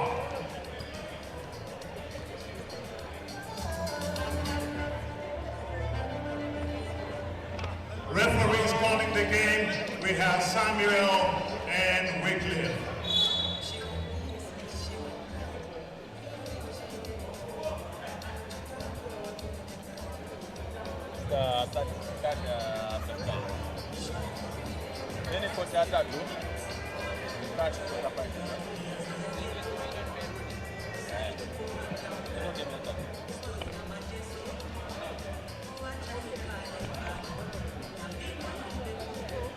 Ladies and gentlemen, those are teams on the floor for the third quarterfinal of the day.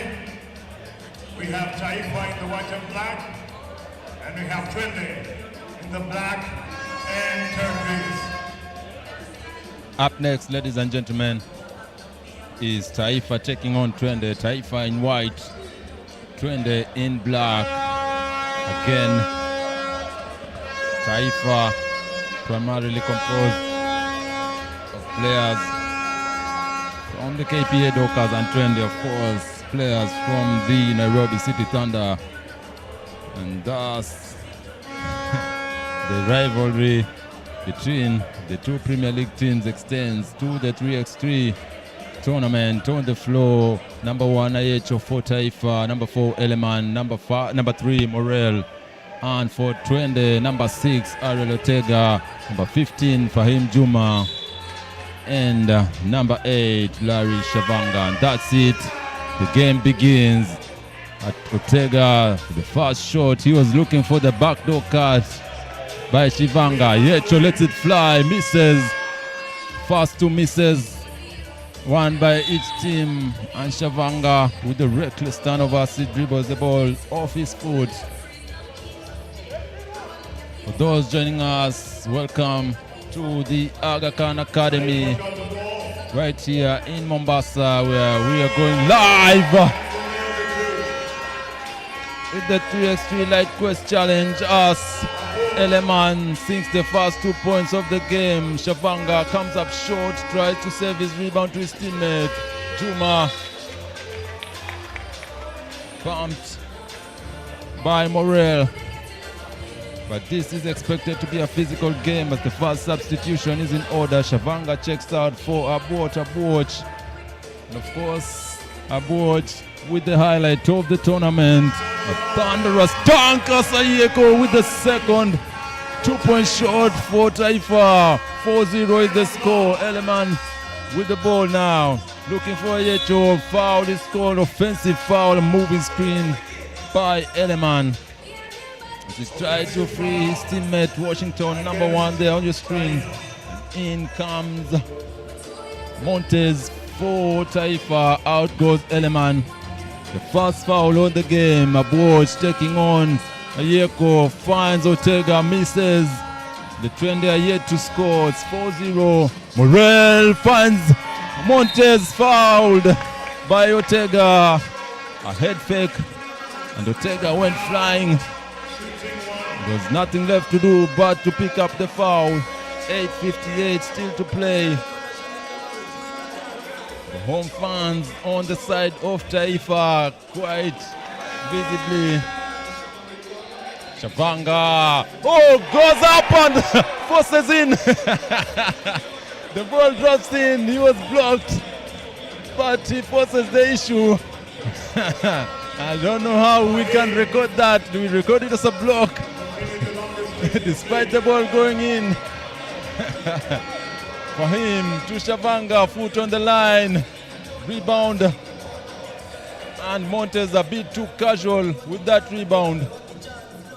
But he gets bailed out as the ball remains with Taifa. Ayeko looking for a pick and roll. Isolating Ortega. And he comes up short. 5-1, 20 still trailing by 4 points. Shavanga to Ortega. Ortega leaves Ayeko. Rejected by Montes. Send it out of the field of play. What a dejection.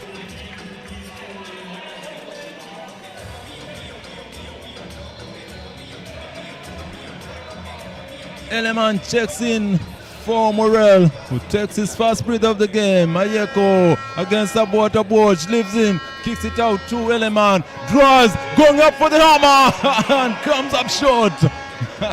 Shavanga looking for Juma. Juma picked up by Eleman. Eleman trying to be extremely physical, run for him, and Ayecho bumps Abuoch out of the field of play. 2 fouls for Taifa. 7:38 left to play. Still a lot of basketball left here.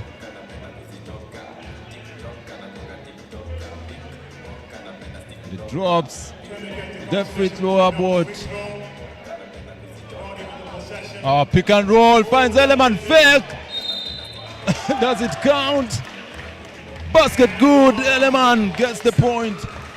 It does. The pick and roll working to perfection.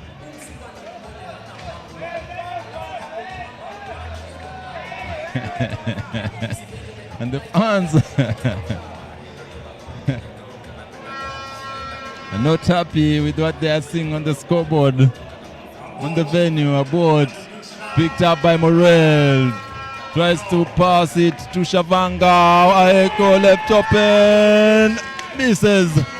And the guest is on rebound.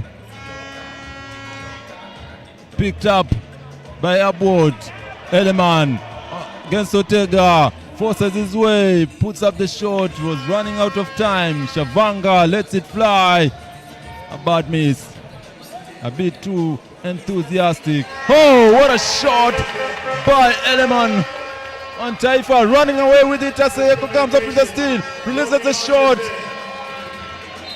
and it pains him much to fail to convert on that attempt.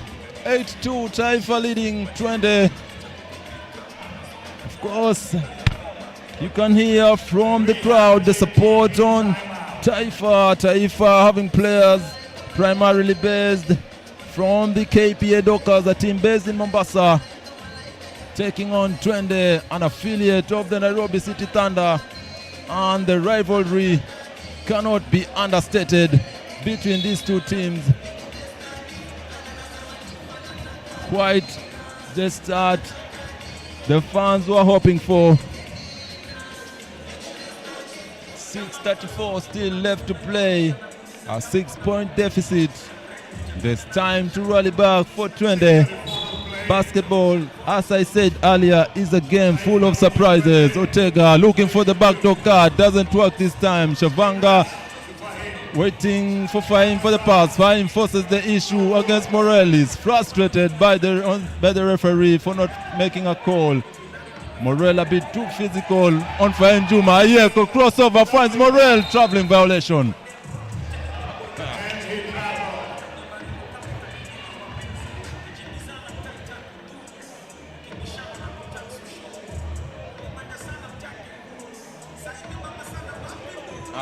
Easy blow by rejection. A rejection by Morel. Shavanga taking a shot to his eye.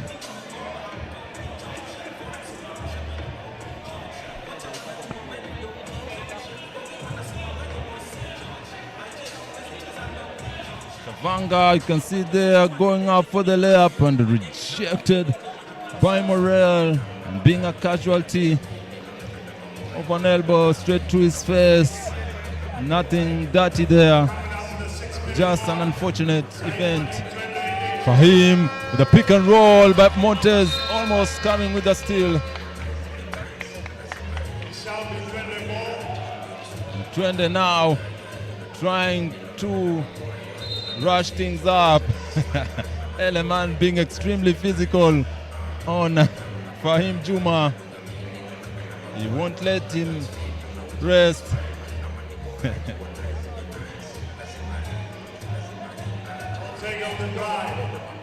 Ortega converts.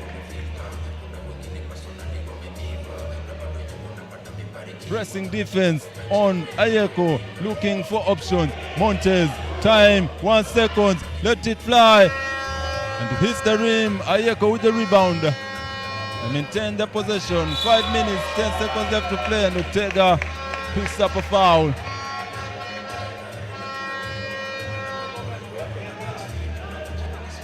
Shavanga back in the game. Ayeko over Shavanga for the two. Fahim tries to answer back, and Shavanga gets the rebound, but he misses a point back layup. Rejected by Eleman.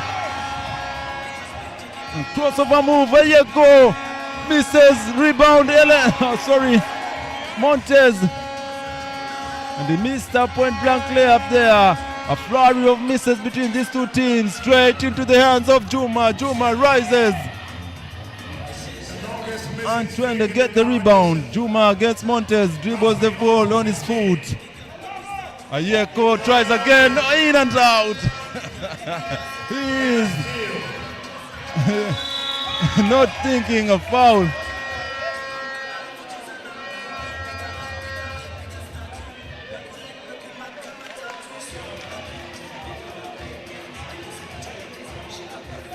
And they say that there is a violation there. The ball did not go out of the arc. Ortega left open. Out. Morel brings down the ball. Finds Montes. Montes pick up a ball. Runs into Juma. Juma mouse in the house, but Morel can't convert. Does not take advantage. Rebound straight into the hands of Eleman. A fight for the rebound. Morel fouled. Physical play by Morel. He should be careful. That could be a technical foul there, slapping the ball like he did. Morel, a very emotional player for Taifa. Still 10-3, 4 minutes, 20 seconds left to play. Morel converts. And Twende struggling. Shavanga maintains the possession for Twende. There's an uphill task here for Twende. 4 minutes to score 8 points and equalize the game. 4 seconds left for Twende. Ortega, a terrible miss by Ortega. He claims that the ball was blocked by the defender, but the referee thinks otherwise. 11-3, 4:05 rather left to play. Eleman trying to find Morel. And an offensive foul on Morel. That has been his weakness.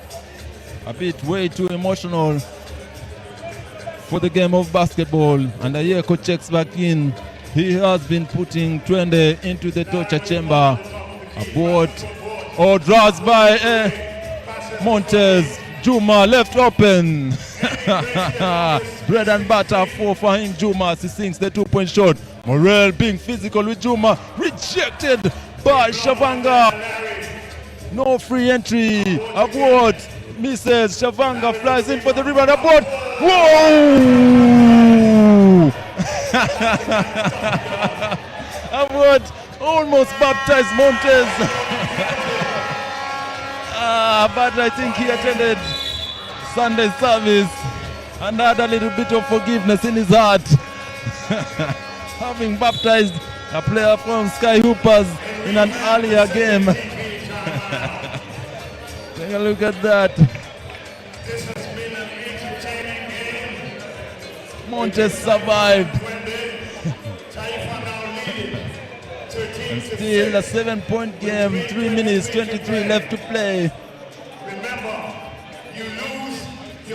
If anything, Twende still remain at threat because they are formidable behind the arc. And Taifa cannot allow themselves to rest. The team from Togo take on Kenya's Ulinzi. And for him, shooting for one of the charity strike.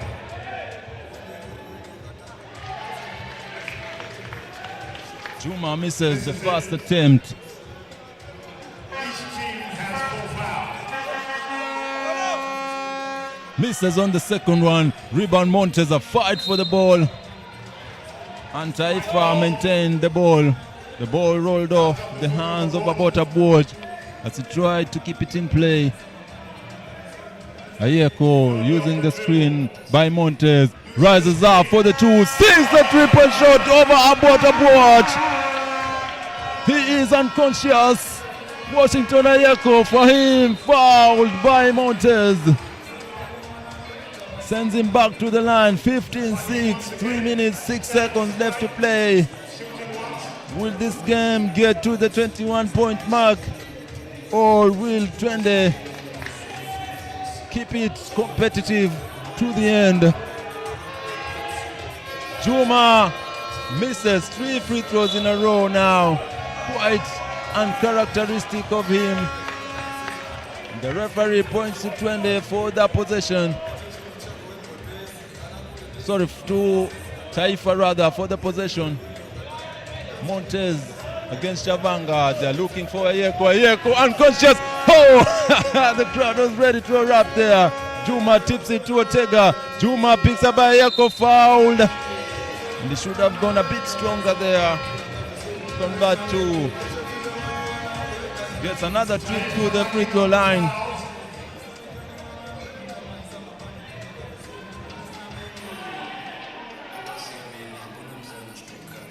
Wow, 4 missed free throws. Abord trying to redeem his teammate, which he does with a 2-point shot. And Fahim Juma given the first warning for touching the ball after it went through the net. Substitution for Taifa, 15-8. Vega pounding Ayeko. Pick and roll. Looking for the switch. There's so much desire. Small man. Morel reverses. and Shavanga.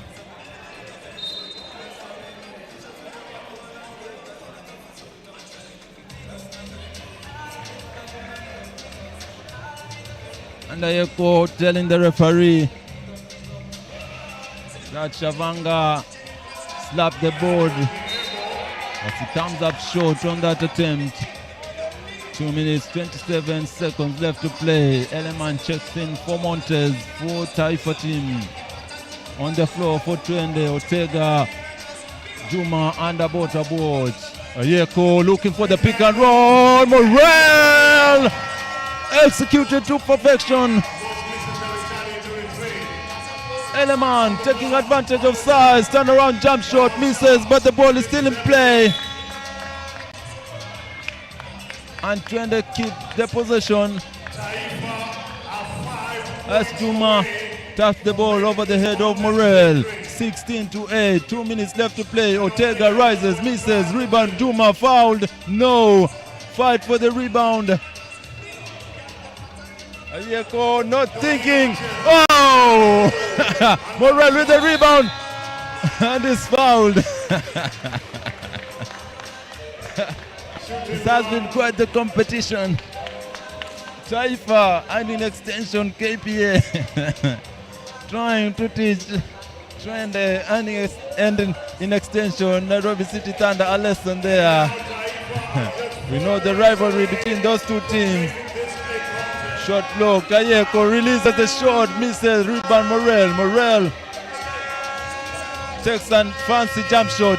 And Ayeko, found some loose change on the ground. 17-8. Abort almost losing the ball. Looking for Juma. A minute 26 left to play. Juma rejected by Morel. A missed shot there by Eleman, and Morel, a crossover move. But he's trying to go beyond what is in his CV as a basketball player. Crossovers are not his strong point. He should stick to playing in the interior. Ortega finds Shavanga. Shavanga floats the ball up, misses, rebound, Montes, 2. Ayeko misses. Abort, taps it to Shavanga. Puts the ball up. Not the type of shot they were looking for. 50 seconds left to play. Morel just trying to run the clock. Looking for option. Oh, Ayeko left open. The easiest 2 points of the afternoon, ladies and gentlemen. Twende seem to have resigned to their fate. 19-8 with 30 seconds left to play. The victory is almost certain for Taifa. 29 seconds left on the clock. And the fans now escorting the Taifa team to victory with their chants and ululations. Abort rises for 2, misses. And that, ladies and gentlemen, could be a representation of what has been culminating between these two teams. Montes finds Eleman, a throwdown to stop it off. And Twende resigning to their fate. 2 seconds left. Ortega just throws the ball up. 6 seconds.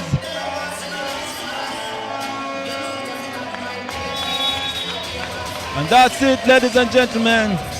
Taifa edge out Twende in convincing fashion. 20 points against Standards 8.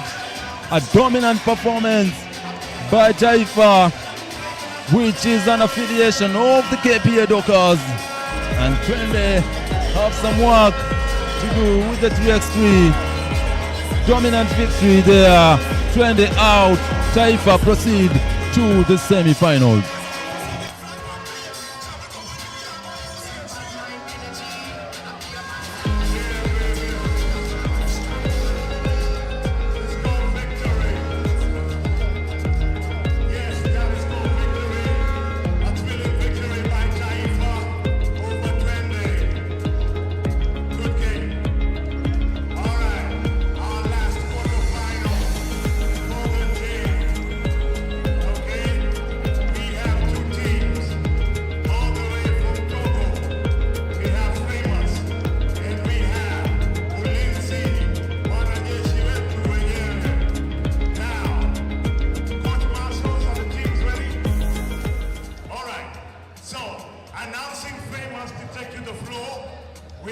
number 2, Ayalvi Jean-Louis Zoglo. And we have number 4, Komla Maunyo Bamka. And we have number 1, Sasu Eloge Sasu. And finally, number 3, Cosby Kodoyo. And for the home team, Ulinzi, we have number 7, Francis Yoka. Number 12, Elisha Odiambo Ojwa. Mr. Pogo Stick himself. And number 9, Terry Kochieng. Ballers in lead. And number 14, Regan O'Kay.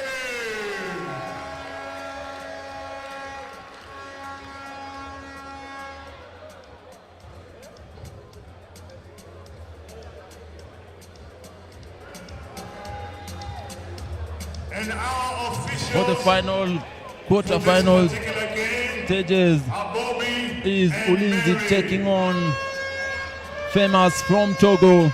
Ulinzi from Kenya and Famous taking a trip to Kenya to compete in the Mombasa 3X3 Lite Quest. May the best team win. For Famous, we have number 1, Sasu Eloge, number 2, Zoglo Ayobi, number 3, Kodoyo Crosby, and number 4, Banka Komla. And for the Ulinzi team, we have Elisha, number 12, Bronson Zioka, number 7, Regan, number 14, and Derek, number 9. These two teams representing different countries with a chance to proceed to the semi-finals. Unfortunately, one of the two teams will not make it. And for Team Famous from Togo, physicality has been the go-to, but Ulinzi are an equally physical team. So we are hopeful to see a lot of physicality in this matchup. The first shot attempt by Famous. First basket there by Koduyo Cosby. Elisha attempts a 2-point shot, misses. And Zoglo with the rebound finds Sasu. Sasu again. A redunk there. Regan put on the poster. Wow. All the way from Togo.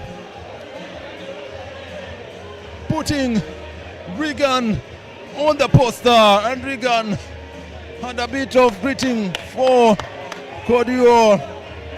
Not happy by that highlight play, and Kodio still writhing in pain on the ground. Ulinzi Warriors seeking answers quite early in the game.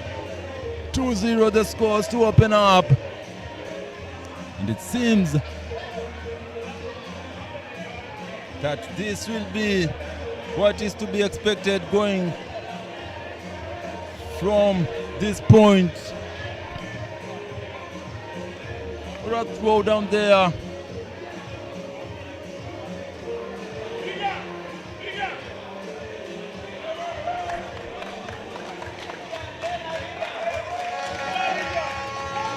Poster dunk there.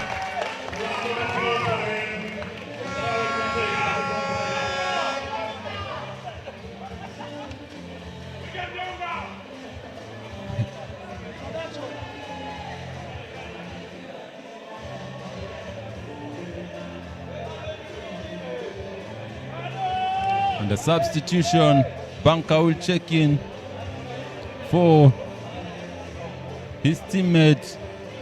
Rebound there by Elisha, attempted 3, misses. Looking for Banka, finds Sasu deep in the paint, rejected, and Zioka too physical for basketball. And I think Ulinzi Warriors are trying to make a statement by being extra physical. Ulinzi Warriors, a team from the armed forces. And as they say in Kenya, mapangale yatatembea. Ulinzi Warriors trying to match the physicality of Famous from Togo. And the score is 3-0. Branzoka, hounded by Banka, tries to save the ball, but it's out of bounds.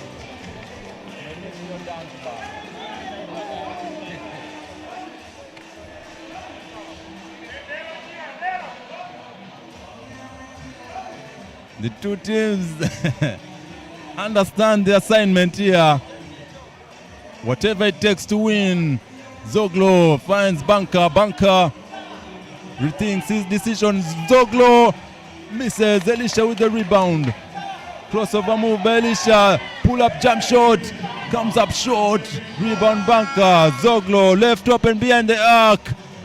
Fails to convert. He is the two-point shooter for this team from Togo. And again, the two teams trading misses between themselves. Sasu picked up by Elisha. Oh, easy money by Sasu.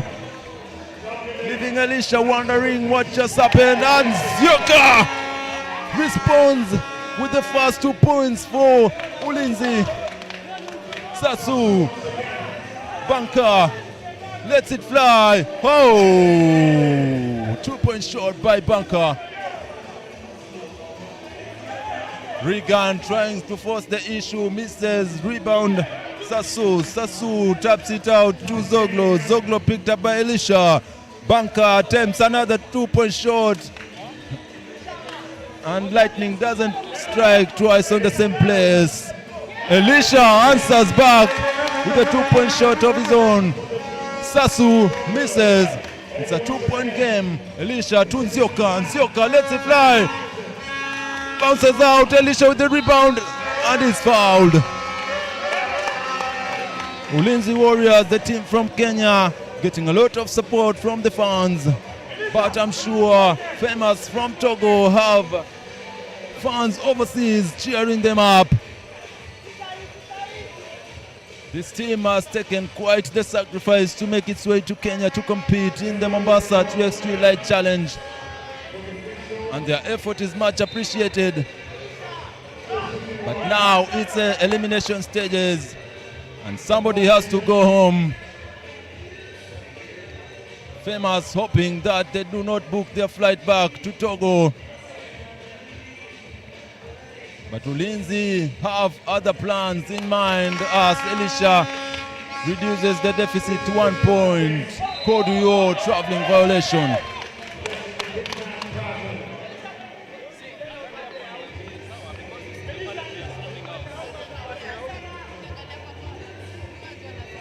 Derek checks in, finds Zioka, and he ties the game.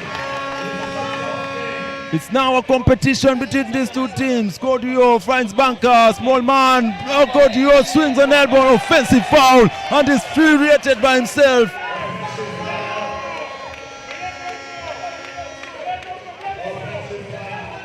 He is not pleased with that call by the referee. Banka. He found Derek, a smaller man, on him, and they're seeking to take maximum advantage by being extra physical. But the referee reminding him that this is basketball, not UFC. Oh, Derek just being out-muscled. Oh, mouse in the house. Flex, Mr. Koduyo. And Derek seems to be the target for Team Famous from Togo. Eating him alive deep in the paint. 6-7, Ulinzi Warriors trailing by a point. 6 minutes, 59 seconds still left to play. Rebound Banka. Fails to convert. Elisha snapped, but manages to find Derek. Derek to Nzioka to Elisha. Open 2-point shot. Sinks it. And Warriors, Ulinzi go up. A physical game between these two teams. Elisha picking up Banka. A traveling violation. Wow.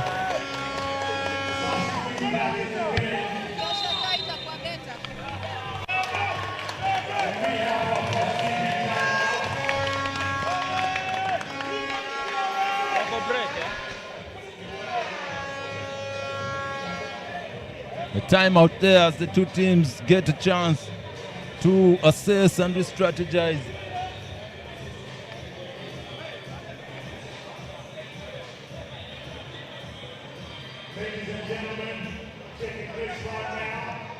And Team Famous taking a bit too long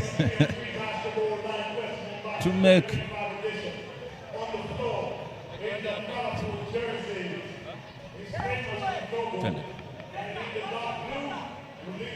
Play resumes there. Elisha trying to pass it to Nzioka. Nzioka losing the ball. Zoglo misses the 2-point shot. Rebound taken from the hands of the Ulinzi Warriors. And Nzioka is fouled. No, sorry. Nzioka picks the foul rather. Sasu fouled on the attempt.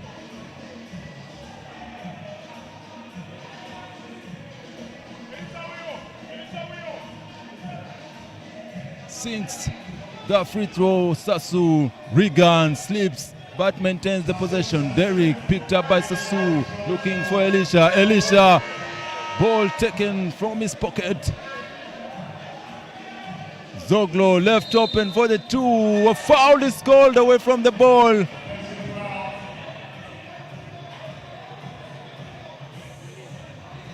The referee having a small meeting there. The shot was released. Basket does not count.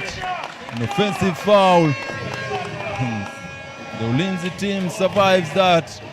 Shot by Zoglo. Zoglo can hit those points from beyond the arc. Derek fakes, finds Elisha. Elisha picked up a bunker. Back to Derek. Loses his defender and is bumped by Zoglo. Kodio will check back in for Zoglo. Famous taking on the Ulinzi team. Derek fakes, finds Brands on the cut and is fouled by Kodio. Unhappy with the referee's decision.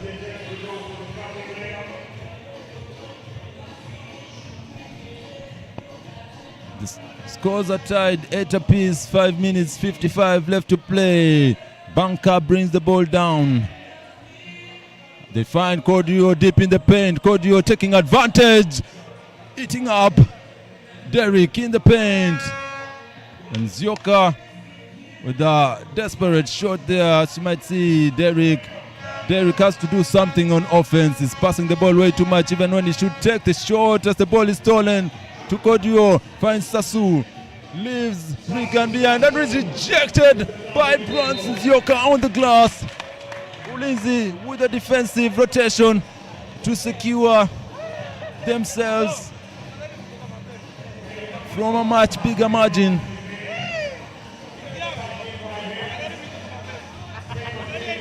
Derek, loses his man, takes the shot.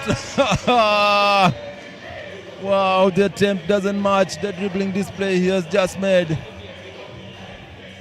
And he has to take a break, Derek.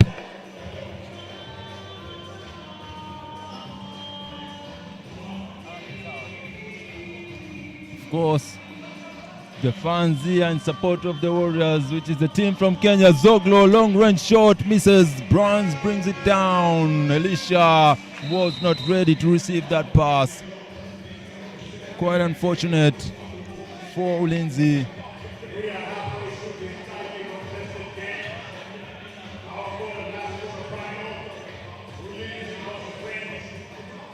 Zoglo against Elisha, fouled there. And Team Famous are very keen to exert their physical presence on the Warriors. Of course, they have the size to match it, and the strength comes with the size. As Zoglo misses the free throw attempt, they get the ball back. A fight there to secure the ball. Brands with a poor pass, trying to find Regan. Oh, beautiful move by Banka. Can't convert, but a rebound. A foul by Regan on Kodio. The basket will not count, of course.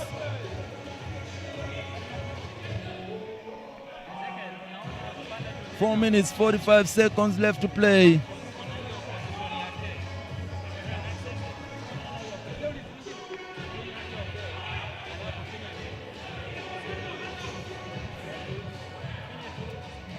Banka looking for Kodrio, finds, again, he finds Derek deep in the paint, misses this time around, point blank layup. Derek tried to put up a decent front. Regan forces his way, ball back to Regan, a fight.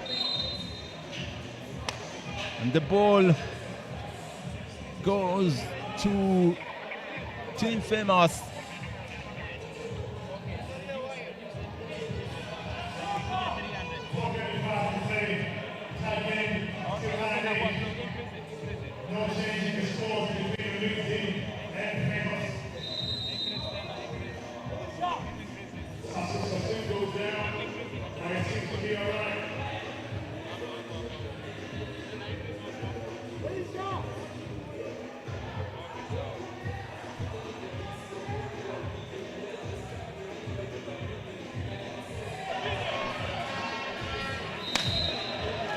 Elisha at the ball, hit his foot there, trying to convince the referee.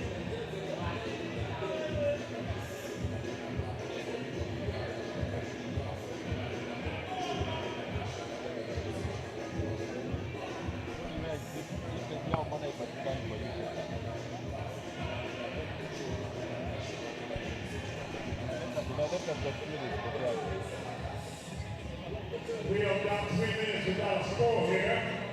That's how tight this game has been. Luckily in first. Zioka finds Elisha, and a dunk there by Elisha. Zioka connecting with Elisha for the dunk.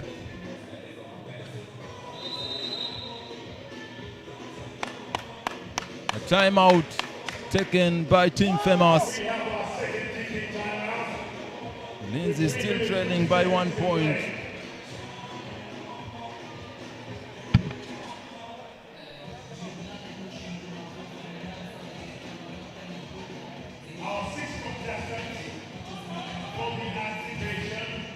Three minutes, 50 seconds left to play.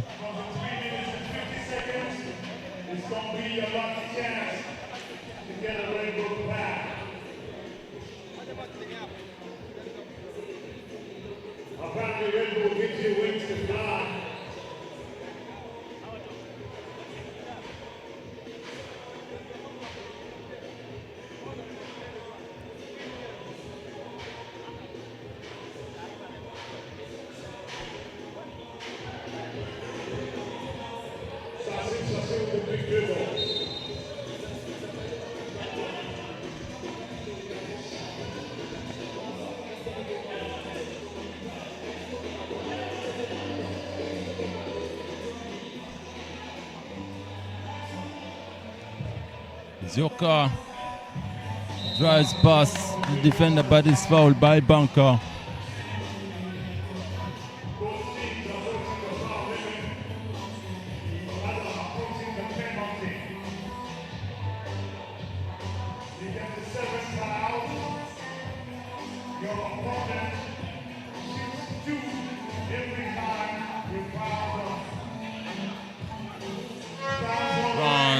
Forces his way and drops the point to tie the game.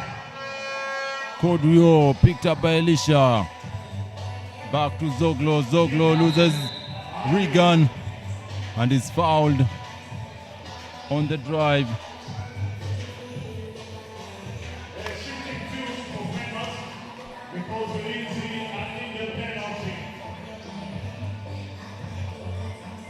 Of course, keeping in line with the rules for the 3x3 basketball.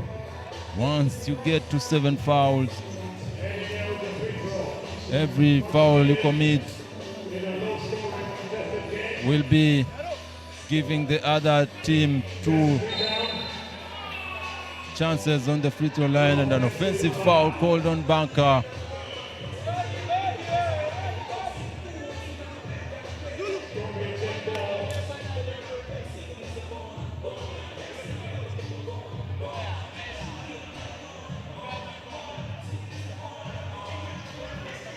Zioka left open beyond the arc, and he makes the glasses ally. Lindsay leading by 1 point. These two teams are trading jabs. Oh, beautiful pass to Zioka, and a foul on Banka. Zioka with the cut, but he's fouled.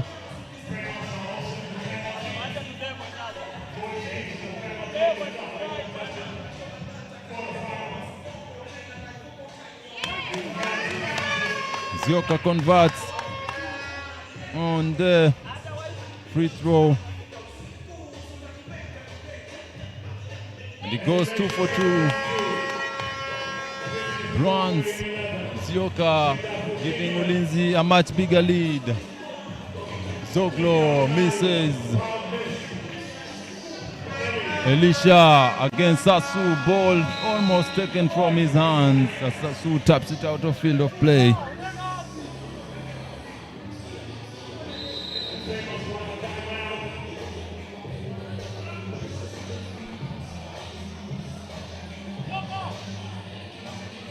Timeout. 2 minutes, 47 seconds left to play. Ulinzi against Famous from Togo. Isha there with the dunk to rock the rim. Ulinzi Warriors making a late rally to take the lead over Famous.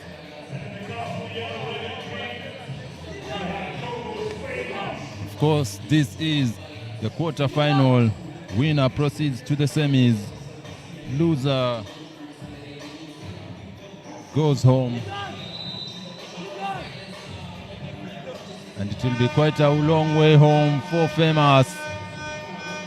Derek, nice fake, finds Regan. Regan goes up, rejected by Cordior. Banka, a poor attempt by Banka. Reeking desperation.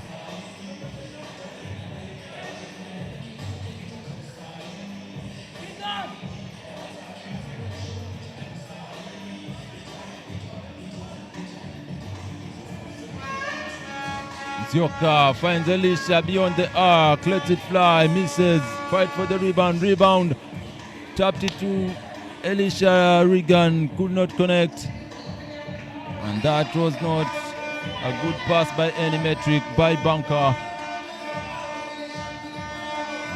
Ball almost stolen. Elisha throws the ball up, and Ulinzi extend their lead to 4 points. Banka, ball kicks. Players falling on the ground, of fight there, and Zioka trying to secure his team, and Banka is not amused by Zioka's effort to push him out. Men will be men. Welcome to Mombasa 3X3 Lite Quest Challenge, coming live from the Aga Khan Academy in Mombasa. A battle between men, soldiers against warriors. Ulinzi against Famous.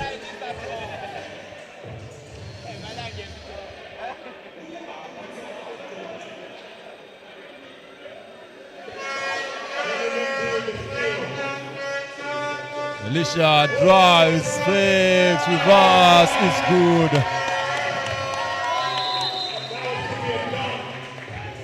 The timeout is taken.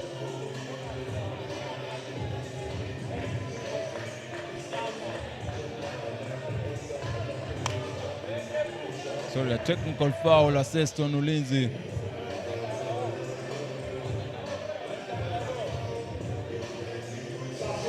Sasu converts on the free throw.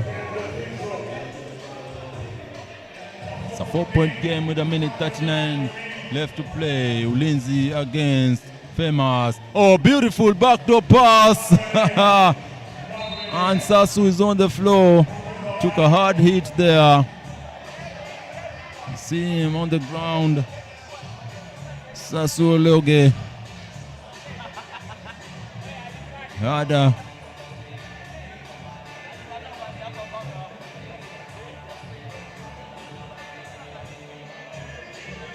fix.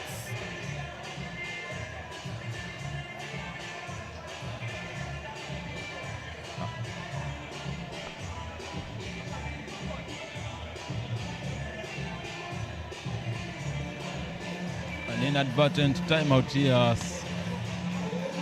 They try to fix the basketball court there. The jigsaw just not quite fitting. 16-13, a 3-point game between Ulinzi Warriors and Team Famous from Togo. Ulinzi ahead, Ulinzi in dark blue, and Team Famous from Togo with an assortment of colors, but green being the primary color, so we'll go with green.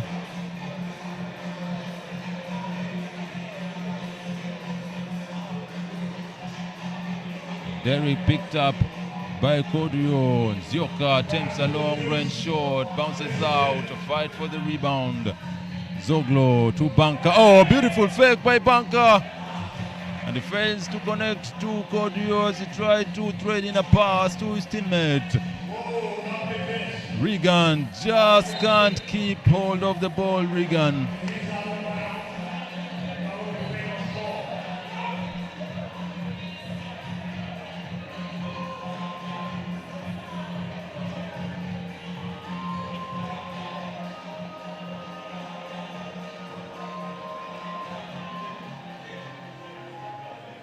Sasso left open, misses. Derrick finds Alicia beyond the arc, lets it fly, misses. Zioka flies in for the rebound, but he taps it out. And Famous will keep the ball. 50 seconds left to play. Warriors leading by Ulinzi leading by 3. Team Famous trying to claw their way back into this game and perhaps win it if possible. Zoglo, long range shot, sinks it, and it's a 1-point game. Zoglo brings back the team into the game.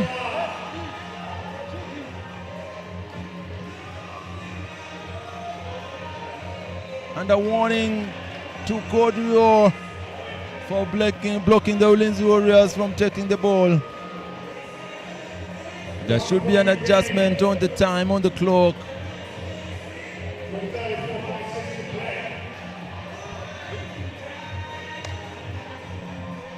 It's a 1-point game. Famous against Ulinzi. 34 seconds left to play.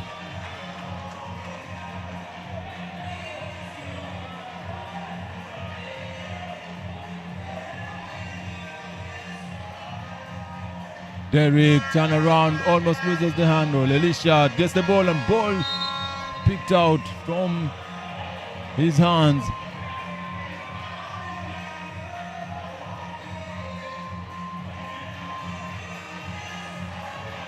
And Team Famous say Ulinzi have 5 seconds to get a shot up. The scoreboard, the clock is adjusted. Derrick fakes, rises up for the shot, misses, rebound. Elisha with a big boy rebound and puts the ball back in.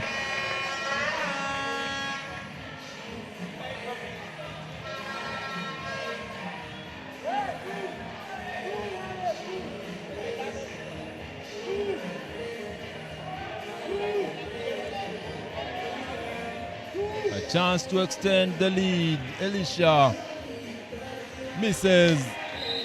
Kodio with the rebound. Of course, Team Famous has exceeded the foul limit. They have gone beyond 7 fouls. So every time the Warriors make a trip to the charity stripe, they have 2 chances to convert. 15-7, 20 seconds left to play. Elisha on the line, pressure mounting. Will he convert and extend the lead for Ulinzi? Misses there. Kodio with the rebound. Zoglo looking for a screen. Fakes. Passes it to Kodio. Finds Derrick. Physical play. Puts it in, but will it count? Will it count? Basket counts. The referee says it's good.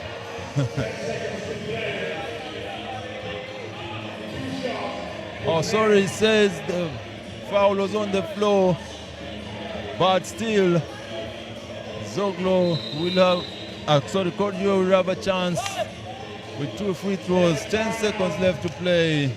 Timeout to Lindsay. 10 seconds on the clock.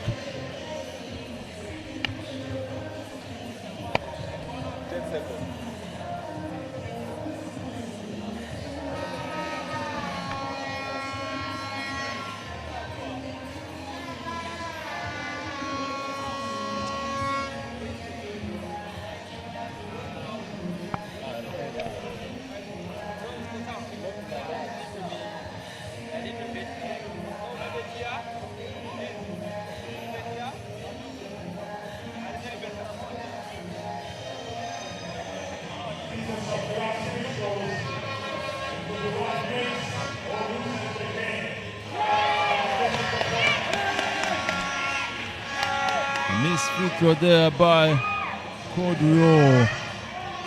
2-point game, 10 seconds left to play. Cordio misses again, rebound Regan. A race against time now. Lindsay have to be smart just to kill time on the clock. Elisha, 2 seconds left, 1 second foul on Zoglo. And a point to 1 second.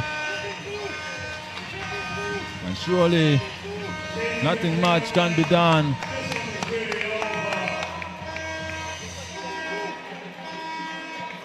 It's been quite a journey for Team Famous from Togo. But as it is, Lindsay have run away with this one.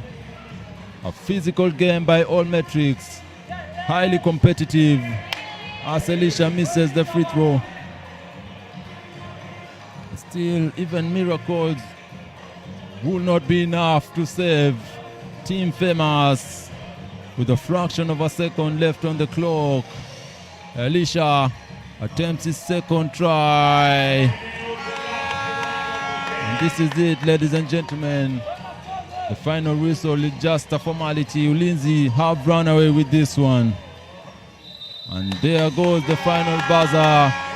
Lindsay Warriors have matched the physicality from Team Famous from Togo. A battle between these two teams, wits, grind, physicality, all summed up, shaken, and put into one pot to give us a beautiful brand of basketball in Mombasa 3x3 Lite Quest Challenge.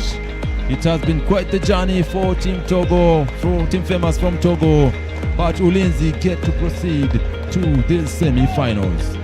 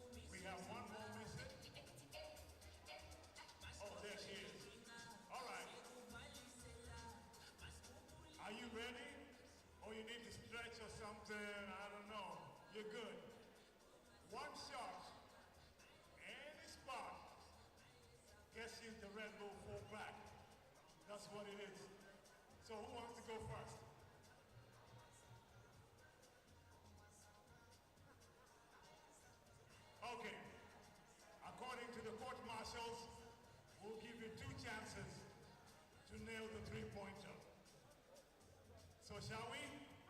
All right, who's going first? Who has the confidence? All right, 1 3-pointer. Any spot, you get yourself a Red Bull 4-pack.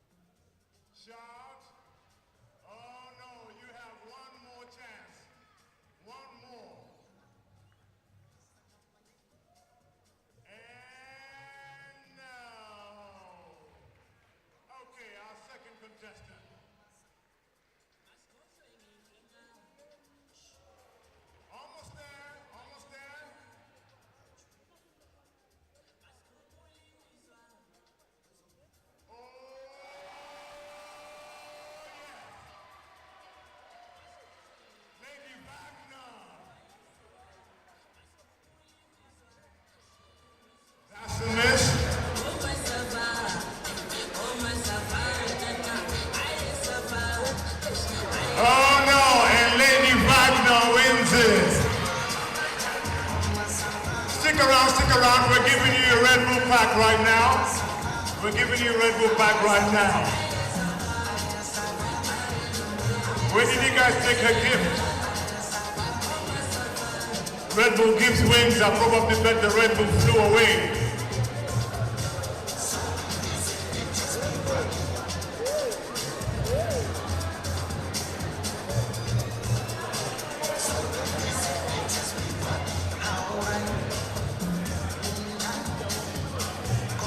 And yes, to our winner today. All right, ladies and gentlemen, please give a round of applause to Nikki, our winner for our activation pack. Both of this guy to take the camera.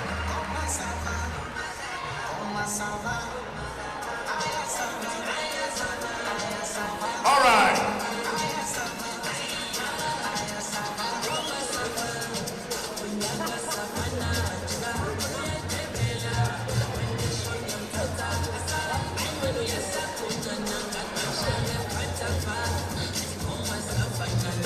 Okay, we are waiting for the scorers table to get ready with the score sheet, and we continue with our first semi-final of the day, which is Craft versus One App. Meanwhile, Soundman, give us some music.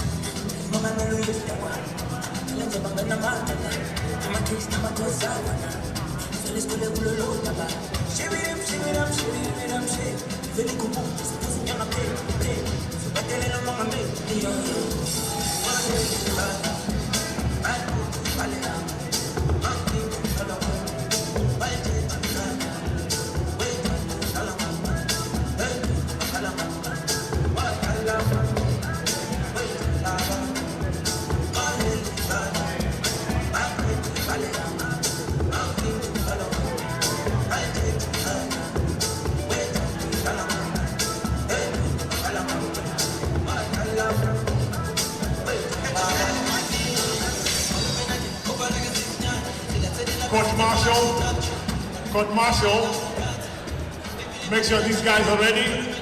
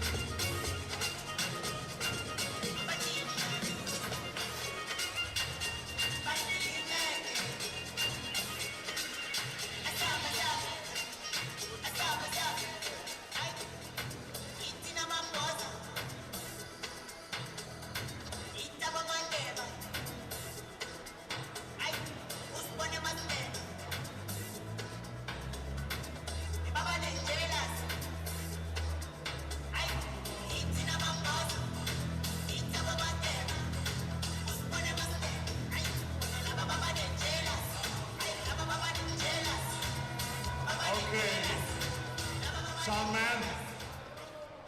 So, ladies and gentlemen, we'd like to get underway with our first semi-final of the FIBA 3-on-3 basketball Lite Quest Mombasa 2025. And in this showdown, we have two teams, Craft and One App.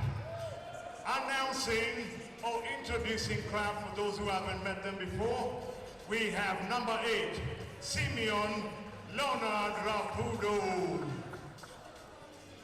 Oh, no round of applause for Simeon Leonard Rapudo. Number 12, Brian Omonde. Number 4, Churchill Odhiambo. And number 13, Collins Mulero. Introducing One App to take to the floor, Philip Tobias Odhiambo, number 10. Martin Ouma, number 12. And Linux 01J, number 5. Salim Kisilu, number 13.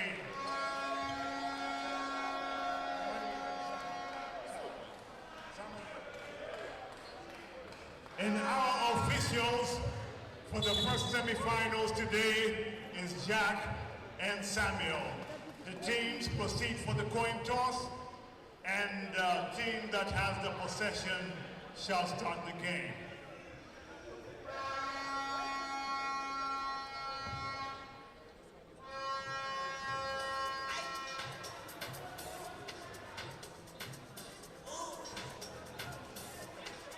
It's the semi-finals, the first semi-finals.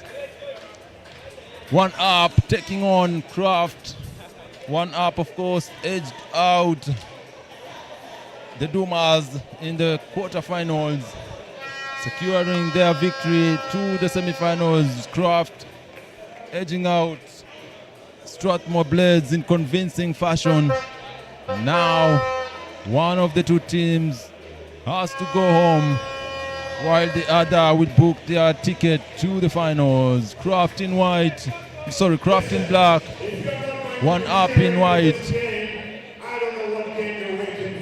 And the Craft players, an affiliate of the Ulinzi Warriors team, while the One Up, an affiliate of the KPA Dockers.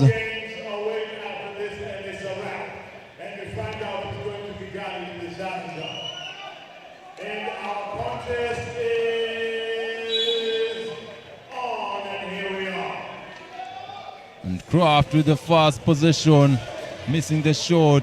This game is also expected to be physical. Ulinzi Warriors and their affiliates known for their physicality.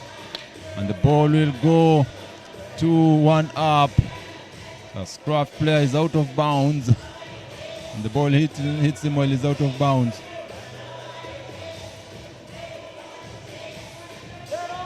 Sorry. We have not sure what the referee called in that possession, but Craft maintained the possession there, but they ran out of time. 4 seconds, not enough for them to come up with something on that possession. Still score 0-0, 9:43 on the clock. The game has just begun. On the floor for One Up, Lennox Wanja, number 5, number 12, Martin, and number 10, Tobias Odhiambo. Wanje misses an easy shot there. A pass to the post. Open two-point shot rather. Martin tries to secure the rebound, which he does successfully. Wanje left open beyond the arc. Comes up short once again. Missed the first 2 shots.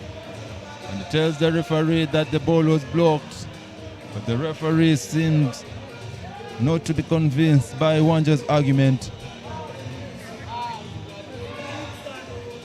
Bully ball there by Craft. Basket counts. And he gets a chance to head to the charity stripe to extend the lead. Craft draw the first blood. And the miss on the free throw. Fight for the rebound. Tobias thought he had it. Kisilu, ball taken from his hand. This game is expected to be physical. One Up should match the physicality as the ball rims out. Size will be an issue for one up. The two teams both a bit clumsy to start the game. Wanje loses his defender, floats the ball up, misses. And the ball back to Kraft, foot on the line, misses the shot anyway. Wanje crossover met by the defender. A blocking foul there by Kraft.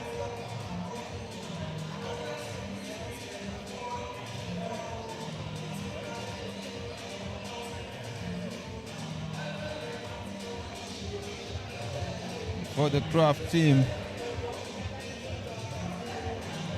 David tries to force his way, can't finish.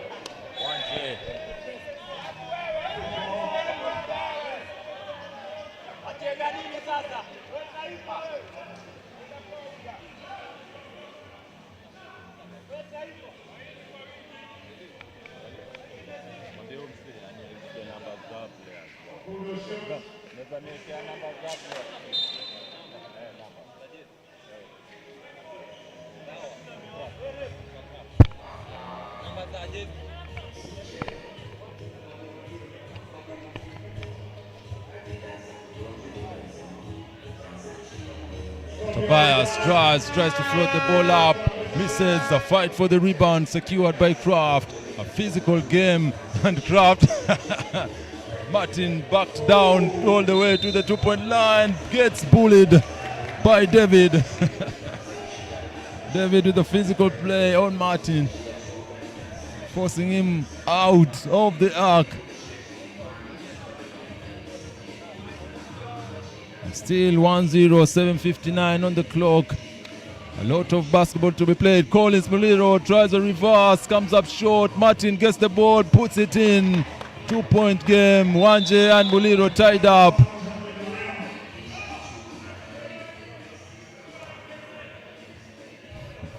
And that was an inadvertent entanglement there between Wanje and Muliro.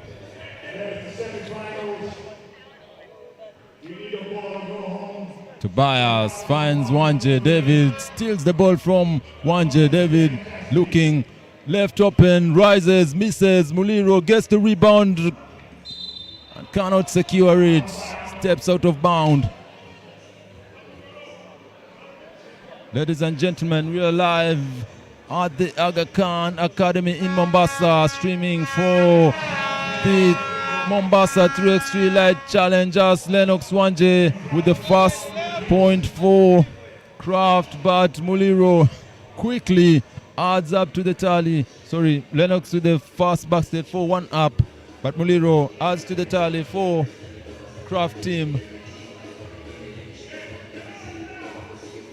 Wanje lets it fly, gets the 2 points. He has all the points for team. 1 up. David, a series of moves, but the handles do not correspond to the idea he had in his mind as he loses the ball there on the turnover.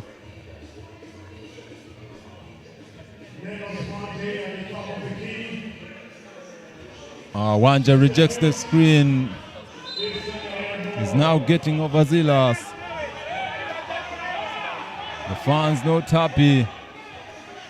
They think that he was blocked. Wanje with the steal now. Crossover, again another crossover, runs straight into Brian.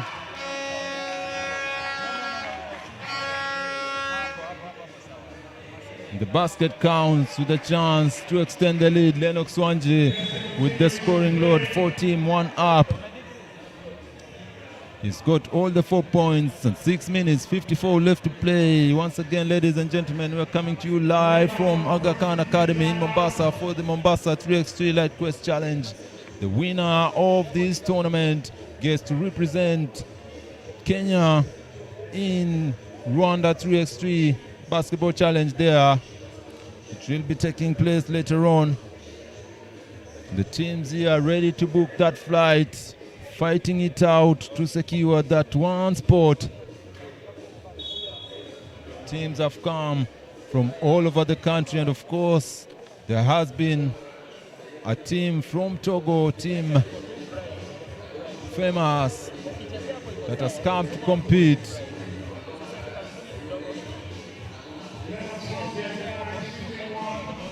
Wanje misses on the free throw. A fight for the rebound, and Brian Martin called for a foul.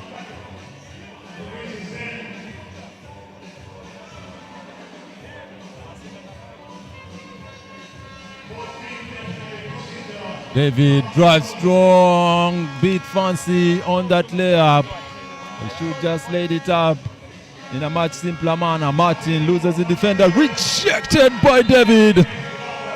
Frustrated by his teammates, no one to drop the ball to. Team Kraft wouldn't let him have any space to drop that pass. Tobias beats his man with speed. The basket does not count. The whistle went off much earlier.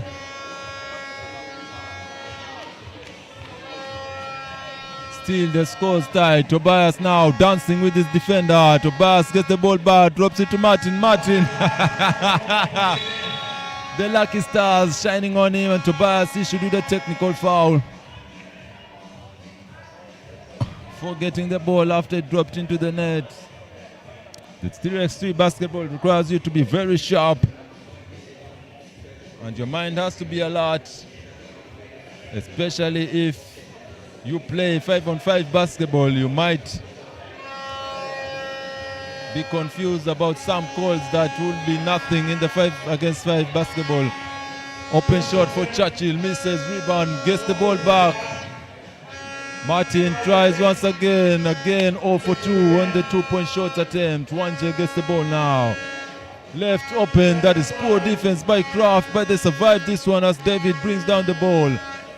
5 minutes, 50 seconds left to play. Kraft ahead, one up ahead by a point.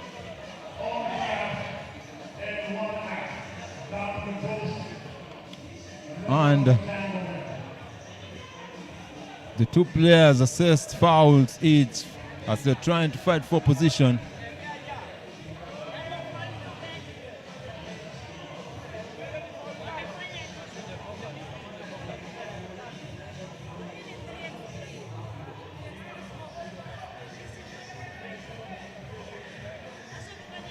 Wanje against Muliro. Wow. The ball doesn't drop in. Wanje misses again. A point blank layup. Muliro, finger roll. The technical foul on Muliro. A warning. The next warning will result to a free throw attempt for team up. Martin stripped. And Muliro comes up with a steal. Will he keep the ball in play? He does. Muliro left open, foot on the line, sinks the shot, but his foot on the line, yes. The referee confirms it, his foot on the line. Tobias tries to answer back.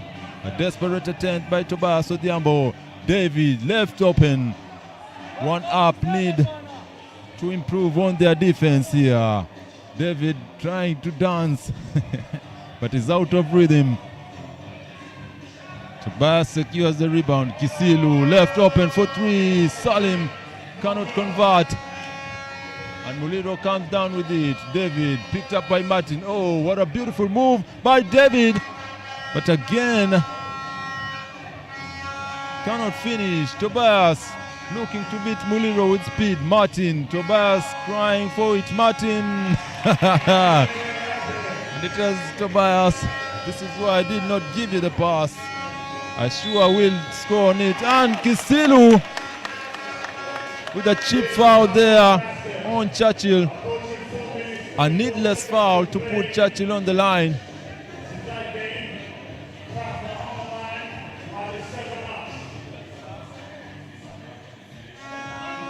sorry, on Brian was fouled, not Churchill rather. It's Brian who was fouled. My apologies. The scores are still tied between these two teams. Wanje to Tobias, jab step right, goes left. Tobias tries to force the issue and is fouled.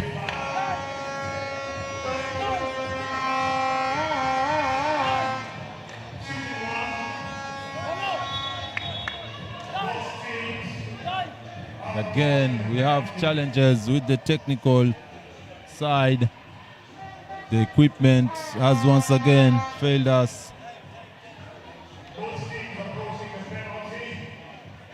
The scores are tied, 7 apiece. Kraft having 6 fouls, while one up having 5 fouls.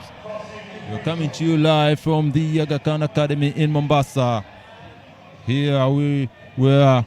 The Mombasa 3X3 Lite Quest tournament is being held. The winner gets to proceed to Rwanda. One up in white, Kraft in black. This is the first semi-finals game, with Kraft having edged out the Strathmore University Blades, while one up having edged out the Dumas. And now Kraft face off one up, with the winner getting their ticket to the finals, while the second semi-finals game will be between Taifa and Ulinzi. So 2 teams from the larger Ulinzi Warriors and 2 teams from the larger KPA will face off in the semi-finals. And the winner from either semi-final games will have a chance to book their ticket to Rwanda.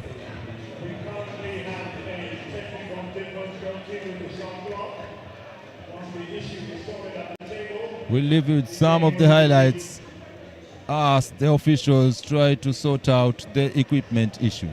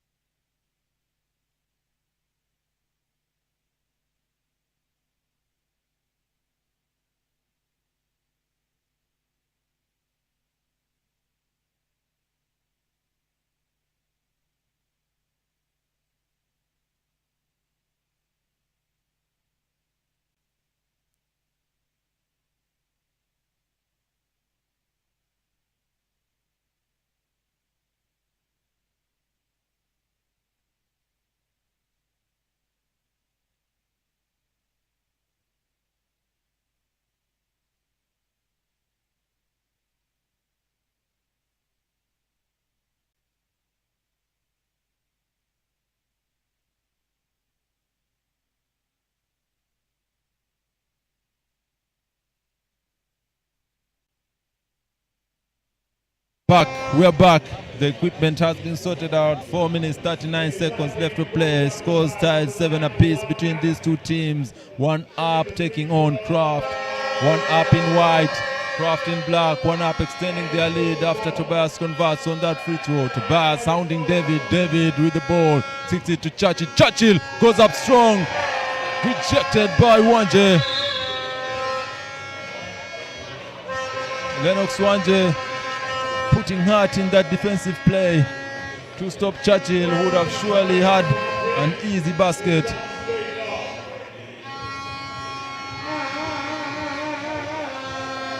Wanje picked up by Brian. Jab step, drive straight to the paint. Tobias, finger roll layup. And now one up. Are having a much easier time. Mouse in the house. Brian against Wanje. Missed shot there by Churchill. Wanje drives against Brian, tries to float the ball up, comes up short. The referees are letting the players play. Martin lost there, and David having an easy play. Wanje lets it fly, misses, rebound Churchill. David, backdoor cut and an easy dunk. Lennox Wanje lost his man momentarily. And this is becoming an issue now. The equipment, the floor needs to be fixed much better. We'll head for a TV timeout as the floor gets fixed there. Still, the teams are tied, 9 points each, 3 minutes 32 left to play. No one ready to relinquish their ticket to the finals.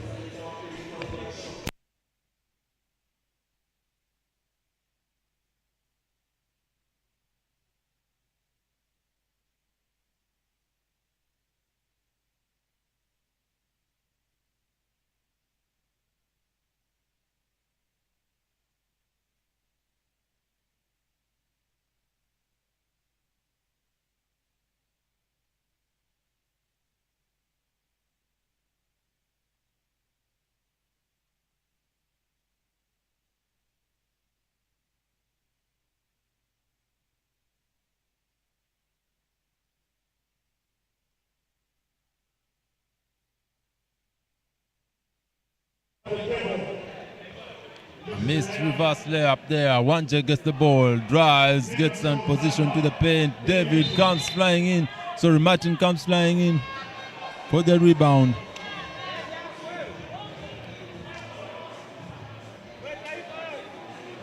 And the referee says Kraft player was out of bounds as he tried to save the ball. Tobias, crossover move on Brian and comes up. Unlucky on that attempt. A mouse in the house now. David against Tobias. Tobias holds his ground.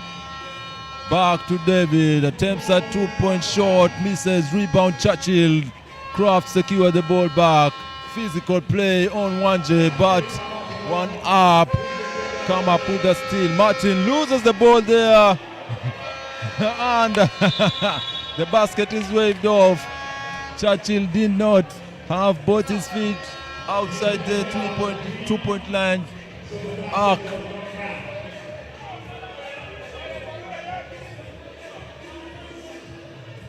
Wanje, a series of moves over Churchill. Wow, what a shot. Brian, oh, crossover move.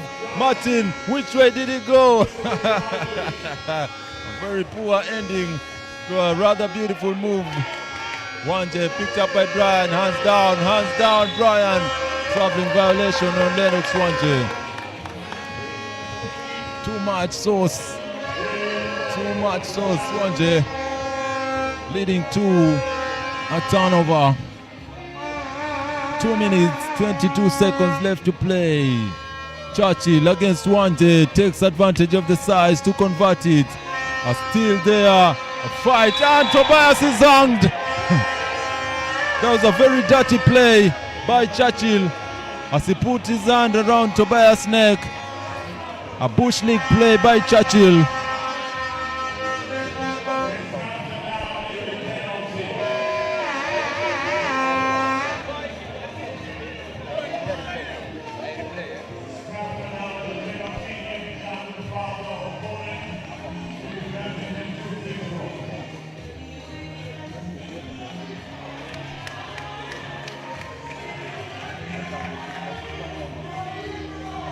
Tobias misses on the first free throw.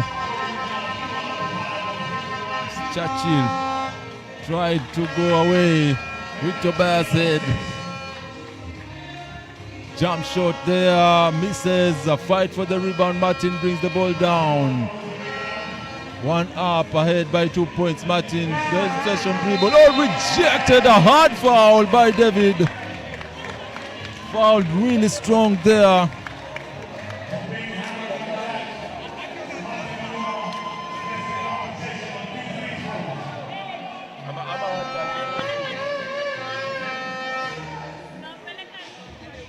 Martin there fouled hard by the Ulinzi team as he misses his first free throw.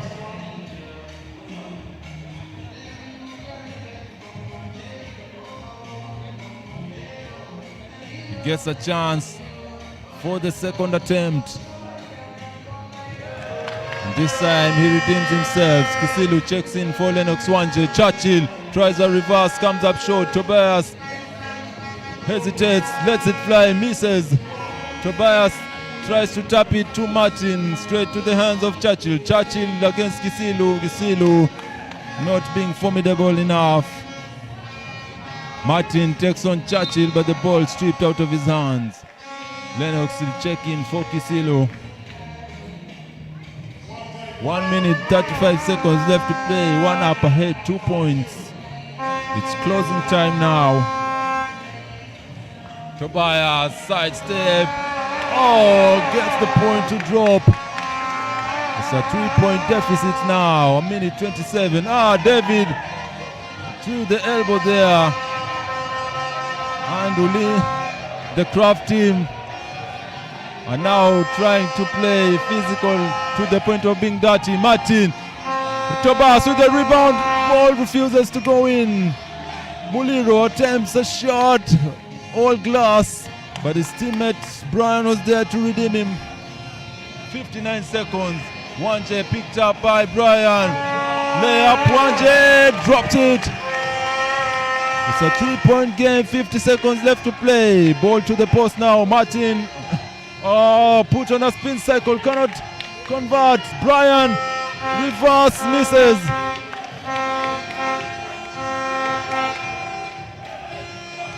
Wanje sizing up David. Crossover, rises up. He misses badly this time around. David to Brian. Brian rushes up the shot. Muliro, 2-point shot. 21 seconds left to play, and this could be it. This could be it. 15 seconds. 4 seconds to put up a shot. Tobias. What a poor shot by Tobias Odhiambo. But 8 seconds left to play. One Kraft can sense the victory. They can see the finals ticket right ahead of them. And the fans ululating. The fans on their feet cheering for their teams.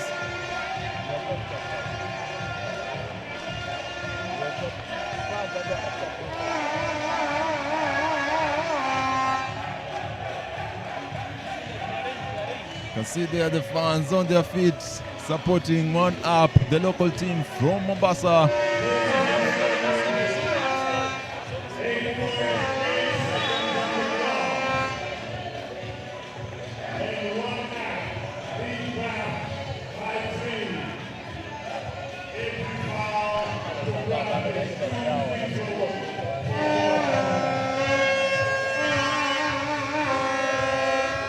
Eight seconds left.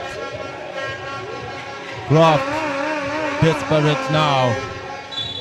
One up, almost assured of the victory. David physical, and he forces his way out of the basketball court. 1 second left to play. One up, and that is it, ladies and gentlemen.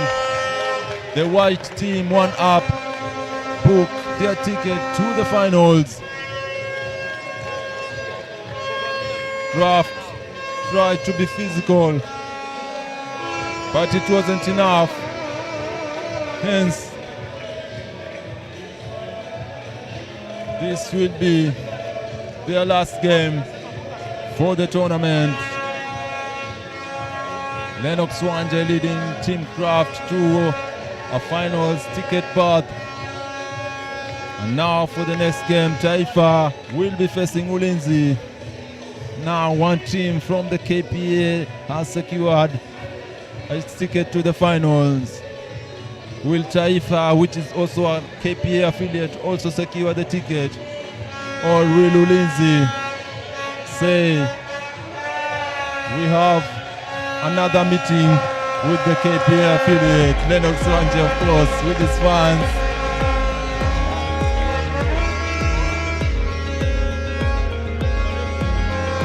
Been quite the competition between these two teams. Kraft 12, One Up 15. We wait for the finals.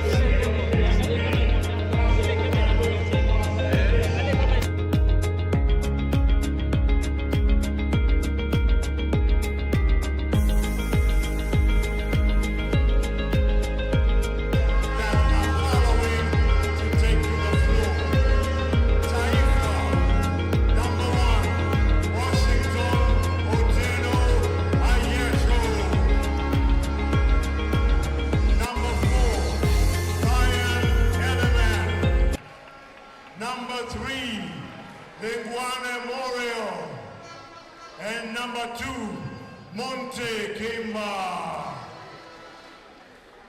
And the opponents who are contesting for the same final spot is Ulinzi, number 7, Browns Zioka. Number 12, Elisha Ojwang Odhiambo. Number 9, Derek Ocheng. And number 14, Regan Okere. Our officials today are Jojo and Brian for this game. As soon as they're ready, along with the scorer's table, we are getting down to business.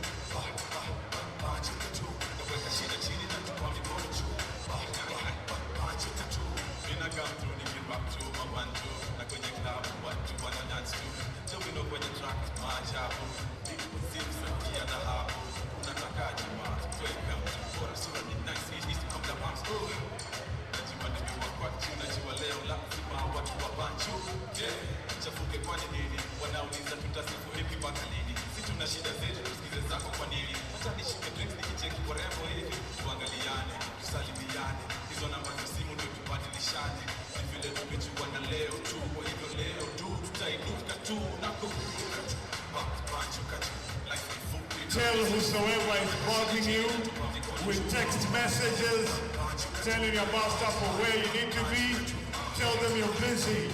So this is going to be a hot game. Put your phone on silent and check this out.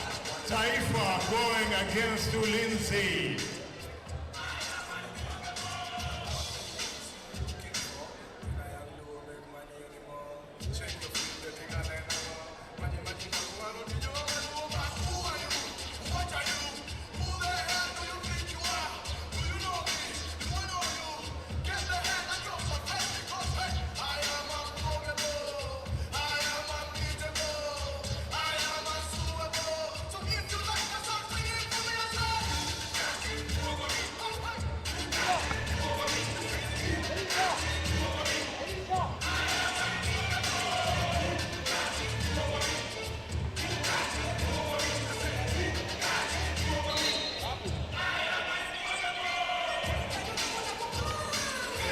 We're ready to rumble. Doggy at the top of the key with the ball. Launches the first piece and misses it. Welcome back to the second semi-final between Taifa and Ulinzi. The previous semi-final competition, Kraft took on one up and one up secured their victory to the finals, edging out Kraft 15 points to 12 points. And now Taifa and Ulinzi will get to battle it out to face one up in the finals. Bronze with the ball against Montez, and he sinks the 2-point shot there. Ayecho trying to find Morel rejected by Elisha. Derek launches, misses, and Montez could not keep the ball in play. It's 2-1. Ulinzi with the lead against Taifa. 7 seconds left to play for Ulinzi. Elisha attempts a 2-point shot, misses. Browns fights for the rebound. Derek puts the ball. They ran out of time.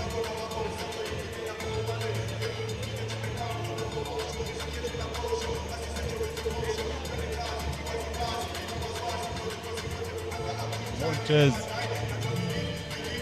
finds Ayeko picked up by by Derek. Morel against, steps out of bounds. Morel stopped by Regan at the post.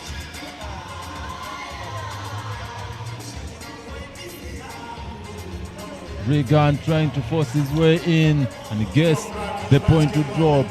Ulinzi up 3-1 against Taifa. Ayeko tries a 2-point shot and he ties the game up. Don't let that guy shoot it.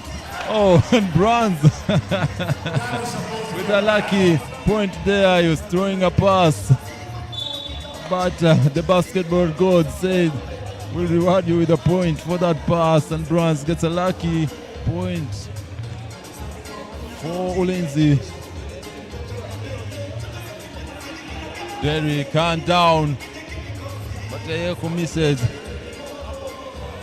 the shot.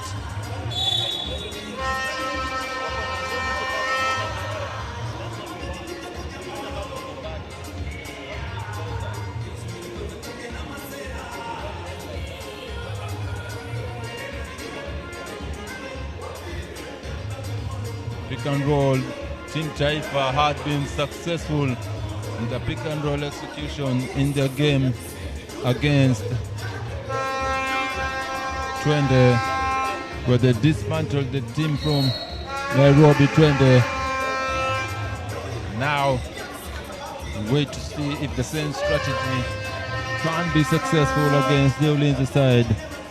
But Ulinzi side is more physical, so they always have that card in their play. Morel finds Elisha down. Another block by Elisha on Morel. Derrick rises up for the two, misses. Is yet to give something to the Ulinzi team. Morel with a vicious dunk down in the paint. A stamp of authority. Derrick behind the back loses the handle. This has been a team in this competition. Ball handling has been a challenge for both teams, and Ulinzi ran out of time. The score still tied between the two teams. 7:47 left to play.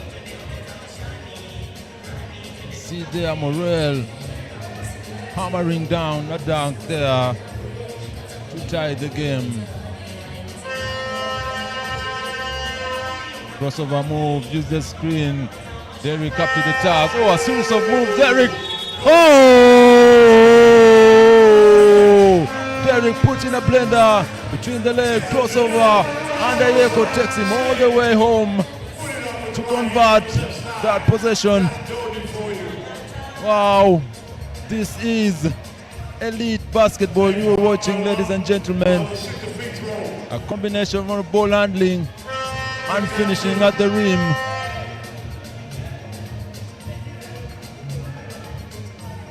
And Team Taifa up ahead by 2 points. Bronze tries to keep the ball in play, but he ran out of real estate.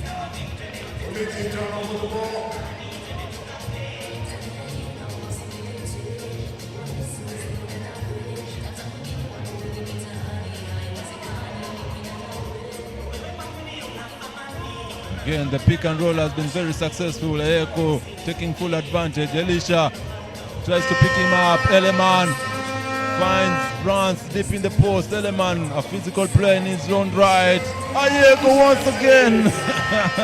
He's flourishing quite well.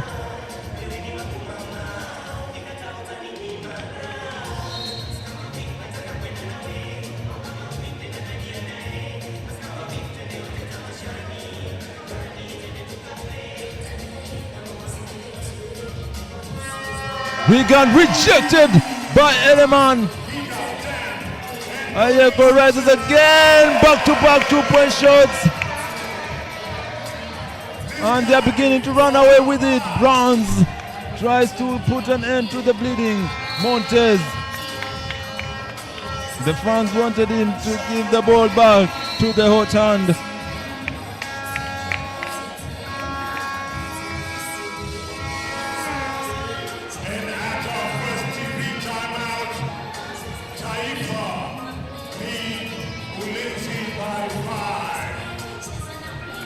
Timeout is called. Washington putting up another shooting display, just like it did in the last two games.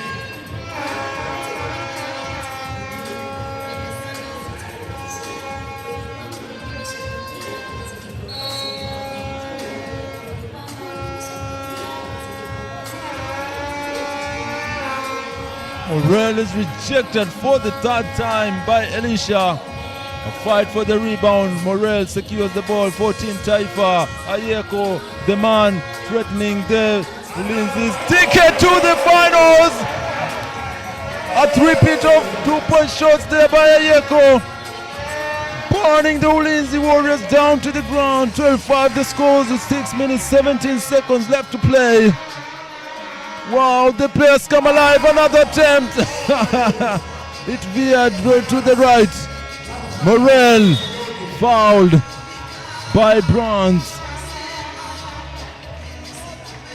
Wow, what a display of high-level basketball. As Washington sings shot after shot after shot.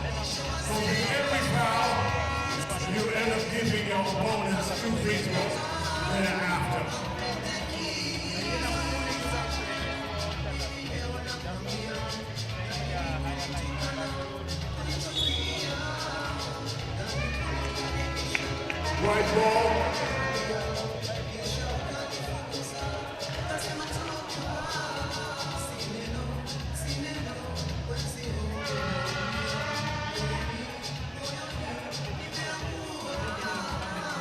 Montez picked up by Elisha. Tries to find Ayeto. Washington there. Derrick picks up the loose change. Derrick finds Elisha. Drives baseline. But again, the court too small for Elisha as he steps out of bounds. We are coming to about halfway through this contest. Our second semi-final of the day. Scores is 12-6. No, he was too far away.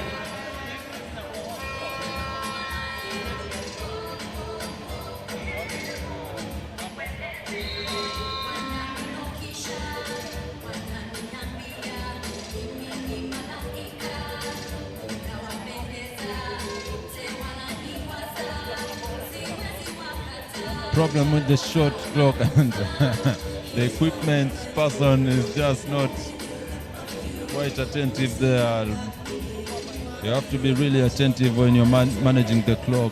It could be an issue, especially in closely contested games. A fight for the rebound. Morel secures the ball for Team Taifa. Back to Montez, looking for the hot hand. Montez lifts his man, pass to Morel, but too low for him. Bronze lets it fly, and he answers with a 2-point shot of his own. Montez really trying to make himself relevant in this game, and as such taking uncalled for shots.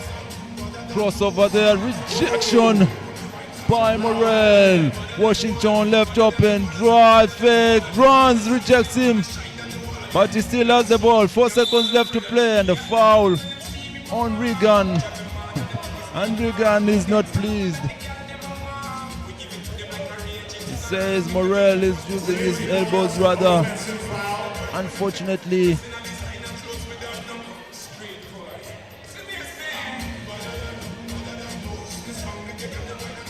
Bronze drives, finds Derrick beyond the arc, lets it fly, misses. A fight for the rebound. Eleman taps it straight into the hands of Bronze Yoka, and Ulinzi are slowly edging their way back into this game. Eleman tries the shot, passes it to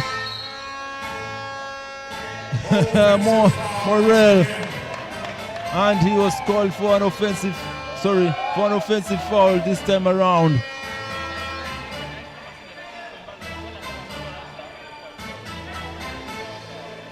It's a 3-point game now. Elisha rises and makes it a 2-point game. Team Taifa seems to be unfolding, but Montez says enough of that.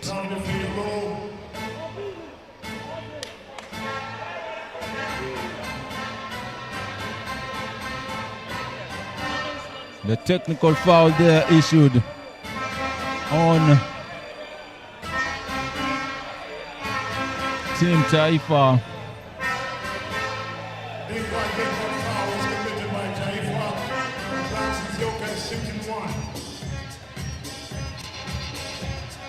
Bronze misses.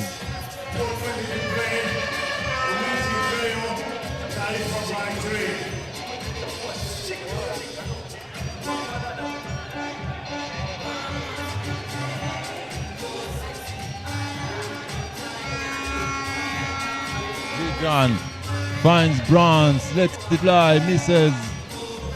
Tries to keep the ball in play, but not this time around.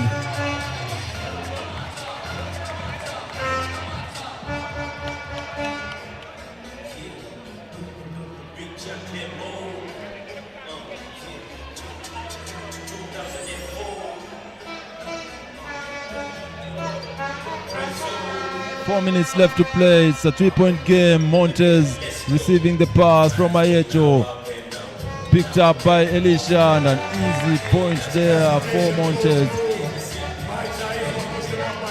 Regan jabs, but he didn't fool anyone on that attempt. Derek bounces out.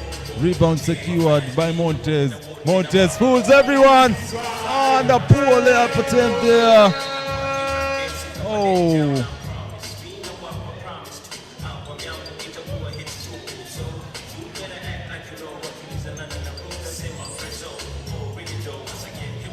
And the foul was called on Ulinzi. TV timeout should be taken. Taifa leading 4-14 against Ulinzi's 10 points. 3 minutes 44 left to play. Quite the thriller in the second semi-finals between Ulinzi and Team Taifa. Of course, in the previous semi-finals game, One Up took down Craft in a heated affair, 15-12, to secure their final ticket. And if things remain to be so, Taifa will join One Up in the finals, but still a lot of time for basketball to be played here at the Aga Khan Academy in Mombasa, where we're coming to you live with the Mombasa 3X3 Lite Quest Challenge. Ayeko picked up by Derek, but he was not conscious of the time. He ran out of time there as he was trying to set up his offense. Derek to Elisha. That was an easy layup. Perfect execution by the Ulinzi team. And it's now a 3-point game. 3:30 still. A lot of time to be played there.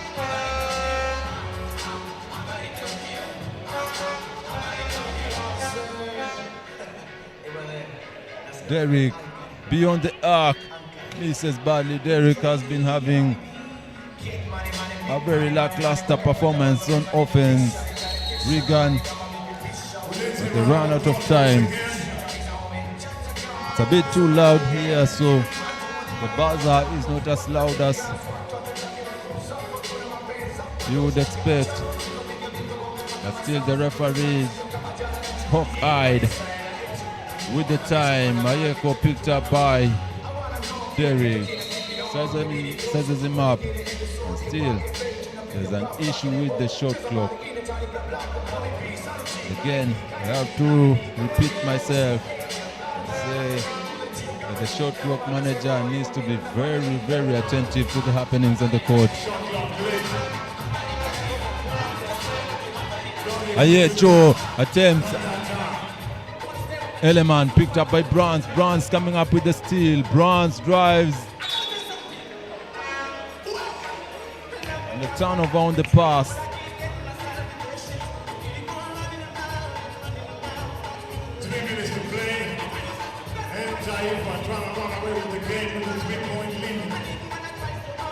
Team Taifa looking for that pick and roll action where they have been successful. Ayecho. Poor pass. Lack of communication between Ayecho and Montes. Elisha, a series of moves. Derek tries his luck again. Derek was coming up empty in all his attempts. Ayecho, Ow. That could have been a very clever play between Montes and Ayecho.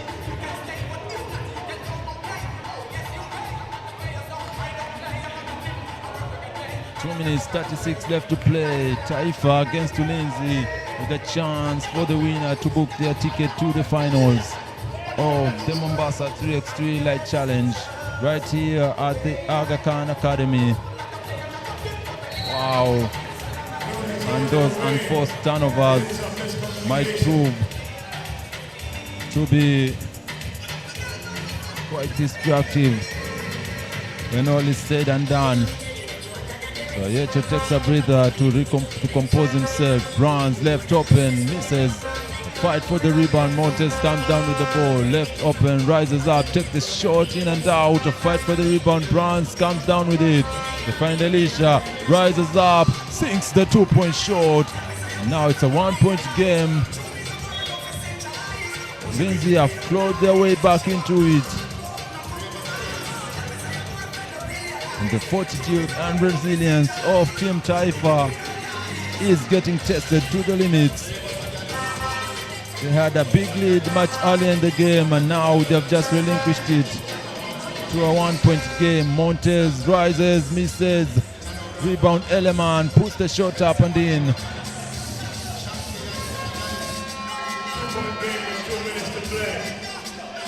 Elisha rises up, tries to replicate what he did before.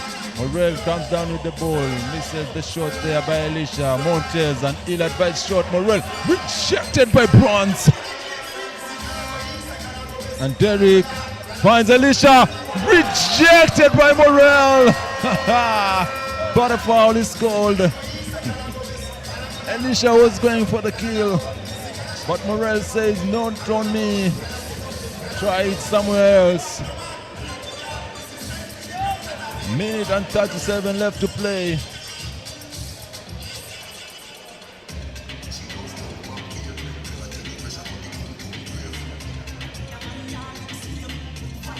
Missed free throw attempt, and these two teams have been very disciplined on the defensive end. None of the teams has exceeded the 7 foul limit. Montes brings down the ball and again just loses it as fast as he gets it. Runs, drives, kicks out to Elisha. Elisha's jabs against Morel. Comes up short.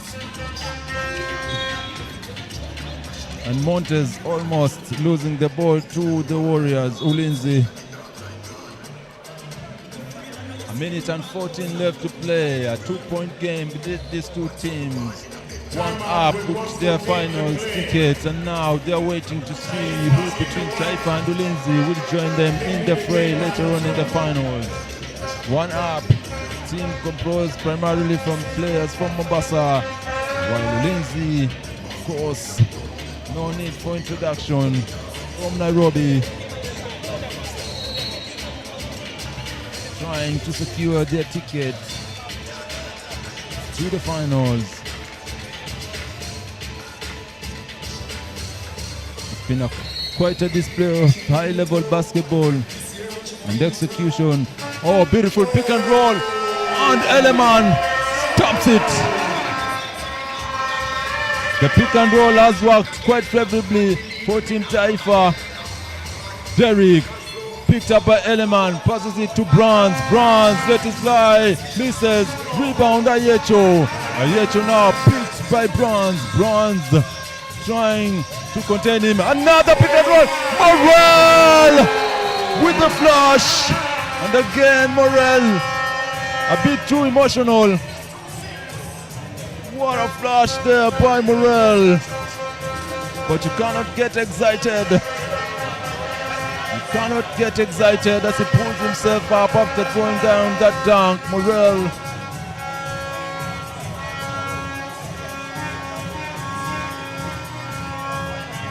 Elisha capitalizes on Morel's mistake to bring down the lead to 3 points. Derek jab step leaves Ayecho flat-footed, but met by Morel, who's there to help his teammate. A fight for the rebound. Regan comes down with the ball, and Morel called for the foul there as he bumped Regan underneath. 29 seconds of play left.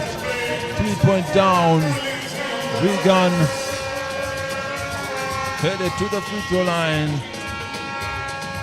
Still, basketball is a game full of surprises. It's not yet over until the Fat Lady sings. And we're yet to hear the tunes from the Fat Lady. A fight for the ball on the ground. Elisha rises, misses. Ayecho tries to find the ball. Oh, Regan misses a point blank layup. Ball to Ayecho, picked up, strong by Derek. A series of moves, finds Morel at the post. Morel turns, being physical with Elisha. Open jump shot, a fight for the rebound. Morel secures the possession. And that's it, ladies and gentlemen. Taifa edge out to Lindsay and proceed to the finals. Been quite a show of high-level basketball, physicality and execution to perfection. The pick and roll being the weapon of choice late into the game by Team Taifa. Washington Ayecho flexes to the crowd as he secures the win to the finals. This has been quite the journey for Team Ulinzi, edging out Team Famous from Togo, but Team Taifa putting an end to the fight. We'll let the fans enjoy this one as we wait for the final game between One Up and Taifa, the finals. We hope it will be quite the thriller. Thank you very much for being with us.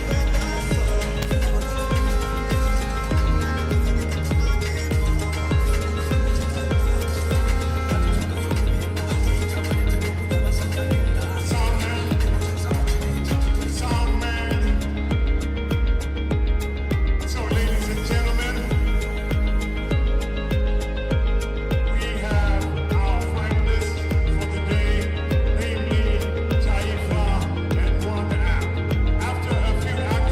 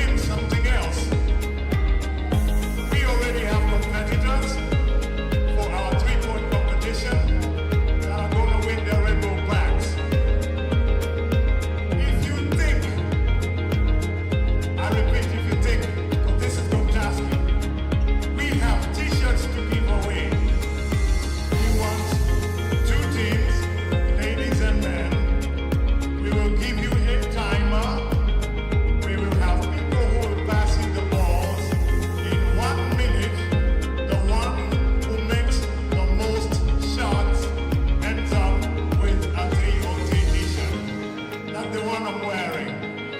And guys, it's original, man. Okay? It's not a fake label. So if you believe that you can really shoot, I need only 2 people. And you can't be a player, by the way. You can't be a player. 2 people who believe they can shoot. Okay, I have 3. All right, where are the ladies? Where are the ladies? 2 ladies who believe that they can shoot.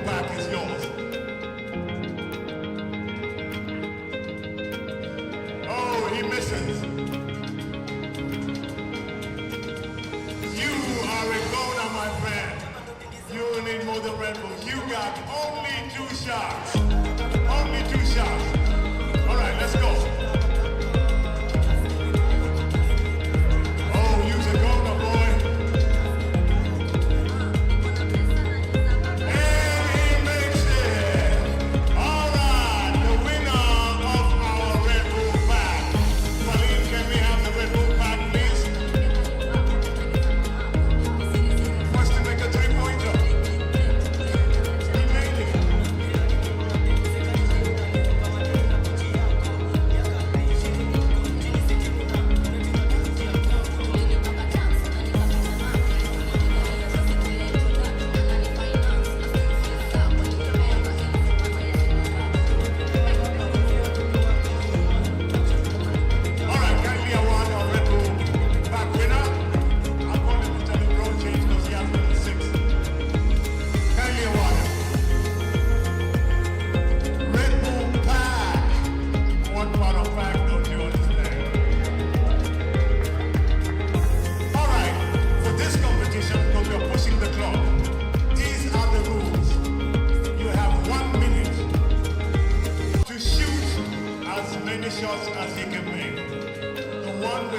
highest tally is the one that gets the t-shirts.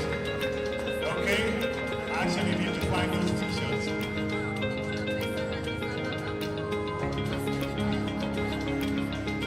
So who feels it's good enough to go up first? Who's got confidence in the shot? All right, there she is.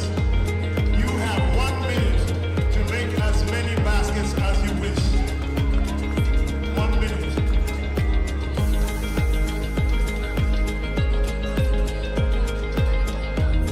All right. As I look at my Rolex, let me count it down. Let me count it down. Okay. I can't be lying by this because it's a Rolex. So, we are starting this in 10, 9, 8, 7, 6, 5, 4, 3, 2, 1. Let's go. Come on, patie makofi, shangilieni, afunge.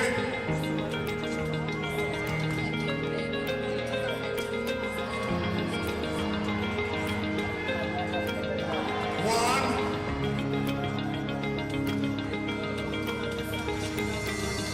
She scored 1.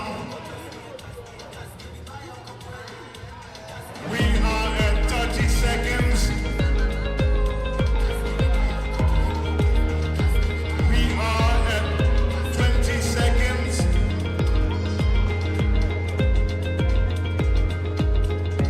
We are at 15.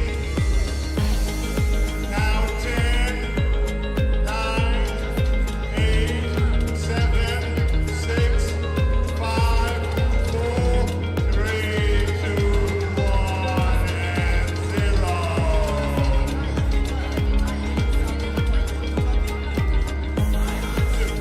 Okay, she made 2. Any place. Choose any spot in the 3 points. Check out the competition. It's yours. And we are ready in 10, 9, 8, 7, 6, 5, 4, 3, 2, 1, go.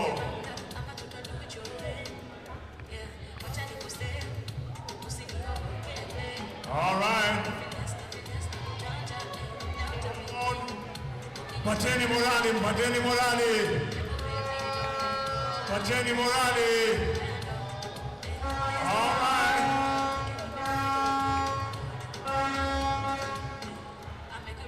Pateni morali. 1. 30 seconds, he scored 1. And 2. We are coming up to 20 seconds, she does 3. 15 seconds. 10, 9, 8, 7, 4, 5, 4, 3, 2, 1, and 0.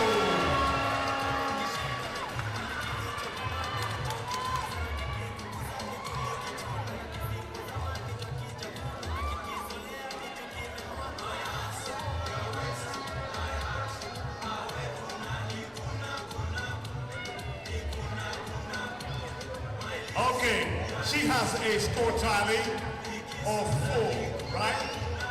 So the highest score is 5. Okay, 5. I beg your pardon. I was admiring my Rolex, man, and I missed that one. Okay? So, our next contestant, ready in just a moment.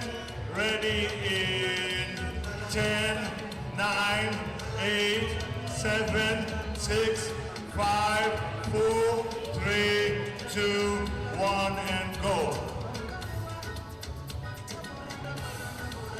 1 minute to beat the record of 5. She has 1. She has 2. She has, not yet. Missing still.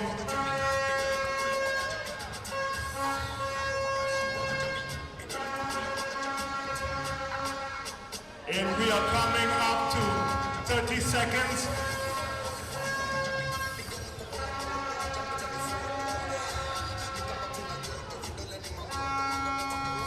We are coming up to 20 seconds. And we're doing 15. And we are doing 10, 9, 8, 7, 6, 5, 4, 3, 2, 1, and 0. We have our champion.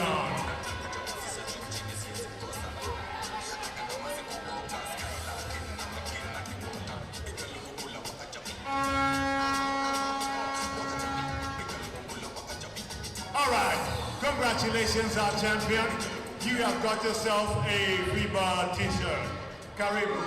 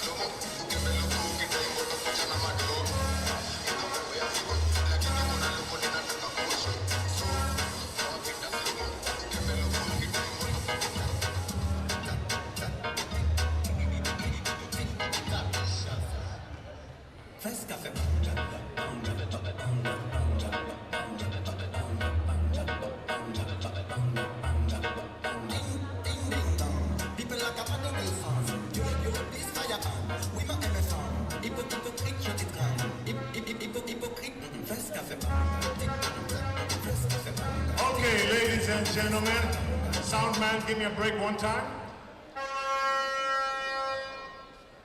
We have enough time at our hand to do 2 games. The first game before the final will be the 3rd place playoff, which will be in between Kraft and Ulinzi. Technically, that is just Ulinzi versus Ulinzi. And after we do that particular game, we will finish off with the final game we've all been waiting for between One App and Taifa. It's a whole Mombasa affair.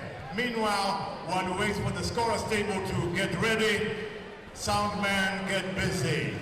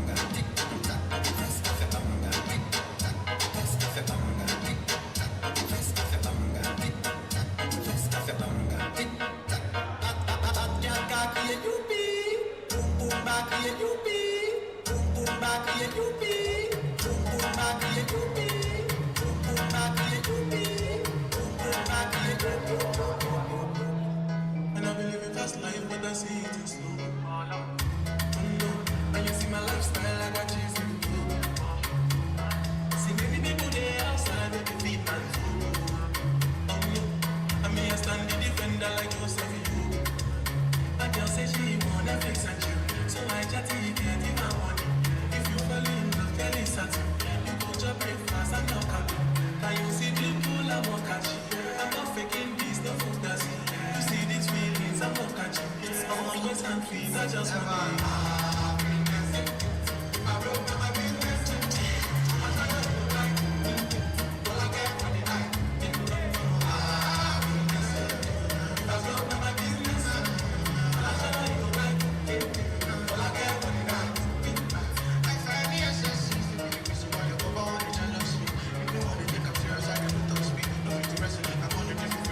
Okay, soundman.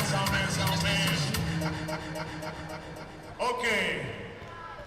Wanajeshi wetu watukufu wa Kenya, tungependa mchukue uwanja kwa game yenu. Oh, there's some people here that require me to speak English. Kindly, Kraft and Ulinzi, we're not doing an announcement, we're just getting down to the game straight ahead. We're getting down straight to the game, straight ahead.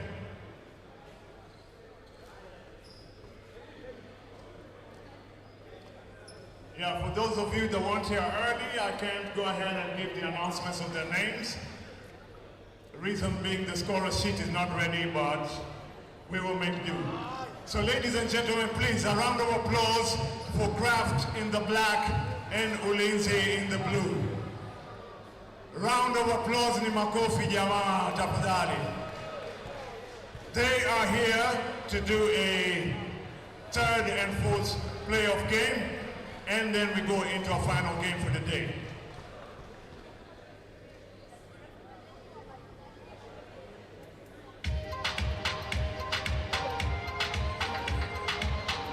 Soundman, 1 minute.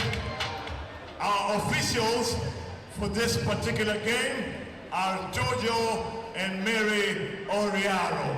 Once again, Kraft and Ulinzi, thank you for your effort. We congratulate you for getting this far in the FIBA 3-on-3 basketball Lite Quest Mombasa 2025. 10 minutes, find out who's third and who's fourth, and finally we go into the finals between One App and Taifa.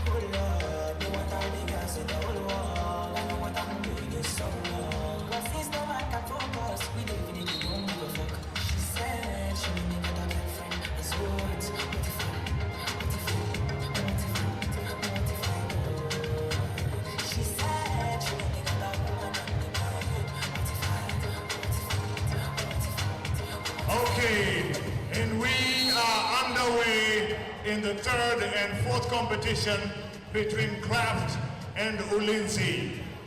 Kraft playing in the black and the white, and Ulinzi playing in the dark blue and the yellow. And we are on. Welcome to the And there third we are, Mr. place game between Ulinzi and Kraft. That's the first These deuce two of the teams game. all too familiar. Ulinzi in blue with yellow stripes and Kraft in black. These two teams having lost in the semi-finals, now seeking to put a hierarchy to determine who is the better between the two. 3 points up, Kraft leading. He didn't clear the ball, so that basket does not count. Mr. Branson's Yoka.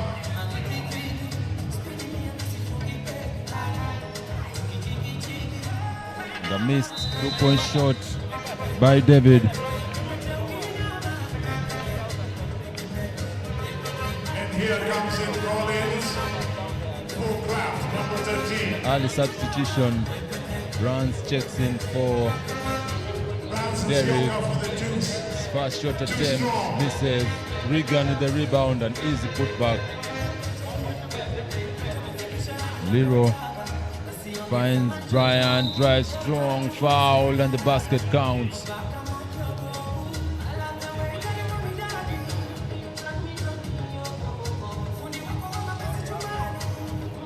They go up 4-1.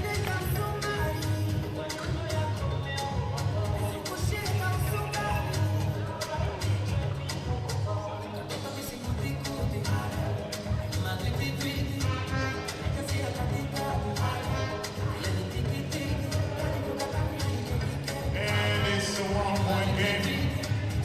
After he scores the one, Regan tried to post up Brian, and Brian pulled the chair underneath him. Lero attempts a 3-point shot, a 2-point shot rather, misses. Kraft are currently leading the showdown. Again for the third position between Lindsay and Kraft. Kraft taking an early lead, leading 5 points to 1. Lindsay playing with a bit little less energy there. Loses the ball off his foot.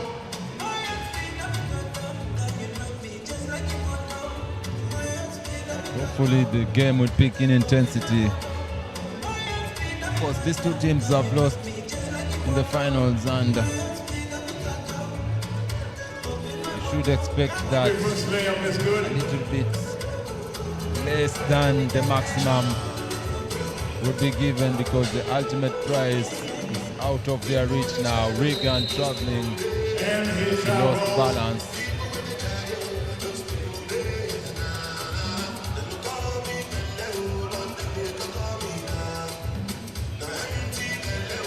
He heads out as Derrick checks in for Lindsay.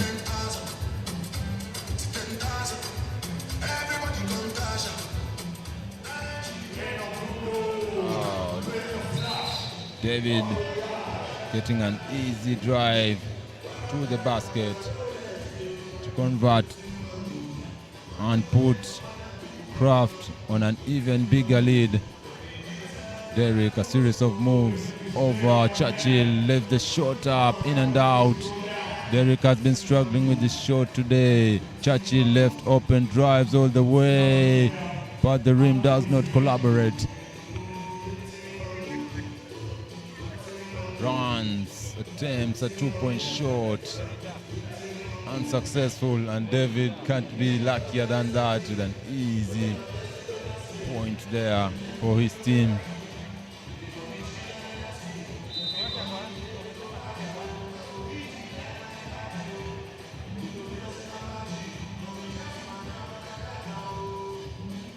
Lero checks in for Churchill.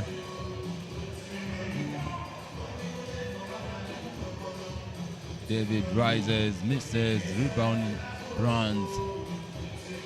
Ball passed into the interior. The basket is cancelled. Derrick had 1 foot in. Inside the arc. Elisha comes up with a steal but throws it straight into the hands of David. Churchill bumps Nzioka, kicks it out to Muliro, too high to handle.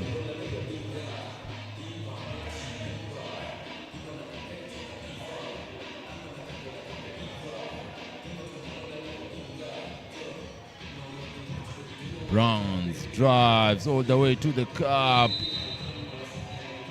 and is met at the rim.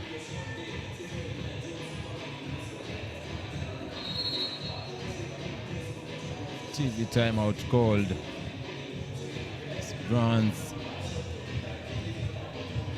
seen in pain there after the attempted layup. Didn't seem to have much contact, but he's back on his feet, so assume that it's nothing serious. 8-1 Kraft leading Ulinzi. 6:54 still to play. This game is lacking in energy, and rightfully so, because both teams have just lost in the semifinals and now they're battling for the third position.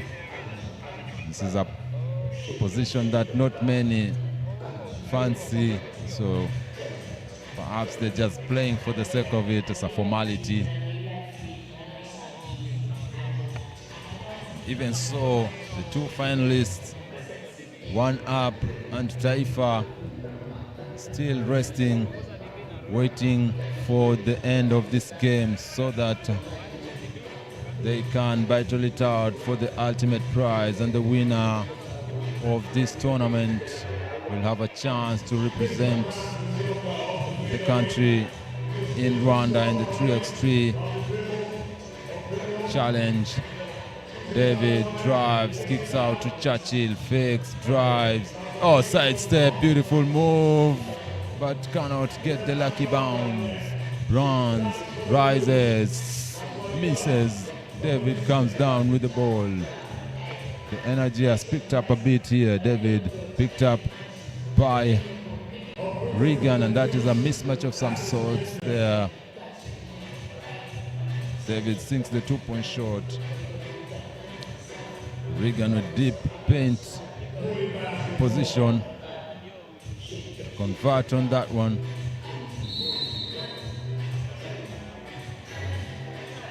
Little shot rolls out of bounds.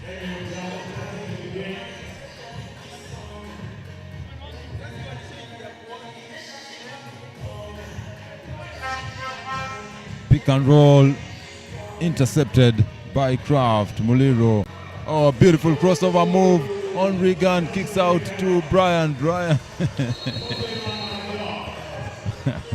dribbles his way out of time. The turnover on that possession. Bronze attempts a 2-point shot. David sizes up. Elisha puts the shot up, misses. Elisha brings it down.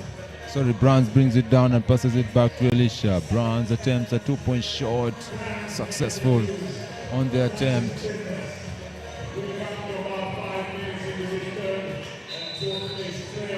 His foot was on the line.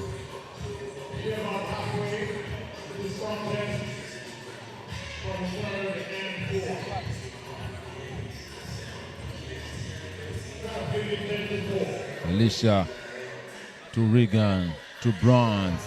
Again, back-to-back shots by Bronze.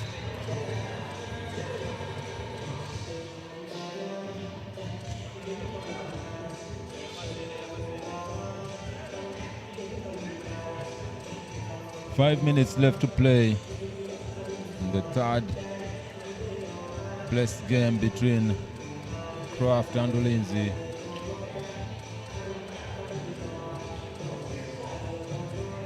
Yes, there's been an adjustment on the scores as Bronze hit back-to-back 2-point shots, and the earlier shot he hit was recorded as a 1-point shot. So there's been an adjustment to the scores to rectify that error. Churchill goes up, hangs on the rim, and that is an obvious technical foul.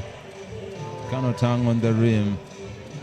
Churchill overexcited. He had a chance to make a highlight play there.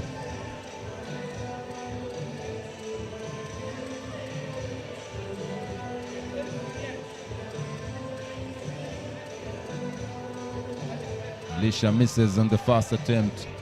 On that attempt, rather, it's only one attempt he gets. And the technical foul.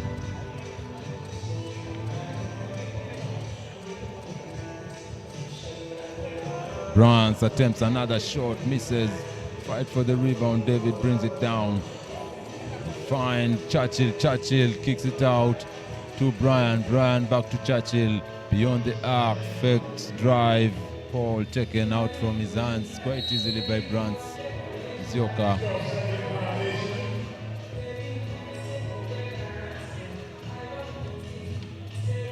And Team Craft is passing up way too many shots. David rises, misses. Ball collected by Brian. Churchill against Regan. Tries to be fancy and he dribbles himself out of the field of play. It's 10-6. Craft leading from the beginning and still maintaining their lead. Ulinzi have managed to cut down the deficit by two back-to-back two-point shots by Brans Zioka.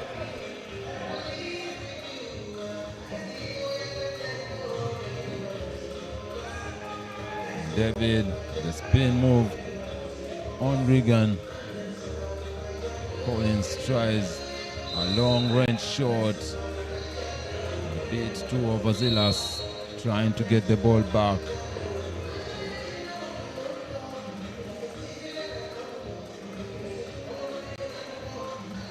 Timeout is called there.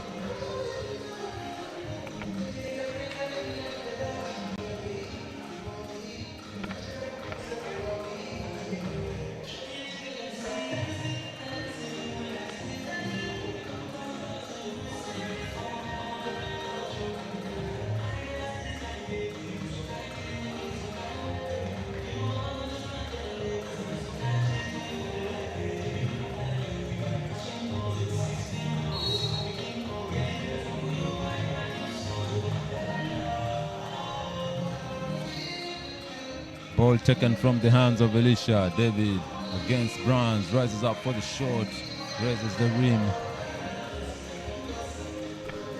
Elisha attempts a shot, misses. And Derrick collects it. And that is his first shot in a very long while.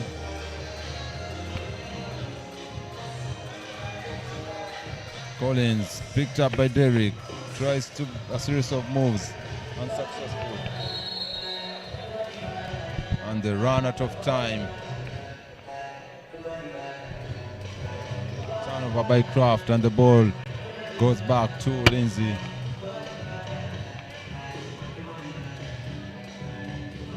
Three minutes, 20 seconds left to play in this third place game between Ulinzi and Craft. Muliro drives all the way to the curb, fouled and converts.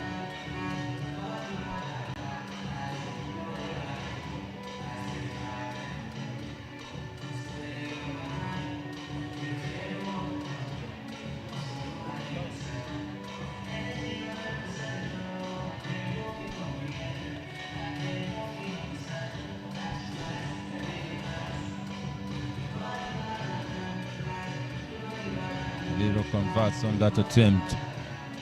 And Craft go up 12 points to 8. Muliro a bit more active now. Pass across the court to David, misses, rebound straight into the hands of Elisha. Elisha to Brans in the post. Brans throws the ball up and he gets to drop the point. 12-9, a 3-point game, 2:45 left to play. Churchill fouled there by